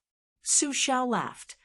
The late emperor was good at everything, but he was too obsessed with the scheming of an emperor. Speaking of breadth of mind, Li Yishan, you're wrong. How could I have rebelled in the Battle of the Western Wall? How could the late emperor not have seen through it? But he still allowed 14 of my former subordinates of Bailiang to die in front of the palace. Why? Wasn't it because he found them an eyesore? Li Yishan shook his head. Your resentment hasn't dissipated yet. Su Xiao laughed coldly. Since when was Su Xiao a magnanimous person? Li Yishan stared at Dezhugua's face and asked in a low voice, Are you really just going to see Zhang Julu's skills? Su Xiao laughed. Some people only slept soundly when they saw Su Xiao's hunched back and lame legs. It wasn't easy for him to sit on the dragon throne, but he never slept well. Even I feel sorry for him. Li Yishan smiled wryly. He was just about to get off the carriage when Su Xiao said softly, There are 10 rounds of listening to the tide. Yishan might win the 9th round. With his back to Dezhugua, Li Yishan lifted the curtain and said with emotion, It'll be my win if you come back alive. Dezhugua scolded jokingly, Nonsense! I'm willing to die. If I don't seek death, who can kill me? Su Xiao? Li Yishan, who had been suppressing his anger for the past few days, suddenly felt relieved. He got out of the car and bowed. Lowering his head, he said sincerely, I implore the Pillar State to kill fewer students this time. We've killed enough in the spring and autumn war. Su Xiao smiled and said, Yuanying, your pedantic scholarly aura is the most undesirable. Back then, Zhao Chongling was much more slick than you. Li Yishan took over the reins of the servant guard Lu Pu and said disapprovingly, Zhao Chongling, the first of Jiangzhua, is good at strategizing. Even if he is alive today, he can't get along with your son and will be a headache for you. Su Xiao put down the curtain and passed with a smile. On a small path at the border of Yongzhou, Lu Qiantang, who could barely open his eyes, suddenly stopped his horse and pulled out his sword. He could faintly see a long-lost red-armored seal general at the end of the path. Chapter 100. There's an activity for decisive heroes to find the most satisfying chapters. For details, see the chapters related to the novel and the top post in the book review section. The time limit is 2 weeks. The strange figure in bright red armor was like a divine soldier. He stood in the middle of the path without holding any weapons. The thick helmet seemed to cover his entire face. In the pouring rain, the strong armored figure was surrounded by fog. Judo Taoist Mi Wei Shuyang cried out in shock. The Southern Kingdom's talisman General Red Armor has long been dead. It's said that he tried to assassinate the late emperor. He was stripped of his armor and skin by the eunuch who scolded him as a human cat. His corpse and armor were hung on a royal flag. Many Jianghu people who went there in admiration saw the bloody scene with their own eyes. That bright red armor was unique in the world, and it was confirmed by Chao Guanzi. It can't be faked. What's up with this red armor figure? The caravan had stopped. Xu Xiu and Yang Qingfeng rode their horses to Lu Qiantang's side, looking nervous. The 3 secret manuals were not easy to obtain. Most of the assassins who dared to provoke His Royal Highness were powerful. Moreover, the person in front of them had appeared openly on the road. Just his courage alone made the 3 of them feel inferior. The ups and downs of the political world were a test of one's ability to observe people's expressions. In Jianghu, one had to observe each other's temperament. The biggest taboo was to make a mistake. Otherwise, no matter how powerful one was, there would be a day when they would fail miserably. Didn't the sword god Li Chungang, a peerless master in the mystic understanding realm, lose to Wang Xianji, who was just a newborn calf at that time? To be more specific, Wu Luding, the young swordsman who appeared in the Wu family's sword tomb, never said who he was or where he came from. He only headed south, killing with his sword. Those who died to his one-handed, withered sword were unlucky people who often got their shoes wet while walking by the river. Su Fengnian was not anxious. He only stared at the talisman, General Red Armor figure, with wide eyes. He asked with interest, Grandpa Wei, what is this talisman General Red Armor figure? Does it look extra ferocious just by wearing red armor? Then I'll have to get one to wear. 9 bushels, old Taoist me smiled bitterly. Your Highness, this isn't something you can wear casually. Back then, the origins of the red armor were unknown. There were only some rumors saying that it was an ancient armor from the Taoist master manor of Mount Longhu. Mount Longhu had been passed down for a few generations, and a few Taoist masters had drawn talismans on it. It was probably a Taoist immortal weapon used to suppress evil spirits. However, it somehow ended up in the Jianghu. First, it was obtained by the heavenly secret sect of the Shangyin Academy. After doing all sorts of strange things to it, Mount Longhu almost fought with the Shangyin Academy. Because of it, when it reappeared in the Jianghu, it was draped over the body of the red-armored man, making it invulnerable to weapons and invulnerable to fire and water. However, the armored man was like a walking corpse. Dying in the hands of the great official Han Shengxian was not necessarily a kind of release. The talisman red-armored man in front of us seems to be slightly different from the rumors. He waved his hand to reject Blue Bird's offer of an umbrella and called the 6-year phoenix to his arm. At this moment, Su Fengnian, who was drenched like a drowned rat, was still in the mood to tease the green and white Luan. He jokingly said, "Perhaps they are the children of the talisman General Red-Armored Man from back then. Since the older one is a talisman general, then let's call the younger one a talisman soldier. Grandpa Wei, what do you think?" Wei Shuyang's 3 strands of white beard had turned into 3 small braids after being soaked in water. When he reached out to touch it again, he naturally couldn't feel the demeanor of an immortal anymore. He awkwardly withdrew his hand and slowly said, "Your Highness's way of saying things is really unconstrained." Su Fengnian smiled mischievously and said, "Grandpa Wei, your flattery is really something."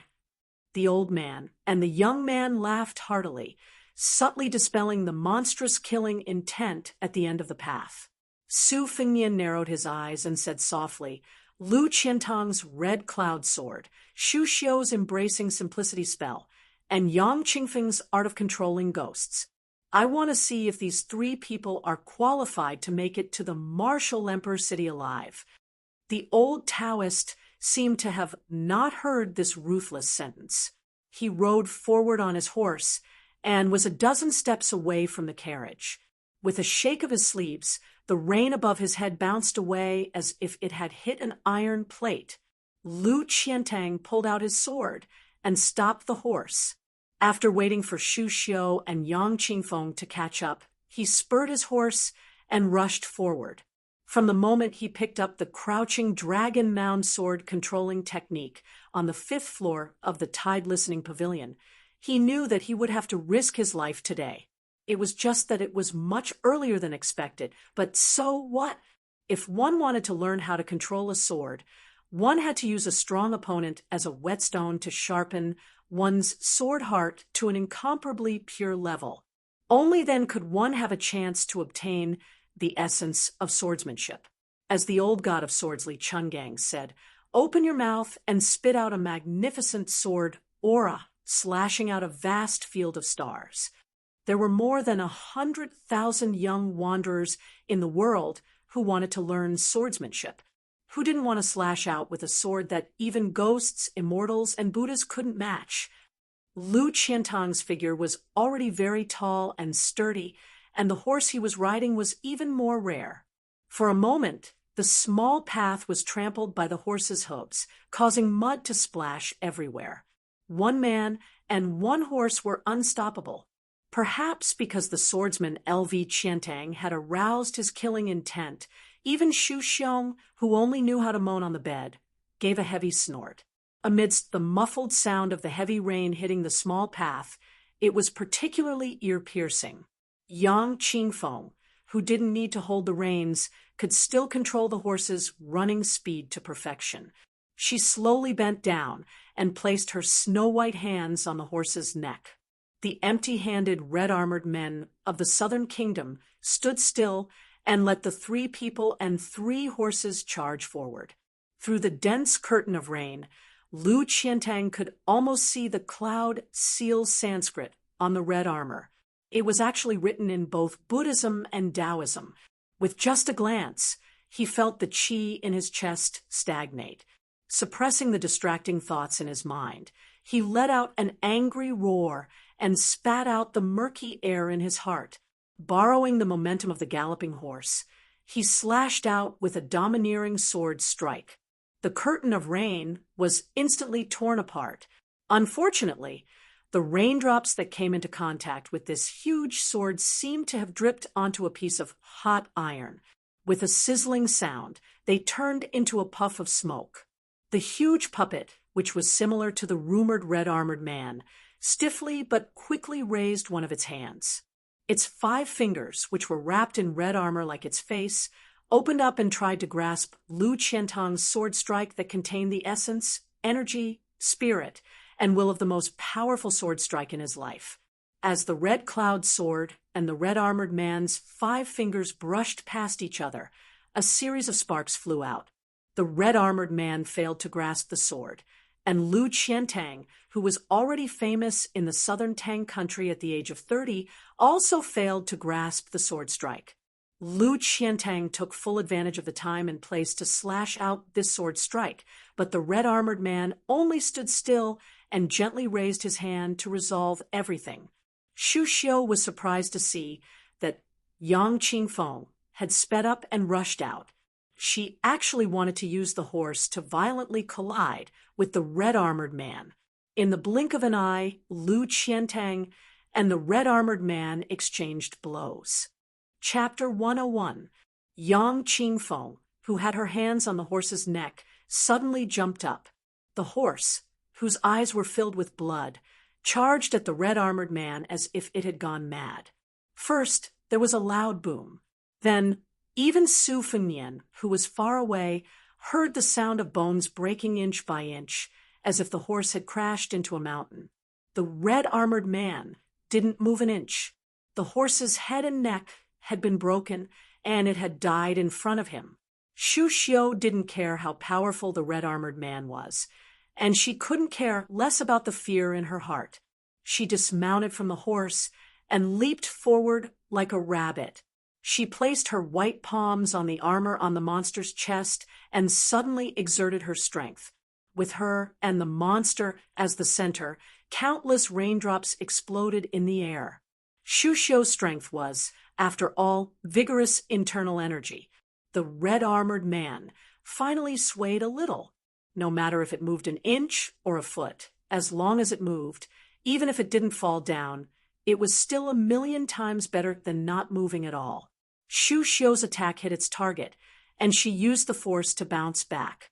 Her feet drew a straight line in the mud, and the hem of her skirt was covered in mud.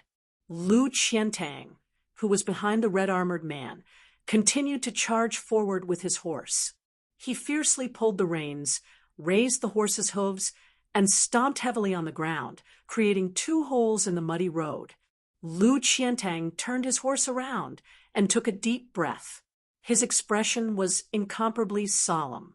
Yang Qingfeng, who had floated between Lu Qiantang and the red-armored man, was still expressionless. However, her hands were even paler, and the veins on the back of her hands were almost visible. The number of veins on her hands was much denser than that of a normal person's. The 3 of them, working together, only managed to make this strange armored man sway a little. Wei Shuyang muttered to himself. Fortunately, we can confirm that this isn't the red-armored man from the 4 great grandmasters. Could it be that His Royal Highness was right, and it's just an imitation? Su Fengnian shouted, "Grandpa Wei, go and stop Ningame and the Phoenix Battalion. Leave this to the 3 of them." The old Taoist priest, who was about to lend a hand, was stunned for a moment before he left. Su Fengnian lightly squeezed the horse's belly and came to the side of the carriage. Bluebird, who was driving the carriage, held a delicate oil paper umbrella. It was the only graceful scene in this murderous, muddy path. Su Fengnian clicked his tongue and said, "As expected, only a battle to the death can reveal the true colors of an expert. Lu Qiantang's sword move is really at the peak of sword moves. Yang Qingfeng's trick only looks good, but it's nothing special. I really underestimated that woman Xu Xiao." Blue Bird nodded and asked a very important question. "Your Highness, is there only one armored person? If the Phoenix Battalion doesn't come, wouldn't it be inappropriate?" Su Fengnian smiled and said, "How could there only be one talisman, General Red Armored Puppet? Maybe there's a second or third, one hiding in the dense forest. Maybe there are 4 or 5 of them altogether, because I calculated that 2 red armored puppets can easily get rid of Lu Qiantang, and the other 2 and 1 red armored puppet can get rid of 100 Phoenix Battalion. Even with the halberd Ning Amei holding the line, both sides will probably suffer. If another one comes, wouldn't we have to personally go into battle? The person in the carriage is a top secret. Even I don't know his identity. No matter how resourceful the red armored puppet's master is, he wouldn't be able to guess it. Therefore, with a snap of his fingers, the remaining red armored puppet and the expert behind the scenes would be able to easily take my head. If it's really as I think, without the old man in the sheepskin fur coat, then I'll be in trouble. Even if you are the kamikaze warrior third that Su Xiao painstakingly cultivated and can fight to the death with a puppet, you may not be able to guarantee that I will reach Ingzhu alive." Bluebird looked at the calm face of His Royal Highness. She lowered her head and said softly, "It's Bluebird, who is useless." Su Fengnian shook his head and smiled. "To me, it's not that a useless person isn't an expert. It's that they aren't willing to give their life to me." "Ha ha, Bluebird, raise your head. I like to see your cold and elegant appearance. Compared to those heroines who don't live up to their titles, you are much more beautiful and moving." Bluebird's face reddened. Su Fengnian looked at the hostile battlefield. With a shake of his arm, he released Qing Bai Wan. His hands pressed down on Xiao Dong and Spring Thunder, respectively. He smiled nastily. "Although this is the worst-case scenario, with my status, I reckon it's worth it for them to treat me so seriously. Motherf asterisk Kerr, 5 puppets. Are they going to play a game of metal, wood, water, fire, and earth?" The curtain behind Bluebird lifted up a corner. 2 heads popped out, one above and one below. Jiang and I didn't say anything. He just stared with his eyes wide open. The old man pulled out the sandalwood from his hair bun. Instead, he inserted something that Su Fengnian couldn't think of. Divine talisman. What were these 2 clowns doing? The old man squinted his eyes and smiled. "Boy, your brain is really not bad. Your 3 useless subordinates are up against the water armor of the red armor talisman. Look at the weather.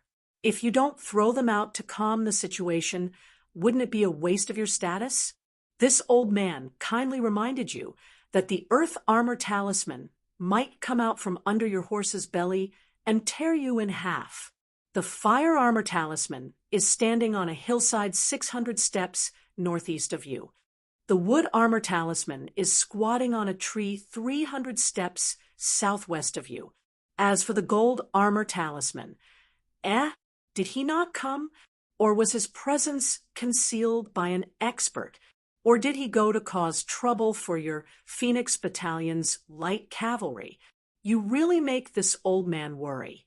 Why don't you give me a straightforward answer? The little girl, and I will go back to Liangzhou. Fighting and killing is boring. At most, we'll call someone to help you collect your corpse." Su Fengnian smiled. "Then let me guess.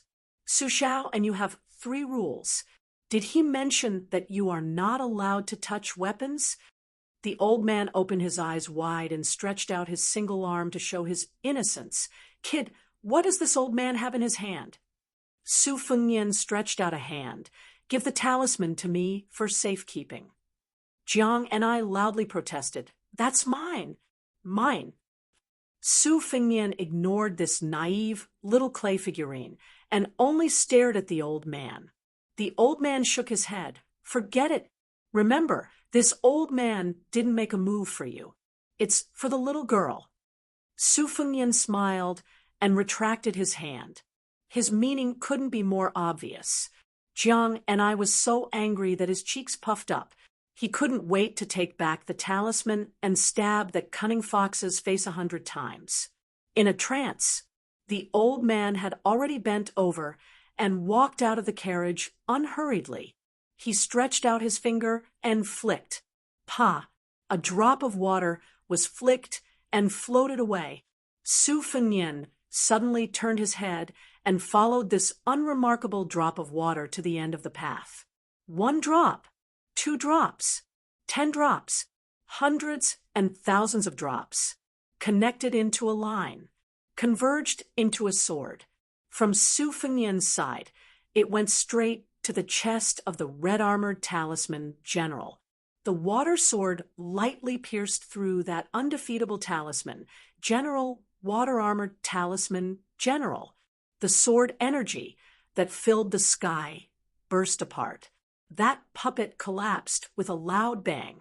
Su Fengnian was dumbstruck and quickly closed his eyes. Between heaven and earth, everything returned to silence. Su Fengnian repeatedly imagined the trajectory of the sword energy that was like an azure dragon emerging from water. Water sword against water armor. Grandpa Wei, you said that grade 1 had 4 levels. Above Vajra was Xian. It turned out that a flick of Xian was Xian.